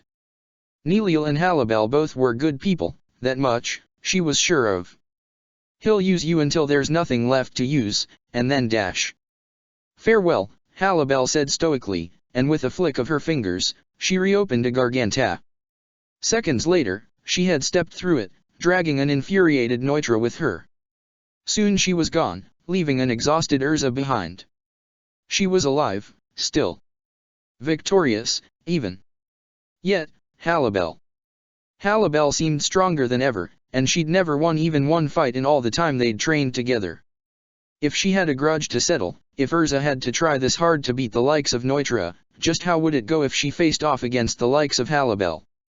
So iPhone hopped down through the hole in the basement's roof, smoothly landing on her feet. With a cold stare, she marched up to Urahara Kisuk, flanked by Yoryuki. Normally her old mentor's presence would have calmed her, but so iPhone was professional enough and angry enough to not let it disturb her right now. I sensed you both engaging the Espada down here, she said neutrally. Oh, yes, Urahara said casually. Quite a bother, that one. You are both former captains, with experience in the Stealth Corps, said so iPhone, so I was wondering how exactly the Espada managed to get away from you both. I am wondering, in fact, how she suddenly burst up and charged me after I subdued her subordinates. You don't mean she escaped? Urahara said, sounding shocked. Along with her subordinates, too? Well, that's just terrible. So iPhone's eyebrow twitched. She hated that man. Urahara Kisuk, I don't know what your intentions are, but dash. Come on, it's an Espada, Urahara said dismissively. You really think you're Yuaki and I can just beat anyone easily? We're retirees. Out of the game for over a century now. She threatened to release her Zanpakutu, and, well, I believe you of all people would know just how destructive that can be. I'm not bound to the Godii, and I certainly won't see everything I built leveled out of devotion to a cause I do not believe in. It was a very good lie, good enough to be believable. The best kind of deception always included as much truth as possible. Still, so iPhone was not convinced. If we cannot be sure of your loyalties dash. So iPhone, relax, said Yoryuki. She really was pretty dangerous. If she'd gone all out, well, who knows what would have happened. A destroyed headquarters, that's for sure. We fought her, drove her away, and prevented her from achieving her objective. We won. I know you don't like Kisuk, but these are the facts. Eisen sent her here to reclaim the prisoner, and he failed. So iPhone said, hesitating. I would have expected. I get it. I get it, Urahara said warmly. Look, if it makes you feel any better, we really stuck it to her, all right. I'd have preferred a capture or elimination. Look, said Yoryuki, we've got this under control. You're in charge of headquarters for the moment, aren't you? That was true. Of course, so iPhone said reservedly. Yes, I should be getting back to my duties. Can I expect a full report on the matter? I'll get right on it, little B, Yoryuki said warmly, first thing in the morning. Accepting it, feeling happier about it than she knew she should, so iPhone nodded, and hurried back to the command central. You know, said Yoryuki as so iPhone headed out of earshot, I hate lying to her. It's not lying, really, said Urahara. Nothing we said was untrue, as such. I just left out a few details. I hope you are not wrong on this, Yoryuki muttered. What could be important enough to let somebody like her go? Neliel walked quickly through the halls of Hueco Mundo. Pesha and Dondakaka almost had to jug to keep up with her. She had managed to blindside the captain who had subdued them, only just enough to let them all escape, but the relief of her companions being alive and well did little to dull the shame burning in her chest. It ate at her in a way that nothing had thus far in her service to Eisen. He had trusted her with this mission. He had expected something of her, and she had failed to deliver it. She loved him, loved what he stood for, she was fully dedicated to his cause, and she had let him down. Grimjo Jaeger Jacques, hated traitor, was still safe amongst their enemies, and worse still, she had only escaped on the whims of an enemy whose mercy she had been left at entirely. She could have been killed or worse, captured, left to the cruel devices of the Shinigami. She liked to think she could have withstood the cruel tortures Aizen had mentioned they would use, but she was only glad she did not have to find out. Failure. Disappointment. Half measure. Unworthy. The words hammered into her mind relentlessly, and she balled her fists, her nails digging into her palms. Leave, she told Pesha and Dondakaka as they neared Lord Aizen's chambers. At least she wouldn't have to report her failure to the entirety of the Arrancar. This had been a mission for the Constjo. There was at least that. It was a small comfort. She entered the chambers, maintaining a mask of dispassionate neutrality on her face, careful not to let her misery show. She would not disgrace herself further with such unseemly behavior. Nobody else was in the room besides her lord and, of course, the council. Ulquiorra stood there, inscrutable, his clothes torn and ravaged but his body well, a sign of a battle very fresh in memory. Halibel stood beside the throne, arms crossed, nearly as distant as Ulquiorra. Only Lanza seemed any different, shooting her a quick smile. "My lord," she said, falling to her knees, bowing deeply, "Nilil Tuaderschwank, reporting back. By the excessive nature of your humble bow, and of course, by the lack of a certain traitor, it would seem you have not succeeded." Aizen's voice was perfectly calm, and there was no anger in it. There was no need for it. "I did not, lord," she said quietly, just barely audible. "And so my plan was all for naught, it would seem." "Lord, I beg your forgiveness," Nilil pleaded. "There are no excuses. Stand," Aizen commanded, and Nilil obeyed hastily. He stood in turn, staring her down for a moment. His face was strict, and Nilil was ravaged by shame seeing it. Then, to her surprise, his stern face broke into a smile. "I am glad to see you returned to me safely, Nilil," he said warmly. "Lord," she said confusedly. "Lord, I failed you. Failure is always a possibility. As weak as the Godii has grown, we must not underestimate their capabilities. It is not surprising they would guard their prize well. But Grimjo is a secondary objective," said Lord Aizen dismissively. "Do you think this operation was a failure?" "Lord, the primary objective was not accomplished." "It is of little consequence," said Aizen with a shrug. "We tested their defenses. They won, and so they feel encouraged. Lulled into a false sense of security." "What of those who died, Lord?" said Lanza. "None died who could not be replaced," said Aizen. "The Privaran's sacrifice was appreciated, of course, but neither Neutra nor Nilil were lost." "As you say, Lord," said Lanza hesitantly. "Only the reckless would storm such a battlefield without first testing it," said Aizen, his voice seeming to fill the chamber, and Nilil felt a wave of relief. She had not disappointed him after all. "No, this is but a preparation for what is to come.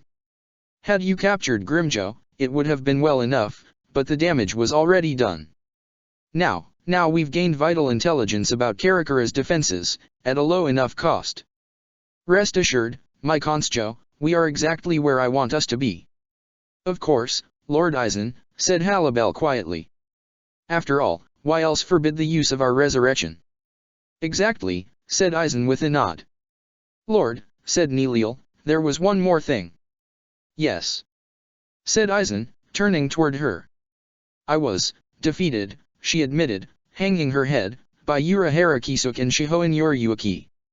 They proved too strong to defeat without going all out." "Worthy opponents," Aizen said with a nod. "It is nothing to be concerned with, Nilil. Defeat is part of life. Learn from it." "Yes, Lord," she said. After a hesitant pause, she took a deep breath, and said, "I was let go, Lord." "Let go?" "Urahara Kisuk agreed to let me go in exchange for a favor." "A favor?" said Halibel sharply. "I have done nothing wrong," Nilil said hastily. I would never betray our Lord. He asked that I take a message. It was nonsense, really. It was foolish of me to bring it up. A message, said Eisen smoothly. His voice was calm, restrained, but came a little too quickly to not betray the interest that lay therein. As I said, Lord, it was nonsense. Please, indulge me, said Eisen. I would know what the coward has to say to me. Well, Neliel said. She sighed. It was. Impetuousness is the vice of the juvenile, Lord. I do not understand its meaning. Ah. He paused briefly. It is nonsense as you said, Neliel. I am not sure why I expected better from the likes of him. Neliel simply nodded. Well then, said Eisen, with all of you returned safely, I expect you will all be eager to return to your quarters for a well-deserved rest. Don't let me detain you. They could all recognize the order given, and as one, the Constjo walked out, each one bowing to their lord before leaving the room. Eisen sat down in his chair, behind his desk, and ran a hand through his hair. Impetuousness is the vice of the juvenile. You're rash and childish. He gently made a fist, surprised at the anger welling up inside. Make excuses as he might, he knew this night's operation had not been part of the plan, had not been necessary, and had not been a success. He sees right through you. Self-doubt was not part of Eisen's repertoire, but all the same, the nagging voice was there. Had Ura Harakisuk recognized the move for what it was? Why would he go so far as to release a captive as valuable as Neliel? To sow discord and doubt in your mind. The voice, this time, belonged to Kyuka Suijitsu. You know this to be the case. Do not let yourself be taken by it. I am taken by nothing, Eisen muttered by himself. Everything is going as planned. Nothing of value was lost. Then why must you reassure yourself of it? Be silent. Who is trying to sow doubt here, that hack scientist or my own blade? I cannot sow what is already there. You must erase it. There is nothing to erase. As my lord says. As before, the voice was too sincere to be honest. Eisen grit his teeth. That damnable scientist. When the time came, he would execute him personally. Yes, personally. Imagining the punishments he'd exact, Eisen calmed. There was nothing to fear. Nothing had really gone wrong. All there was the word of a coward who knew he was losing, and a mischievous Zanpakuto in dire need of discipline. Yes, looking at the facts, everything was just fine. Just fine. Chapter 80, You've got a problem, man. Sword sheathed with considerable effort, Erza limped back from where she had come to see where Rangiku had gone. Several bones were broken for sure, which would normally have been manageable, but she was suffering from pretty severe Ryotsu exhaustion. Her reserves had to be at a critical level right now, and her vision blurred. It took considerable effort just to keep focus on anything while walking. Erza Scarlet was tough as old leather, though, and somehow she kept on walking. The world around her seemed difficult to understand, to perceive, and it was a complete surprise to her when she heard Rangiku calling out. Commander!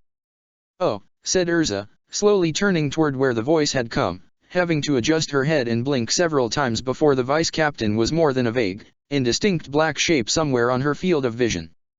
Rangiku! You all right? God damn, Erza, Rangiku said, almost irritable, I should be asking you that. You look like hell. Just a bit tired, said Erza weakly. You're practically gray, Rangiku said. What happened to you? Used more than I should have, Erza said, realizing the effort it took just to talk. Beat him, though. He fled. Bastard. That's good, Rangiku said, moving to support Erza, trying to put her commander's arm over her own shoulder. Erza winced. Other side, she said, gritting her teeth. I'm really hurt there. Rangiku nodded.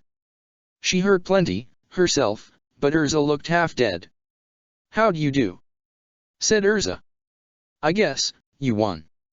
Yeah, Rangiku said evasively, just barely. Come on, we've got to get you patched up. Mission, Erza said stubbornly. Shinigami. Aaron Carr out there. Not on your life. Rangiku said firmly. You need a healer, now. Erza sighed, too worn and weary to object. She said, that other espada. Oh, hell, Rangiku muttered. Yeah, the big guy we found, can't very well leave him be, can we? Got to know, said Erza. Let's check.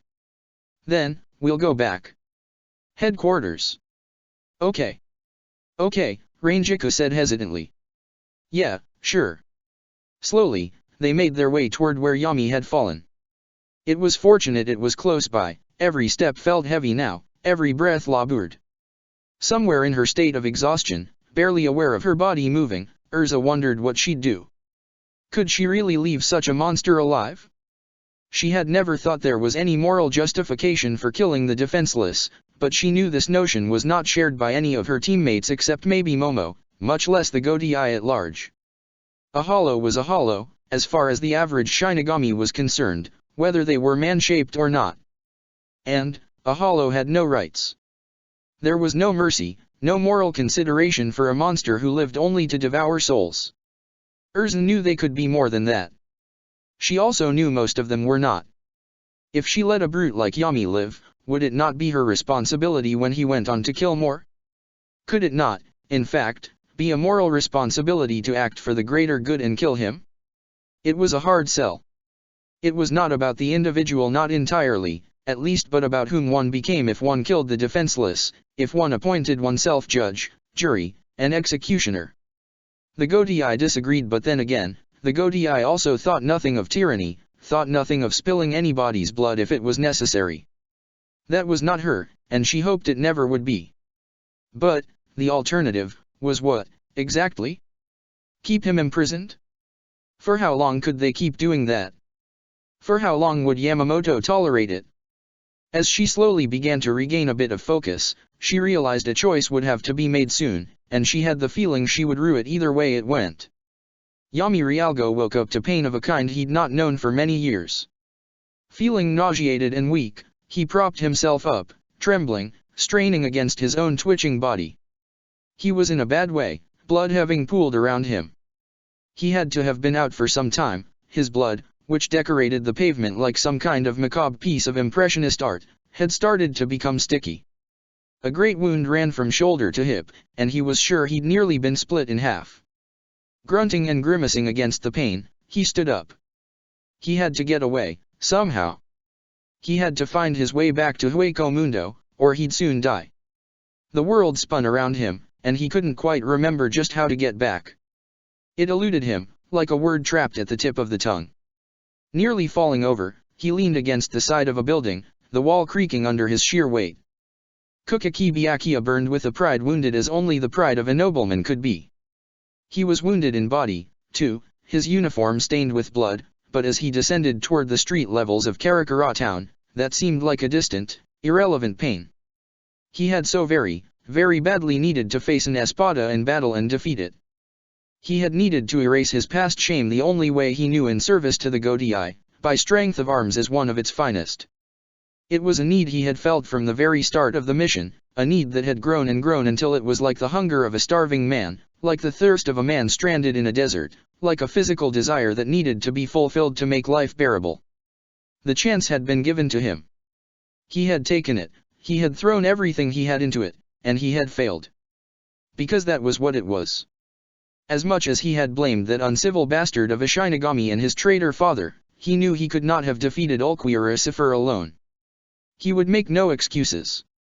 No, he had failed, and to rub in that failure, the traitor Shiba Ishine and his crude, unrefined bastard son had been the ones to save his life. Part of Byakuya would rather have died alone than let that happen.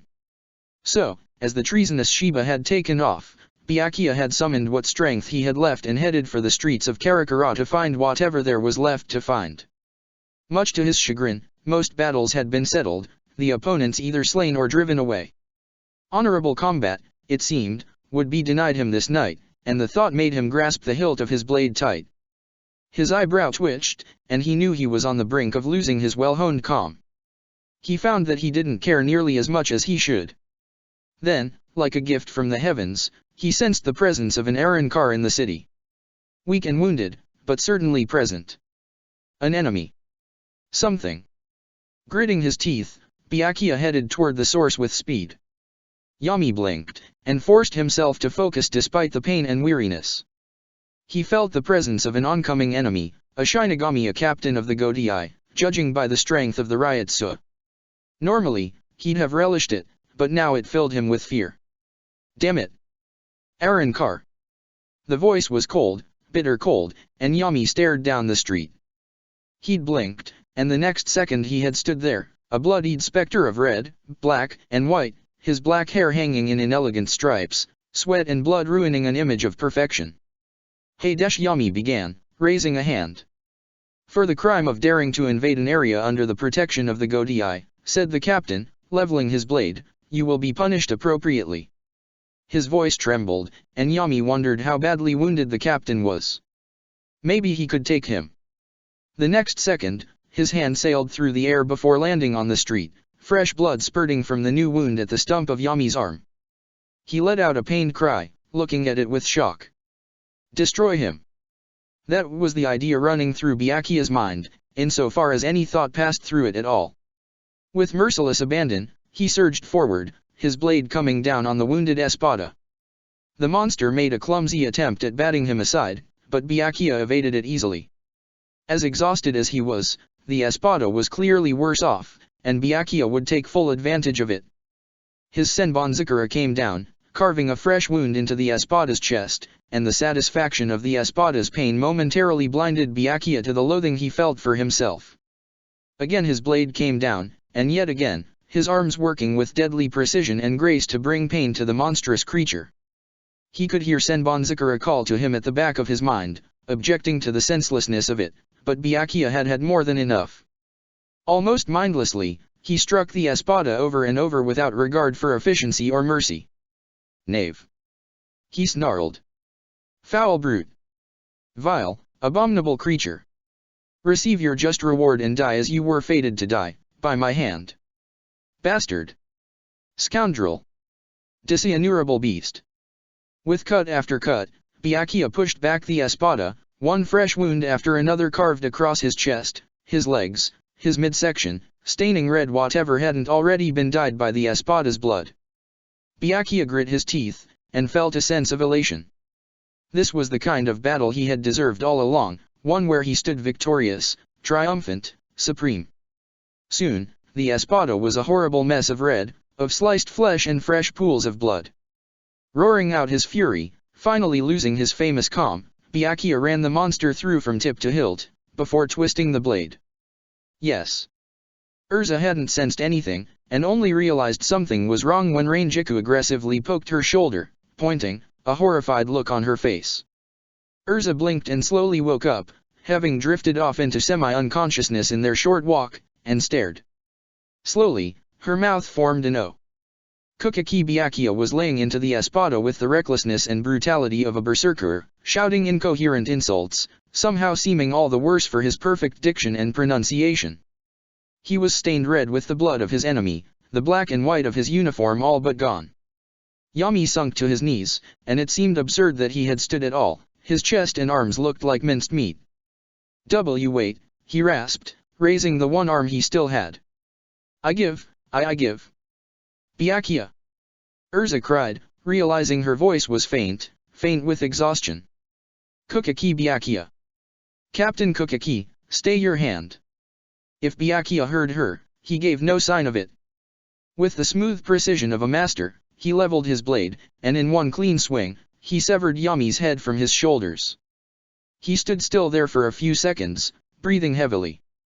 The moon shone down on him, and, doused in the blood of his enemy, he was a frightening sight. For a second, Erza wasn't sure which one of them was supposed to be the hollow. Holy hell! Rangiku muttered. What's wrong with him? Yami's body toppled over, and Erza started to limp forward, a surprised Rangiku nearly staggering as she had to keep up the pace. Ignoring the pain in her body, Erza walked forward, unsupported, until she came face to face with Byakuya. He had a satisfied look on his face, looking eerily calm compared to the screaming spectacle he'd been only seconds ago. Captain Kukaki, she demanded, what are you doing? Commander Scarlet, Byakuya said, sounding every bit like his calm, collected self, "You do not look well." "Never mind me. What are you doing?" "This," said Byakuya, staring down at Yami's corpse. "Naturally, I have executed a powerful Arrancar, as is my duty. I take it you, too, were victorious." Erza trembled, her hands balling into fists as Rangiku hurried up to her side. "You listen here," Erza began, "this kind of behavior. I mean, what is this? Justice. I know justice, and this isn't it." Erza snapped. "You listen well dash." At that moment, several gateways opened in the sky, and dozens of powerful signatures poured through them. "The reinforcements!" Rangiku burst out. "Now they show up." Erza blinked, and looked up. It really hadn't been long. Whatever Aizen's method had been, it hadn't lasted more than 20 minutes, half an hour at most. It had been enough to execute a massive strike. There was much left to improve on, it seemed. Up in the sky, heading toward them, she sensed Lisanna. She came toward them, flanked by a dozen of her most elite fighters and, to Erza's relief, medical teams following closely behind. "Looks like we missed the fun, huh?" Lisanna said, after executing a smooth landing. She took a look at Erza, then Byakuya, then at the carnage around them. "Damn. Aizen's people don't hold back, huh?" "Invasion, repelled," Erza said, her breath labored. The burst of energy she'd felt when she had seen Byakuya was wearing off, and her body was letting her know enough was enough. "Just. I'll say," Lisanna said. "We'll stay here and provide assistance, gather a report, and then head back, okay?"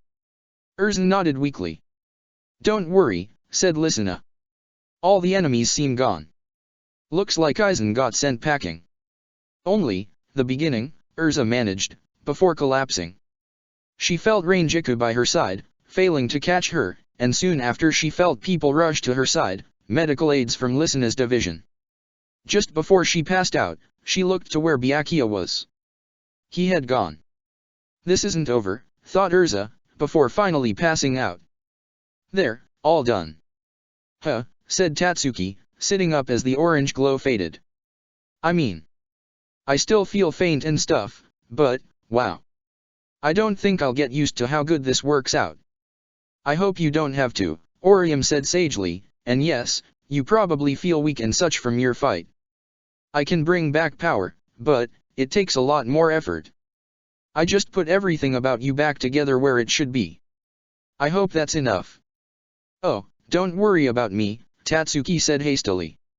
"Work on Ichigo instead, he looks a right mess." Masaki had, thoughtful as she was, decided to pick up Orium on the way back home, and on the way, they'd found an exhausted, wounded Tatsuki. With this hind in tow, they had all wound up back at the Kurosaki residence, where Orium had set about undoing the damage they had suffered during the evening.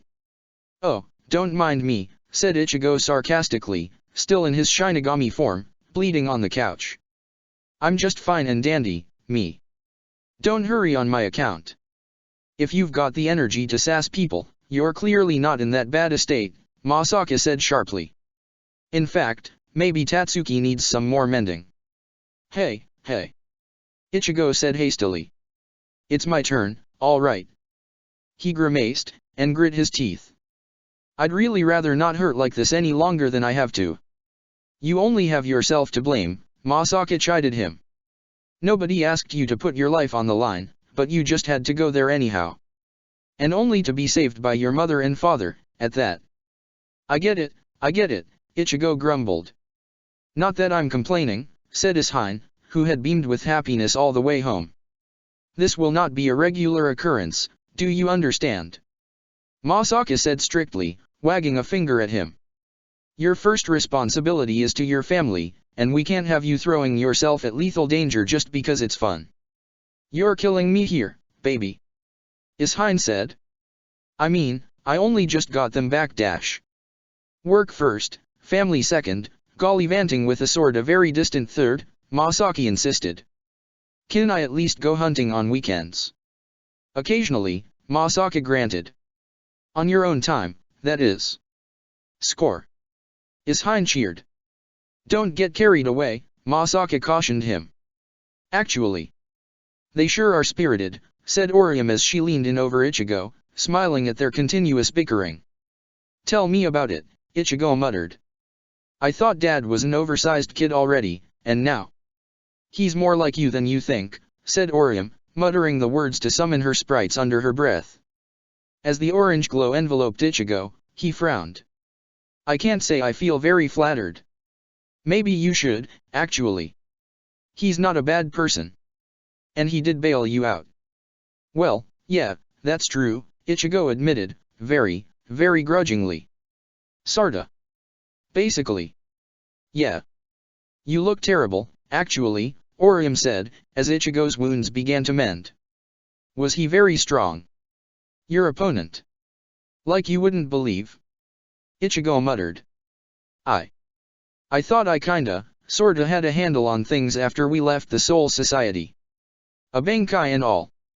Beat a captain. Even got hollow powers now. But that guy, he was just way out of my league. Even Byakuya couldn't measure up to him. This whole war. Orium, I'm not even sure I can handle it. Really? Said Orium, surprised. She'd never thought there was anything he couldn't do, anything he couldn't accomplish if he tried. But, she looked into his face, and besides the frown on his face, he looked worn. Tired, and not just weary from a fight. Yeah. I mean, I guess I have to admit that some things are just beyond me. Ichigo, she said, looking him in the eye, are you okay? He said, taken aback. Orium, this whole thing. I mean, I'm just fine. Just got a bit overwhelmed, that's all. You've got a lot going on, don't you? She said quietly.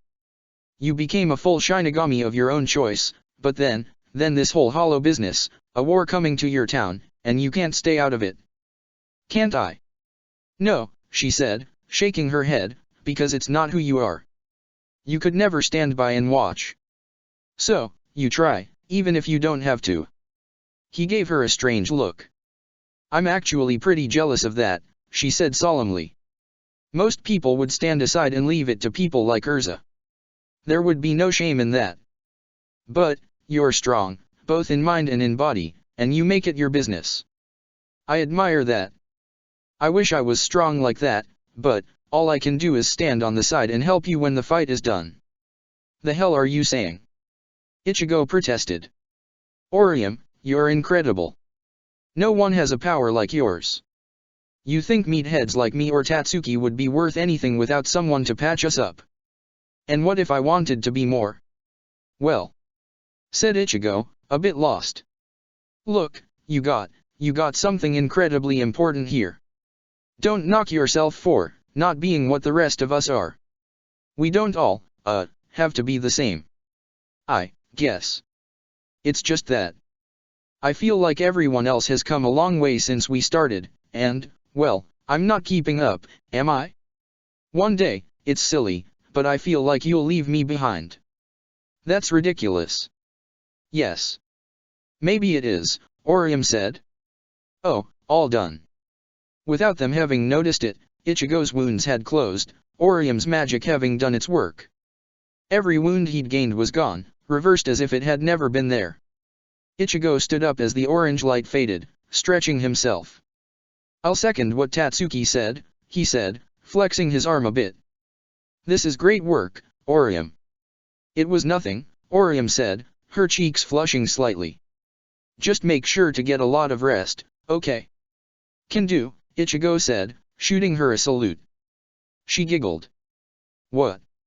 Said Ichigo, concerned. What's so funny? You know how I said you were more like your dad than you think? You just looked like him. Hey. Ichigo protested. That was, like, a sarcastic salute, okay? Not a corny, uncool one. It was very cool, Orium reassured him. Are you being sarcastic now? I can't tell. That's how you know it's good sarcasm. I'm so confused, Ichigo groaned. Damn it, I'll just go to bed. See you in the morning, okay? See you, Orium said, cheerily waving to him as he left in a huff. It was early in the morning, at least by Yoriyuki's standards, but it was no surprise to see her busy little bee dutifully at work by a desk in a back room in the store, sitting cross-legged on the floor. After getting a bit of toast and a mug of coffee to tide her over breakfast-wise, Yoriyuki walked back to find her again, not bothering to change out of her nightshirt, an old and worn t-shirt. Dressing, as far as Yoriyuki was concerned, was something to be done only when necessary. "Have you slept at all?" said Yoriyuki with a yawn, taking a swig of coffee. After her business had been settled the night before and she had assurance everything was settled and everyone was alive, she had gone back to bed, but it hadn't seemed like nearly enough. "I'll sleep when I'm finished." "You'll burn yourself out, you know. Commander Scarlet is indisposed on account of severe injuries, and the same is true of Captain Cookaki," said iPhone neutrally, her hand artfully dancing across a sheet of paperwork, no doubt scribbling down an elaborate account of last night, "and although I am told they are being successfully treated, they are both recovering from serious exhaustion. That makes me the most senior member of the team, an acting commander. And I take my duties very seriously, yes," Yoriyuki said, teasingly imitating iPhone. "Sometimes I marvel at the thought that you once sat where I sit," iPhone said dryly. Yoriyuki laughed, quietly appreciating her old pupil's growth. That little bit of talk back was more than Yoriyuki had expected, and a good sign. It meant iPhone wasn't totally submissive, that she hadn't entirely fallen back into that old servant-master mentality. "Have you considered I act this way because I used to sit there?" Yoriyuki chuckled. "Sleeping in was probably one of the biggest perks of going rogue. So, why are you up now, when it isn't even noon?" "Oh, I don't know," Yoriyuki said with a shrug. "Last night got me fired up, I guess." "Have you eaten breakfast, at least?" "You have a strange fixation on my health." "It's not strange at all," said Yoriyuki. "It's this thing we call caring. It must seem very strange to a little bee, I know." She sat down next to iPhone, and ruffled her pupil's hair. For a moment, iPhone looked annoyed, but her stern expression soon melted into a subdued smile. "Look, I have a full report to write," iPhone said, a little more relaxed now. "I've already had to interview everyone available and I still have to take a statement from the commander.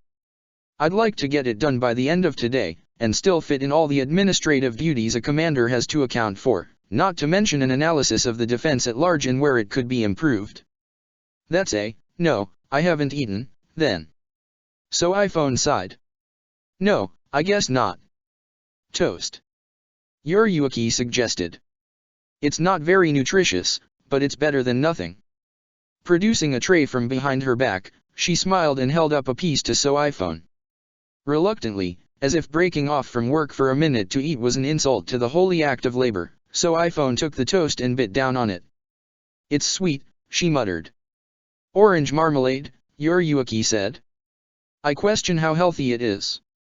You could always get up off your feet and make some very healthy porridge with fruits in." iPhone frowned. "So I'm away from my desk." "You're not subtle in your designs, Lady Yoriyuki." "Not trying to be," Yoriyuki said happily. "But, seriously, you need to relax more." "Not the time," iPhone said stubbornly. "You know, we have subordinates for a reason. If you want something done properly, you do it yourself." Yoriyuki rolled her eyes. Some people naturally thrived on hard, painfully boring work, and her adorable students was one of them, obnoxiously so. "I'm not saying you shouldn't write a report and go over all that stuff," Yoriyuki said, making a vague gesture with her hand, leaning herself against the wall, "but you really are overworking yourself sometimes. Like, do you ever have fun?" "What is this fun you speak of? Does not compute." Yoriyuki laughed, iPhone had been completely deadpan in her delivery. "See? You can joke. Now, take that attitude and, I dunno, move it to a night out. May I remind you there's a war on?" iPhone said seriously. "If there ever was a time to apply oneself and work hard, now is it. Worry about my social life if we survive what's coming." Sure, Yoriyuki said, realizing she rather disliked the casual grimness of what iPhone had said. "If we survive, taking for granted that they might not. Yuryuki was generally optimistic, and she had been away from the kind of danger the stealth force presented long enough to have shed that mindset. But, eventually, this mission ends. We'll not always see each other all the time. That one hit home, and so iPhone put her toast down, sitting quiet. Of course I'll make sure to visit, Yuryuki said hastily, but maybe you should have friends besides me. Like who? So iPhone said. I don't know. Maybe Erza. Her. So iPhone scoffed. She's dangerously radical in mind, and seriously lacking in professionalism. Neither of which is a requirement for being friends. So iPhone paused, thoughtfully chewing down the last piece of toast. Maybe. Making friends was, not exactly a priority for me. Ever. It helps, said Yuryuki. I can't imagine what you had to go through. I lost a lot of people, too. When I ran away, but at least I had Kisuk. So iPhone said nothing, but Yuryuki could feel her stiffen when she heard the name. What I'm saying is, she added hastily, we all need somebody.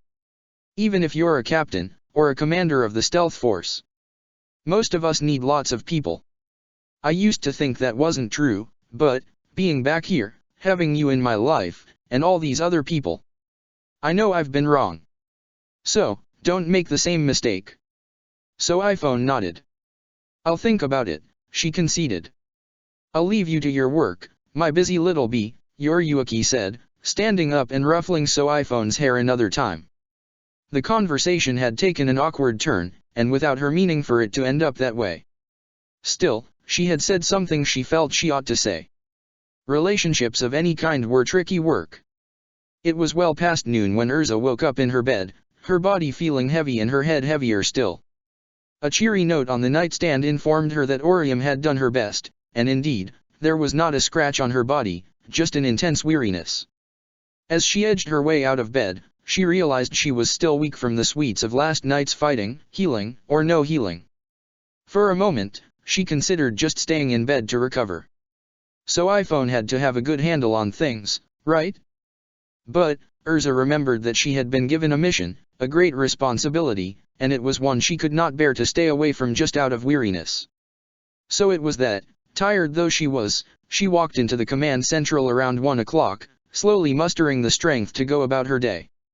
A fussing Momo got her up to speed on the previous night's events, and Erza felt grateful that most of the red tape had already been taken care of. After she was interviewed in detail by So iPhone about the night's battle for half an hour, the intelligence officer was finally satisfied, leaving Erza to her own devices. Erza, slowly feeling more invigorated relatively speaking, set up in an office at the back of the shop. As So iPhone was about to exit, Erza said, "Where is Captain Cookaki?" Captain Cookaki reported in earlier this morning, So iPhone replied, "A little worse for wear, although I believe Isane treated his injuries quite effectively. Currently, he is on patrol in the city." "Summon him," Erza commanded, "right now." So iPhone frowned, and looked as if she might object, but instead she replied, "I'll see to it there is a replacement to his shift, then." "Shall I make it clear this is an order?" "Please do," said Erza. Cookaki Byakuya. Earlier, when she had struggled just to get out of bed, she had forgotten all about it. But, after breakfast, when the world had started to make a bit more sense, it had come back to her. The sheer madness of it. The sight of Cookaki Byakuya, going berserk on a defenseless enemy. Arankar or no, something was wrong there, and not just morally. It took over half an hour for the captain in question to show up, and Erza had started to get impatient. When he finally entered through the doorway, he looked perfect, immaculately groomed, neatly trimmed in every sense of the word, both in bearing and in clothing. He looked spotless, and Erza would never have guessed anything was wrong if she hadn't seen it with her own eyes the night before. "That's the thing, isn't it?" she thought to herself. "He always looks composed outwardly. But inside." "Commander," said Byakuya, as reserved as ever. "Be seated," Erza said, gesturing to the chair opposite her desk. He complied, quite gracefully. If he was wounded, he gave no sign of it, Only a slight weakening of his overall Ryotsu output gave any indication that he had been in a serious fight less than a day ago. She stared him down. Quite neutrally, he stared back. "Do you know why I called you here?" she said at last. "I do not, Commander." "Really?" she said, an edge in her tone. "No clue at all?" "If I had an idea, Commander, I would have said so when you asked." Under the desk, Erza made a fist. Was he lying to her, or was he just delusional? "Last night," she said bluntly. "It's about what happened last night." "I do not understand," said Byakuya calmly. "I have already given a full report to Captain iPhone. I engaged the 4th Espada, and with the aid of auxiliary fighters Kurosaki Ichigo and Shiba Ishine, he was driven away. I then continued sweeping through the city and engaged another Espada, whom I defeated in single combat and subsequently purged. Bullshit." Erza snapped, surprised at her own anger and energy. "That's not how it went, and you know it. You lost your mind completely, and you displayed savagery of a kind I would have expected from Zaraki Kenpeki. Actually, scratch that, Kenpeki is a thug and a murderer, but he would at least not maul a helpless enemy." "I confess I do not understand, Commander," said Byakuya, infuriatingly calm. "Your account seems exaggerated at best. I defeated and executed an enemy. Perhaps your battle left you delirious? I have been told you suffer from severe Ryotsu exhaustion. I'm not going to do this," Erza snapped, cutting him off. "I'm not going to play along with whatever games you're trying to pull. I'm not going to sit here and argue with you as if there's any question as to what happened. I saw you savage a helpless foe, and execute him when he tried to surrender. Rangiku saw it too. Now, are you going to admit to what you did or not?" "There is nothing to admit, Commander." "You are mistaken. You're off the mission," Erza spat, interrupting him again. That worked, better than Erza had expected. For a moment, Byakuya's calm facade dropped, and he reeled back as if he'd been struck physically. "Commander I would have expected this from somebody like Kenpeki," Erza said, her voice trembling with anger, "but not you. In fact, you are the last person I would have expected it from. There is something very, very wrong here, and the fact that you choose to pretend there isn't only confirms it. I noticed it earlier when you nearly rushed into a closing garganta, as if that wouldn't have gotten you killed. With your overzealous attempts to get our prisoner executed. There is something wrong with you. I just didn't realize to what extent. Your judgment is clouded, and your mind is gone astray, Kukaki Byakuya. As you are a danger to the mission, to your comrades in arms, and to yourself." As Erza roared out her accusations, for a moment she saw naked emotion play across the nobleman's face: anger, fear, horror, determination, desperation. As she fell silent, though, his face hardened again.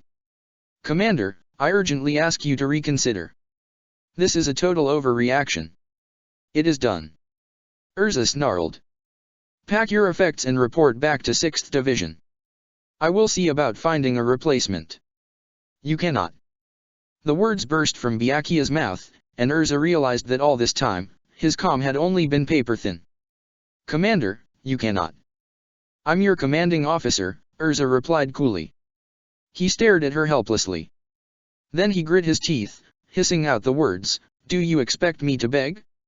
Is that what I must do?" "No," Erza said, shaking her head. "I don't want to see you humbled or humiliated. I want to know what's wrong, and if you won't tell me, if you won't recognize what the problem is, then I have no place for you here." A pained expression passed the nobleman's face. "It is not proper for a clan lord to discuss personal matters." "That is the price," Erza said, "not money, not favors, and not humiliation. Pay it, or get out of my sight." He fell silent, and a not inconsiderable part of Erza pitied him for the helpless look on his face, struggling to maintain that false appearance of calm. "It is possible," he began slowly, "that last night, I may have been reckless. It will not happen again." "Do better," said Erza mercilessly. "How?" "You went berserk. You lost control. Now, I don't know you very well, but I do know that's the last thing you would normally do. Something is wrong here. Tell me what it is. She saw him ball his fists, and helplessness turned to fury. You're angry, she said. Use it. Hate me if you have to, I don't care. Captain Erza Scarlet, he said, his voice becoming quiet, what is the worst thing you could possibly do? Captain Cookaki? That is not a rhetorical question, Commander. What is the very worst thing you could ever do? The most horrible thing you could ever imagine doing? Something so incredibly shameful that it would go against the core of everything you stood for. What would that thing be, Commander? Now it was Erza's turn to fall silent, as she explored a line of thought she'd rather have left well enough alone. If, she said with some deliberation, if I caused the death of my closest companions, through recklessness, or irresponsible action, or carelessness, or callousness, it would be the worst thing I ever did. If the deaths of the best, most important people in my life were my responsibility, it would be the worst thing I could ever imagine. Imagine, then, said Byakuya, that, aware of this possibility, you dedicated your life to not doing just that. Imagine that you lived for their sake, for their betterment. Imagine that you made every choice you perceived as correct, to live a moral life. Imagine that in spite of that, in spite of making what you thought were all the right choices, you still found yourself responsible for doing the worst thing you could imagine. What would you do, Commander, if that happened? I would be crushed, Erza said quietly, realizing where this was going, and I suppose I'd do anything to make it right. Anything, Byakuya said, his voice trembling with anger. Anything, indeed. When I was young, Commander, I defied my parents in a considerable way. I married against their wishes, to a commoner. It was scandalous, but I was young and headstrong, and ignored their admonishments. They died before I could reconcile. In time, so too my wife died. On my parents' grave, I swore to always act honorably and in accordance with the law. To my wife's memory, I swore to find Rukia and protect her always. My wife, she was Rukia's elder sister. I see, Erza said, feeling torn. What he had done was savage and cruel, but now, like never before, she had a window into the man's soul. I made all the right choices, said Byakuya. I became a successful clan head. Under my watch, the Cookaki rose to absolute prominence. I honored the promise to my parents, and when Rukia was found, I honored the promise to my late wife. You became everything you thought you should be, Erza said with a nod. Indeed. For a time, I thought I had found the right path. For a very long time, even, I thought I was as good a person as I could have been expected to be. I had atoned for my sins, and I was leading my clan to a bright future. But then Aizen set her up to be executed. Byakuya nodded. My entire life, I dedicated to lawful service to Yamamoto Shigekuni Genryusai and the Godai 13, to whom I swore an oath of loyalty, both as clean head and as captain. Yet now, my choice was what? To throw away my honor and all I worked for to save Rukia, or to obey the law I've sworn to uphold and fail the oath I gave to my dying wife. Either one, Commander, was like severing an arm. I went as far as settling my affairs. I was going to commit seppuku after her execution. It was the only way left. Erza breathed in sharply. Captain Cookaki dash. It was a matter of honor, he said bluntly. I am not suicidal, but honor is everything to me, and honor has its price. Erza stared at him. For a second, she forgot his ruthless opposition to Rukia's liberation, his elitism, his support of the Godai and all it entailed, and her heart ached for him. He had suffered in a way she'd never known. Worse, he had suffered alone. Men like Cookaki Byakuya really thought of themselves as singularly powerful, bearing their burdens in silence because sharing a burden would be a sign of weakness. Had she found herself in a similar position, she would have had people to talk to, other perspectives, emotional support, and advice. Any pain like this that she ever felt would be shared, and all the lighter for it. Cookaki Byakuya had shouldered his pain alone, and it had nearly broken him. Even so, she said at last, her voice gentle, look where your fixation with honor has taken you. He nodded. I have not acted rationally. Yet, I cannot for the life of me see any other way. I have ached for this more and more every day after my disgrace. I wish for nothing more than to expunge my shame the only way I know, with direct service to the Godii, in battle, in the greatest war it has ever faced. I believed, as I still do, that if my life was spent in its defense, it would be a sufficient exchange for the shame I so eagerly brought on myself. You say you aren't suicidal, Erza muttered, yet you seem all too eager to spend your life. I would sell it dearly, Byakuya said, his face hardening. I would have to. Nothing less would suffice. All captains are fated to die in combat one day, regardless. Service is for life, and only in death does duty end. Mine would simply come, a bit sooner. To be free of this disgrace. She looked in his eye, and felt uncomfortable at the look of him. There was relief written in his face at the thought of the ever-so-dramatic end he described. It was not healthy. Perhaps that was just the fundamentally different mindset he had clashing with her own, but she was not about to tolerate it. To summarize the matter, she said firmly, you feel you have committed a grave error, and you wish to make amends at any cost up to and including the loss of your own life. Yes. Have you considered anyone besides yourself here? Said Erza sharply. I hate to say this, because as different as we are, I still sympathize with you. You are in serious emotional distress, of that there is no doubt. But, even if I hate to say it, I will. How is this not selfish? Commander. Byakuya said angrily. If you die in battle, where will that leave Rukia? Erza said harshly. Do you think she will feel happy that the elder brother she practically reveres, God knows why, died with his honor intact? Do you think your clan will be better off with or without you? I don't know how many Kachikis there are, but there have to be dozens, probably hundreds of people depending on you. It's a matter of honor. How can you value honor more than Rukia? More than your entire family? If there was even one lesson you should have taken from Sukyaku Hill, I would have thought that was the one. You do not understand, Byakuya said, shaking his head. You never will. The burden of a nobleman is dash. Answer it. Which one do you value more? Your family, or yourself? I live for something greater than myself. Byakuya declared angrily. I've lived a whole life for others, never asking anything for myself. It is my role in the world. How dare you insinuate this is about me? How is it not? He fell silent, and Erza stared him down. He stubbornly stared back, trying and failing to assume a calm, stoic face. Defeated, he averted his eyes. The answer is that you're in pain, you don't want to be in pain, and you don't know how to deal with that, Erza said, her voice turning smoother, gentler. That part I understand. Do you know my past, Kukaki Byakuya? I once saw my friends slaughtered before my eyes. The difference was that after that, I had help. You have had none. What help is there? Byakuya mumbled. I will not trouble anyone else with my burdens. I am not giving you a choice, said Erza, plainly. Putting her elbows on the desk, she leaned forward, and looked him in the eye.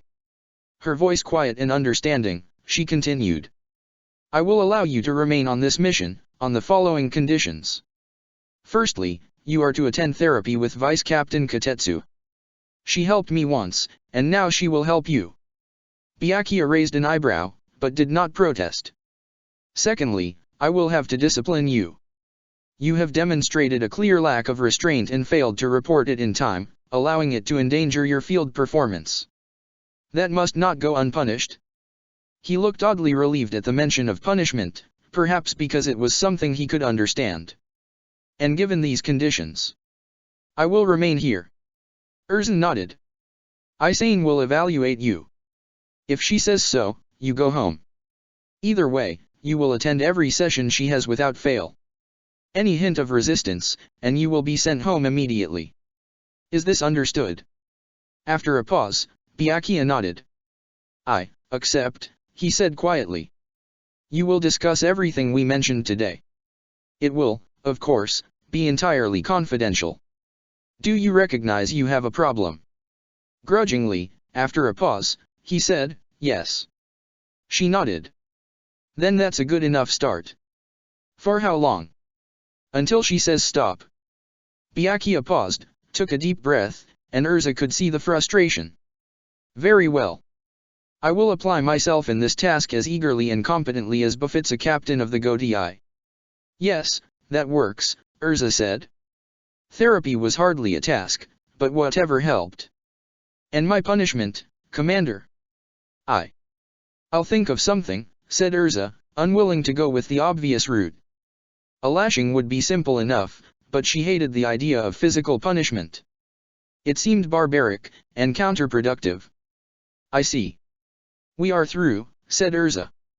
By my command, you are ordered to take the rest of the day off to reflect on this. Yes, Commander. And, Byakuya. Commander. For pity's sake, talk to Rukia. If something's this wrong with you, keeping it all to yourself only makes it worse. I know you don't have a lot of friends, but you have someone, and that always beats having no one. Byakuya stood, and quite hesitantly, he nodded. Am I dismissed, Commander? You are, Erza said. He bowed courteously, and slowly walked out. Erza watched him leave quite curiously. There was more to Kukaki Byakuya than she had ever known. He had seemed to her always like a human icicle, cold and indifferent, but in the end he was anything but. It was reassuring, somehow, to know that a seasoned captain such as he had such troubles of his own, yet managed to uphold his duties. All the same, it was troubling. She sighed. In the middle of an important mission, too, should she have sent him home after all? Was she too kind? She shook her head. There was no room for self-doubt right now. Her decision had been made, and she would stand by it. Mr. Kurosaki. The flat, unforgiving voice of Mr. Kanata, the science teacher, woke Ichigo with a start. He had slumped over his desk, his eyes inexorably closing together. He was just so tired. Between his daily sessions with the Vizard, which were thankfully becoming easier to handle every week, worrying about the future of his town, and handling all of that along with school, the stress was mounting. He'd often end up getting to sleep late after catching up with homework. Last night he'd gotten in bed late, on account of the battle with Ulquira. He hadn't been able to sleep until 4 in the morning, simply lying awake, fixated on the raw and massive strength of the enemy. The thought of such a powerful enemy, the thought that there were more of them out there, stronger still, the thought of what would happen when Karakura eventually became their chosen battleground had kept him up. People would die, he was sure of it. At best, it would just be combatants, but battle wasn't always so neat. So, he had lain awake, turning and tossing in his bed, and woken up in a near zombified state by his mother determinately waking him up, practically throwing him out of it. He'd lasted through most of the day, but now, in the afternoon, he'd finally had enough. He had fallen asleep, and now his teacher had called him out. Everyone was looking at him. Some students, always gleeful to see somebody humiliated, were giggling. Huh. He said, still dizzy. Am I boring you, Mr. Kurosaki? And not at all, Ichigo stuttered, blinking. Then perhaps you wouldn't mind telling me about the function of a cell. Well, the thing is. Ichigo stuttered, desperate as his teacher coldly stared him down. The thing is, the cell is, it is. Sleep on your own time, Mr. Kurosaki, said Kanata icily. Your record has been good in the past, but if I catch you doing this again, you will be disciplined accordingly. Is this clear? Yes, sensei. Ichigo mumbled, wiping his eyes. Anger boiled inside him. Geez, Ichigo, Kigo said with a grin, as they exited class, how late are you staying up these days, huh? Leave him alone, said Mizuhiro, walking next to them, for your own good. Kigo, never one to let self-preservation get in the way of a good jibe, continued. Are you out hunting punks again? Or could it be you got a girlfriend? Ichigo, humiliated from the event in the classroom, frustrated with the pressure he faced, and all around angry, snapped. You know what, Kigo? You're an idiot. If you don't have anything smart to say, why don't you just shut the fuck up? Oh, sorry, that would mean you wouldn't say another word again, wouldn't it? Geez, relax, said Kigo. I get it, it's tough. I was just hazing you dash. You don't get it. Ichigo said angrily. You don't get anything. Neither one of you do. You have no idea what I have to put up with, and here you are, running your mouth like you actually had a clue. He was fired up now, and even if deep down he knew this was the time to stop, he wouldn't. Something had burst. "Hey, man," said Kigo angrily. "It's not our fault you keep cutting us off and just hang out with your new friends, okay?" "You're a loser, Kigo," said Ichigo flatly, "so beat it. I don't need this bullshit in my life. Fuck off." His tone was cold, harsh, and direct, well beyond the bickering they'd done so far. Kigo's expression changed. "Yeah, okay," he said, all anger drained away. "Fine. I'm leaving. See ya around, I guess, whenever that is." With that, he turned around and left, and Ichigo stared after him, already regretting his words. "Kigo," he said, calling out to his friend, but he was ignored. "You know," said Mizuru, "I don't know what's going on with you, but that was pretty cruel, Ichigo." Ichigo grit his teeth. "I wish I could tell you dash. Why can't you?" "Fine," Ichigo said, balling his fists. "I moonlight as a reaper and it involves fighting some extremely scary people, and I'm really worried a lot of people will die. That's the truth for you." "Ichigo," said Mizuru, shaking his head, "if you don't want to tell us, you could just say no. Ichigo trailed off as his friend walked away to join Kigo. Angrily, he slammed a fist into the nearest wall, and winced at the pain of it. "God damn it! Ichigo." "Not now, Chad," said Ichigo angrily, not even the familiar rumble of his friend's voice able to soothe his anger. "I know it's difficult. But dash." "No, you don't," Ichigo said, not even bothering to keep his voice down. "No one does. You got it easy, Chad. You don't have a demon stuck in your head that wants to eat you. You don't understand a goddamn thing. You're just as stupid as the rest of them." He was boiling with anger now. The dam finally burst. "I know you don't mean that," Chad said patiently. "I mean it, Chad," said Ichigo, taking a deep breath, finally beginning to restrain himself. "Not now." "After school, then," said Chad with a nod. "Fine. Whatever," Ichigo said harshly. The rest of the day passed in a haze. Ichigo thought about finding Kigo and Mizuru, but he couldn't. A mixture of shame and caution stopped him. He had been cruel, unfair, all because of his own stress, his own problems. They deserved better. Then again, it might be better if they were kept at arm's length. Right now, he seemed to attract danger, and those two, they had no strength of their own. He even thought of skipping on Chad, walking home on his own, but finally thought better of it. If this was what he had become now, the kind of person who snapped on his friends, then being the kind of person who bailed on them was even worse. They walked together in silence for a bit, until the school was well out of sight, and they were alone. Ichigo stopped. "All right, make it quick," he said, sounding sharper than he had meant to. "I'm supposed to go train with the Visored after this, damn it all." "Back there," said Chad. "I treated them like shit, I know," Ichigo groaned. "No need to rub it in. It is you who is doing that," Chad pointed out. "Besides, they are your friends. They will forgive you. There is no need to scold yourself for it." "Yeah, well. I deserve it," Ichigo muttered. "You've lasted a long time on your own," Chad remarked, "with such a burden, too." Ichigo shrugged. "Yeah, well, what can I say? It's not like I have a choice. A lot is asked of you." "More like demanded," Ichigo said. I talk to Orium sometimes, and that's something, but... Chad, I feel like I'll explode sometimes. There's the war coming, and I can't ignore it, but, it scares me. I'm scared of dying, but even more I'm scared it will be my family. I could leave it to the others, but... you can't. You could not without being someone you are not." "I know. I feel the very same," said Chad reassuringly. He was remarkable sometimes, Ichigo thought. He spared few words, but he made the ones he spoke count. Ichigo nodded. "There's the war. There's the hollow in my head. I wish I could talk to Erza more. She always knows what's going on, but, well, she's really busy, and I can't blame her. Not her fault. I have a lot on my plate. That's all. Too much, said Chad. Yeah. You need people who understand. Look, it's nice and all, talking it through, said Ichigo, but you're not much of a conversationalist, we both know that. And, I don't want to bother Orium too much. No man is an island.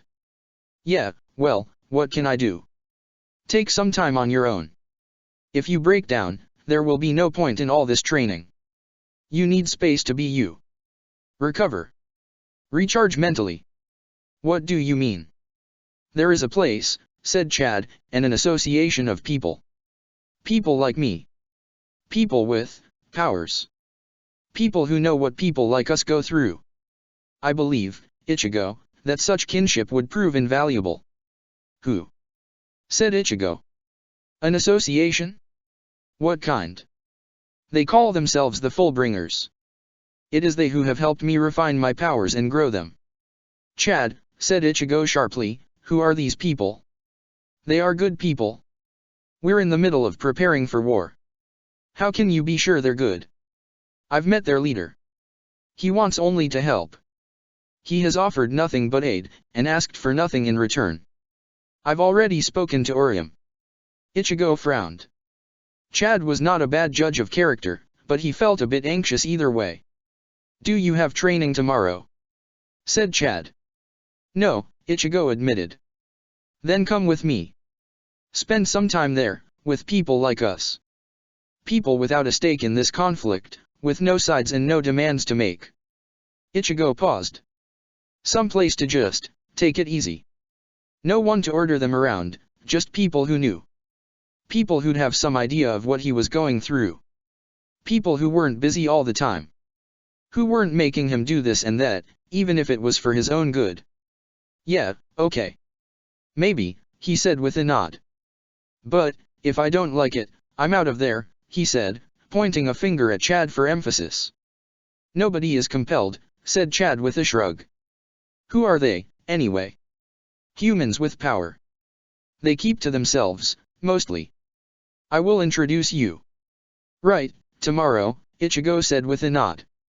Maybe. Tomorrow, Chad said, nodding back. Erza sat in the office, silently cursing the less-mentioned role of a captain.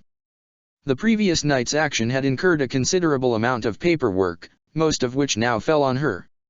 After writing her own report, she now had to go through the accounts of everyone else involved, make sure they all made sense, and compile the knowledge from each one into a report for the head captain.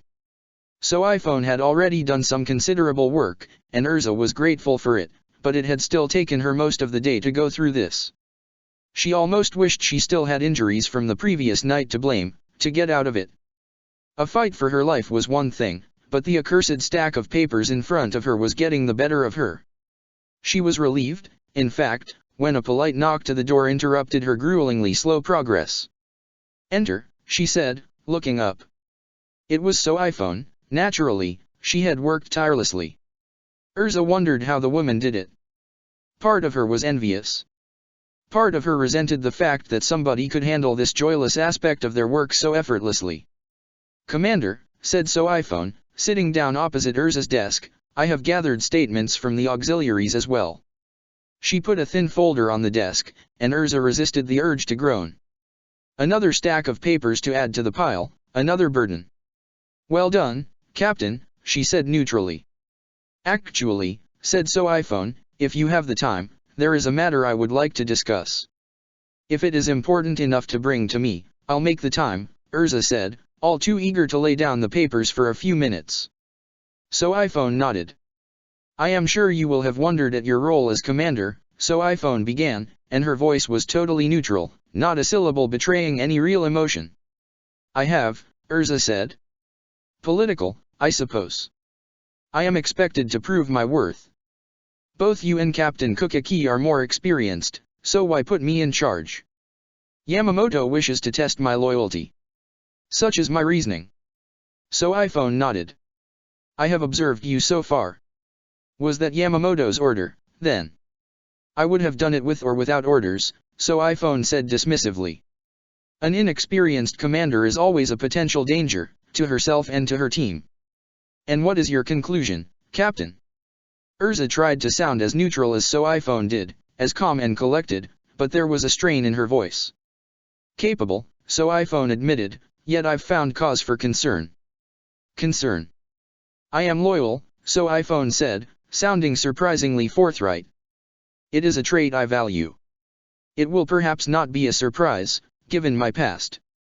Giving not only the mantle of captaincy to an anarchist openly opposing all I stand for is cause enough for concern, but the role of command of such a mission? Almost unprecedented in its scale. Yes, I am concerned. I was concerned from the start, and that concern has intensified since. I mistrusted you from the start, for the reasons I just mentioned. You were one-sizens.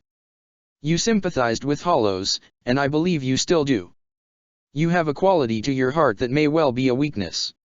I believed, and perhaps I still do, that quality is at best a hindrance and at worst treasonous.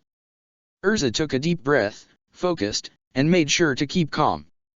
So iPhone was leveling some considerable pressure, seemingly out of nowhere. Like Yuaki, she knew how to work people, undoubtedly from her training. Was she trying to provoke a reaction? What is your conclusion? She asked, deciding to try to hide her emotion until there was something to really take offense to. As of yet unclear. I know there are things recorded that, if I reported them to the Captain Commander in an uncharitable light, could remove you from command. Such as irregularities. Your sudden disappearance a few nights ago alongside the Espada Grimjo Jaeger Jaquez being one of them. I know he was lying. He is good at deception, but you are not. You hid something there, at a crucial time. A secret meeting with our enemies, perhaps. You have fought plenty of Arankar, yet none of considerable strength were killed yet. That might seem entirely like a good front for an undercover agent. We already know of your disapproval of the Godii, which mirrors Eisen's. Would I make it that obvious? So iPhone scoffed. You've read too many novels. In real life, you'll find, most conspirators and criminals are the ones most likely to be guilty, most likely to have a grudge or a cause. Unsubtle, clumsy behavior has given away quite a few traitors in my time. You said yourself I'm not good at deception. Yet perhaps you are better than we expected. If that is the case, said Erza, you might well be interrogating a traitor. All alone, by yourself. Isn't that dangerous? She stared So iPhone down, a hard look on her face. So iPhone shrugged. I'm not intimidated by the prospect. Enough, said Erza, balling a fist. If you're going to accuse me of treason, come out and say it. There is no accusation, So iPhone said, looking at her intently. There is the possibility. I've kept it carefully in mind and observed you. I've made a conclusion, and I felt it necessary to address it. What is your conclusion, then? I need the truth first, said So iPhone. Fill in the blank for me. You value honesty, I know it, so be honest, and know that much depends on the answer. Fine, Erza said, and took a deep breath. She paused, and groaned a little, the groan turning into a chuckle. This is funny to you. It is, Erza said, but not in a ha-ha kind of way. More in a painful and awkward kind of way. The truth, So iPhone insisted. Fine, said Erza, taking another deep breath. You want to know about Grimjo? About back then? I wasn't honest with you then, and I'm sorry. I should have been, but my judgment was compromised. She paused, but when So iPhone didn't interject, only staring back at her with that piercing look of hers, Erza continued. The truth of the matter is, the night before that, I had an incident with my vice captain. A falling out. Sort of, Erza said. We kissed. Turns out we had feelings for each other, and I was really not prepared to handle that. Give me a sword and a madly dangerous enemy and I'll handle it even if it breaks every bone in my body, but relationships? That's crazy difficult for me. So iPhone's impassive mask broke briefly into a look of incredulity. I was in a state of shock, so I bullied the Arankar into taking me hollow hunting. It didn't help much, in the end. The next day I put it off as far as I could, but I had a talk with Momo.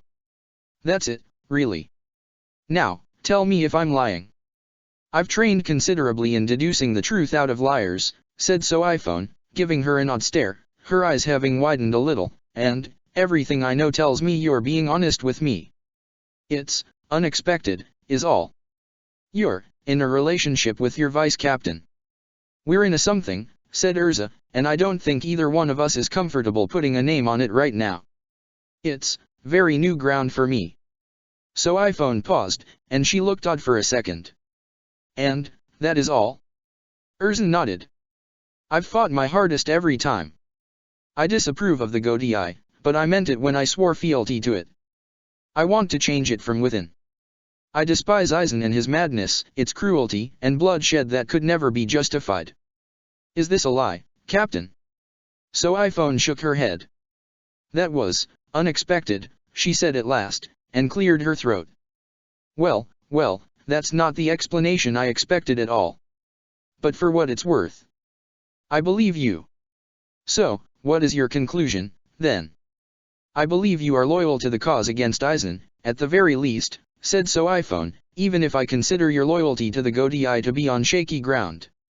I also believe, quite firmly, that this is not the time to be reporting fellow captains for treason on loose grounds and gut feeling. You are a capable commander, Erza Scarlet. You were quite thorough in your arrangement of the city's defense, and it was tested well last night.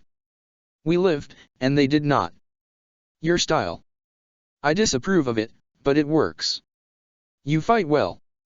The only issue I was left wondering at, prior to last night, was your capacity for leadership with regards to morale.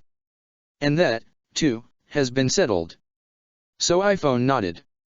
I heard your conversation with Kukaki Byakuya. You listened in.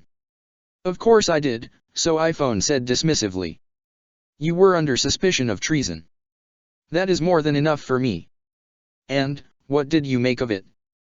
Said Erza, a little tense. That had been a very personal moment, and reason, or no, she disliked the privacy of it having been spoiled. You disciplined a very proud, headstrong team member stepping out of line, and you did so with consideration for the team itself and its coherency. You were perhaps a bit softer than I would have liked. I would have flogged any team member of such lacking discipline, but all the same, he is a considerable asset. You handled it well enough. I trust you to lead, for better or for worse. Even if I'm an anarchist bent on the downfall of the Godei. Do not make light of it, said So iPhone sharply. In time, that may prove to be your undoing. But for now, you are, in my view, capable enough. No more deceptions, though. No more deception, Erza agreed. You've done well enough, said So iPhone, but you need to do better. You were nearly killed last night.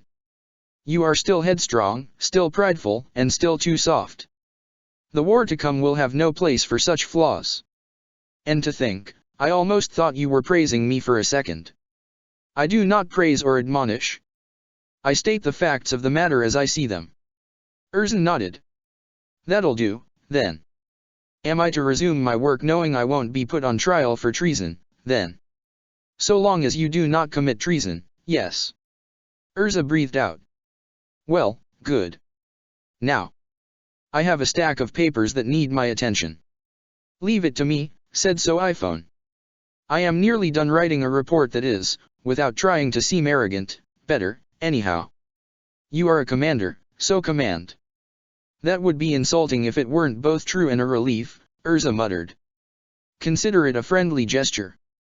You may have to work on the whole friendly part, Erza said with a smile. Nevertheless, it's appreciated. I'll go to headquarters, then. There will be a full report done when you come back, So iPhone assured her. Erza stood up, and smiled warmly, putting a hand on So iPhone's shoulder. Thank you, she said. So iPhone stiffened at first, then relaxed. You're welcome. Commander. It was not quite night yet, but on Isane's advice, Erza had left earlier than planned, joined by Momo. So iPhone was now in charge, and Erza knew that right now, she trusted no one else to run the operation in her absence. A strange situation, given that only hours before so iPhone had all but accused her of treason, but then again, the alternative was Byakuya, and he was a mess. But, despite the friction between them, despite their different beliefs, she trusted the Stealth Corps commander to run a tight ship. So, she had come back to her apartment, feeling more tired than ever. Her Ryotsu would recover naturally over the coming days, she had been told, and the worst was behind her. As she was right now, she only just had the energy to walk to her bed and collapse onto it. She didn't fall asleep quite yet, she still needed to wind down, but right now, she had energy for nothing more than lying awake, staring at the ceiling. After some time, Momo walked into the room, carrying a tray with a couple of mugs of tea and some sandwiches. "I was wondering where you'd gone," said Erza, smiling at her. "I thought you might be hungry," said Momo, gently setting the tray down on the nightstand. "I know you're tired, but it's not good to skip on a meal because of it." Erza laughed, and wearily, she propped herself up. "What would I do without you, huh?" She chuckled. Momo blushed, and smiled. "Go hungry, I guess." Erza nodded, and reached for a sandwich. They ate in silence, and although Erza spilled a bit of tea on the bed covers, it was by far the best time she'd had all week. Then again, she had just been through yet another life-or-death conflict, and anything was bound to seem heavenly compared to that.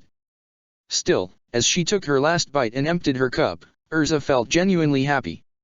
She was happy that nobody had died. She was happy that she hadn't failed. She was happy that she wasn't going to be marked a traitor. She was happy to finally relax and get a bite. She was happy to just be, to have this quiet moment by herself with Momo. "I read the report," said Momo quietly, setting aside the cups and lying down on the bed next to Erza. "Did it hurt a lot?" "The fight?" "I should ask you," Erza murmured, and it seemed like everything was a little hazy. She was mildly delirious with the weariness of a hard day's work behind her, and warmly comfortable with a cup of tea inside her. She felt relaxed in a way she hadn't in forever. "I wasn't the only one who took a beating in the line of duty." "You did well, I hear." "Oh, it was nothing," Momo said, an appreciative smile lighting up her face. "I just wanted to know how it went for you." "It can't have been easy." "It wasn't," Erza agreed, "but you know what? I'd rather not talk work right now." "Right now," she said, running a hand over Momo's shoulder, "I'm tired. I just want to relax a bit and then go to sleep. Get up tomorrow with my batteries recharged." "Well, mostly recharged, I guess." "Sure," Momo said, smiling even wider at Erza's touch. At an impulse, Erza put her hand on Momo's, and gently squeezed it. Momo eagerly took her hand, and for a while, they just lay next to each other, looking at each other. "She looks so happy," thought Erza, "is that all it takes? Being friendly with each other? Holding hands?" She'd like to imagine it was, but she doubted it. "I told so iPhone, you know," said Erza. "Huh? About us?" "Why you did?"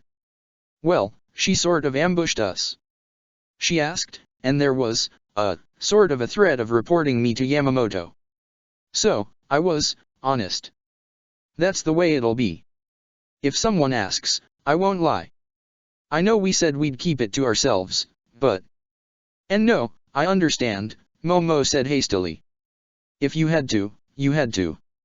No questions there." Erza nodded. "Glad you understand." Momo nodded back, quite keenly. "Of course I do. This is nice, you know," Erza murmured with a yawn, lazily locking her fingers in with Momo. She lifted both their hands up demonstratively. "Being together. Just us." "It really is," said Momo, "like you wouldn't believe." Said Erza, yawning again. "But, it'll be like this a lot, I guess. Just a small moment here and there in between work. That's enough for me." "Good," said Erza, "cause." She yawned again. "You need to sleep," said Momo affectionately. "Come on, let's get you under covers." No, I'm fine," said Erza, slumping over on her back. "Not that sleepy. I can stay up a bit. I just need to rest my eyes a bit." She closed her eyes, and struggled to open them. Just resting your eyes, eh? Erza muttered, already beginning to drift off to sleep. Kman, let's talk a bit more. Enjoy ourselves. Tell me about your fight. Well, said Momo, it was very difficult, but in the end, my superior spellcraft won out. I really wasn't prepared for the rainbow unicorns, though. Erza, you're asleep, aren't you? Nah, Erza said, lying nearly motionless on her back. A few seconds later, there was a slight snore.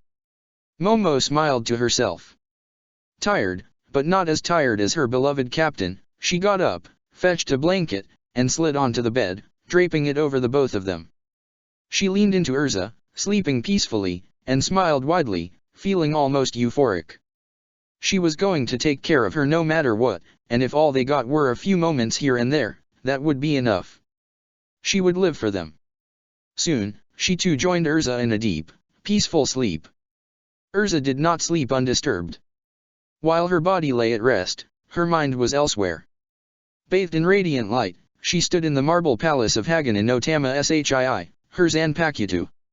It was a strange thing to stand there in gentle sunlight, the world looking at peace, free of the oppressive weariness that had held her back the entire day.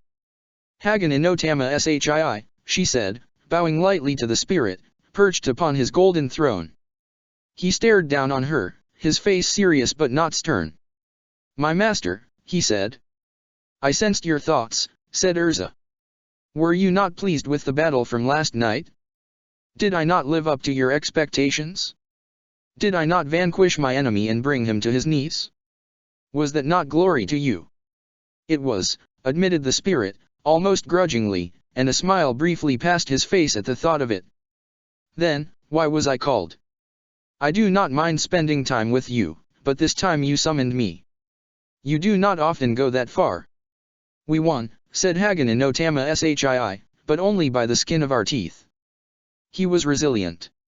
If I fought him again, knowing his style, his strengths, and his arsenal, I am confident I would do better.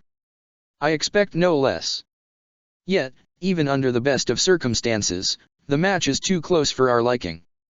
Not satisfied, even with victory, O king of this realm. The stakes are raised, said Hagen in Otama Shii, raising a hand up toward the sky demonstratively. The war that comes will be a trial of fire for us both. You saw her, did you not? Her. The spirit's voice had a tone of admiration as it spoke. Tir Halibel. She has become a magnificent creature, has she not? Radiating with power. I long to conquer it. Yes. Erza said. She had almost forgot about the dark-skinned Espada, towering over her. She nurtures a grudge against you, continued the spirit, and loath as I am to admit it, she is far stronger than you are at the moment. Strength is not everything. I doubt her technique will be as simple as that of the idiot Espada you defeated, said the spirit dismissively. You must be ready to fight somebody of her caliber if you are to lead soldiers into this war. I am ready for anything, Erza said confidently. Hagen in Otama Shii snorted. So you think. Yet, you were nearly brought to your knees by a knuckle-dragging lecher of a beast not a day ago. You are not ready, but you must make it so that you are, and soon. Erza nodded. Yes, you're right, she said, after a pause. I must grow stronger still. Your Bankai is still imperfect, said the spirit. There is much still to learn, and more still to master. The time has come. Yato Beni Zakura, said Erza. The Daemon Blade? You allowed its usage despite its being unfinished. Among other things, said the spirit evasively. Yes, among other things, but you will start there. Master first the Daemon Blade, master, and become like unto a hammer that crushes your foes. When you master that, I shall permit you to learn more. Aizen could strike at any time.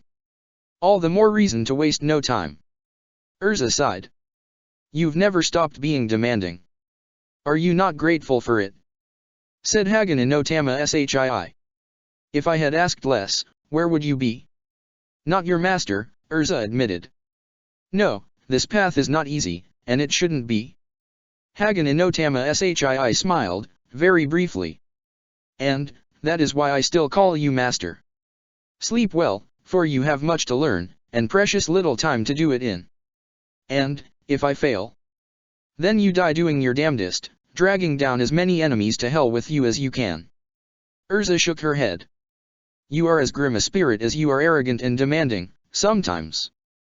He glanced back at her, seeming to take the jibe with good humor. Just as you can be, master. Erza shook her head and laughed. I'll go sleep, as you said. Tomorrow, I'll make time to train as soon as my duties allow for it. See that you do. Alone in the confines of his office, Eisen sat leaned back in his chair. He had calmed considerably since last night, although last night was something of a misnomer. It was always night in this place of eternal darkness, and his typical confidence and self-assuredness had naturally returned to him. He would not be rattled by the prattling of a hack who had a weak hand and knew it perfectly well. No, everything was, by and large, still going exactly as he had intended. By and large. But, something had come up that was, if not a cause for concern, then at least strange. On Eisen's request, microscopic probes had latched onto everyone traveling to Karakara, providing a wealth of combat data without the combatants being any wiser to it. He had personally gone through it, preferring to get a sense of it directly, rather than relying on sales reports. The scientist was precise enough, but his mind could never be as sharp as Eisen's own. If he had the time to spare, there was no reason not to do what he would always do better. Neutra's data had been fascinating in its own right. The Espada was, of course, rather predictable, but Erza, she had continued to grow and continued to struggle. He had enjoyed it. But, not so much that he had failed to notice the missing piece of the puzzle. Every Privaran save one had died, all without irregularities. But Yami. Yami was a strange case. He had engaged an enemy with the signature of a Quincy Ishida Uryu. Eisen knew after the Quincy in question had defeated his opponent. It had been terribly one-sided. But then, another Quincy signature had shown up, tremendously powerful. It had overwhelmed Yami completely in 2 strikes. At first, Eisen had assumed it would be the Quincy's father, Ishida Ryukin, but the signature was not only anomalously powerful compared to the likes of Ryukin, but completely anomalous in its signature. It was powerful enough to match the upper echelons of his Espada, powerful enough to defeat Yami in 2 strikes.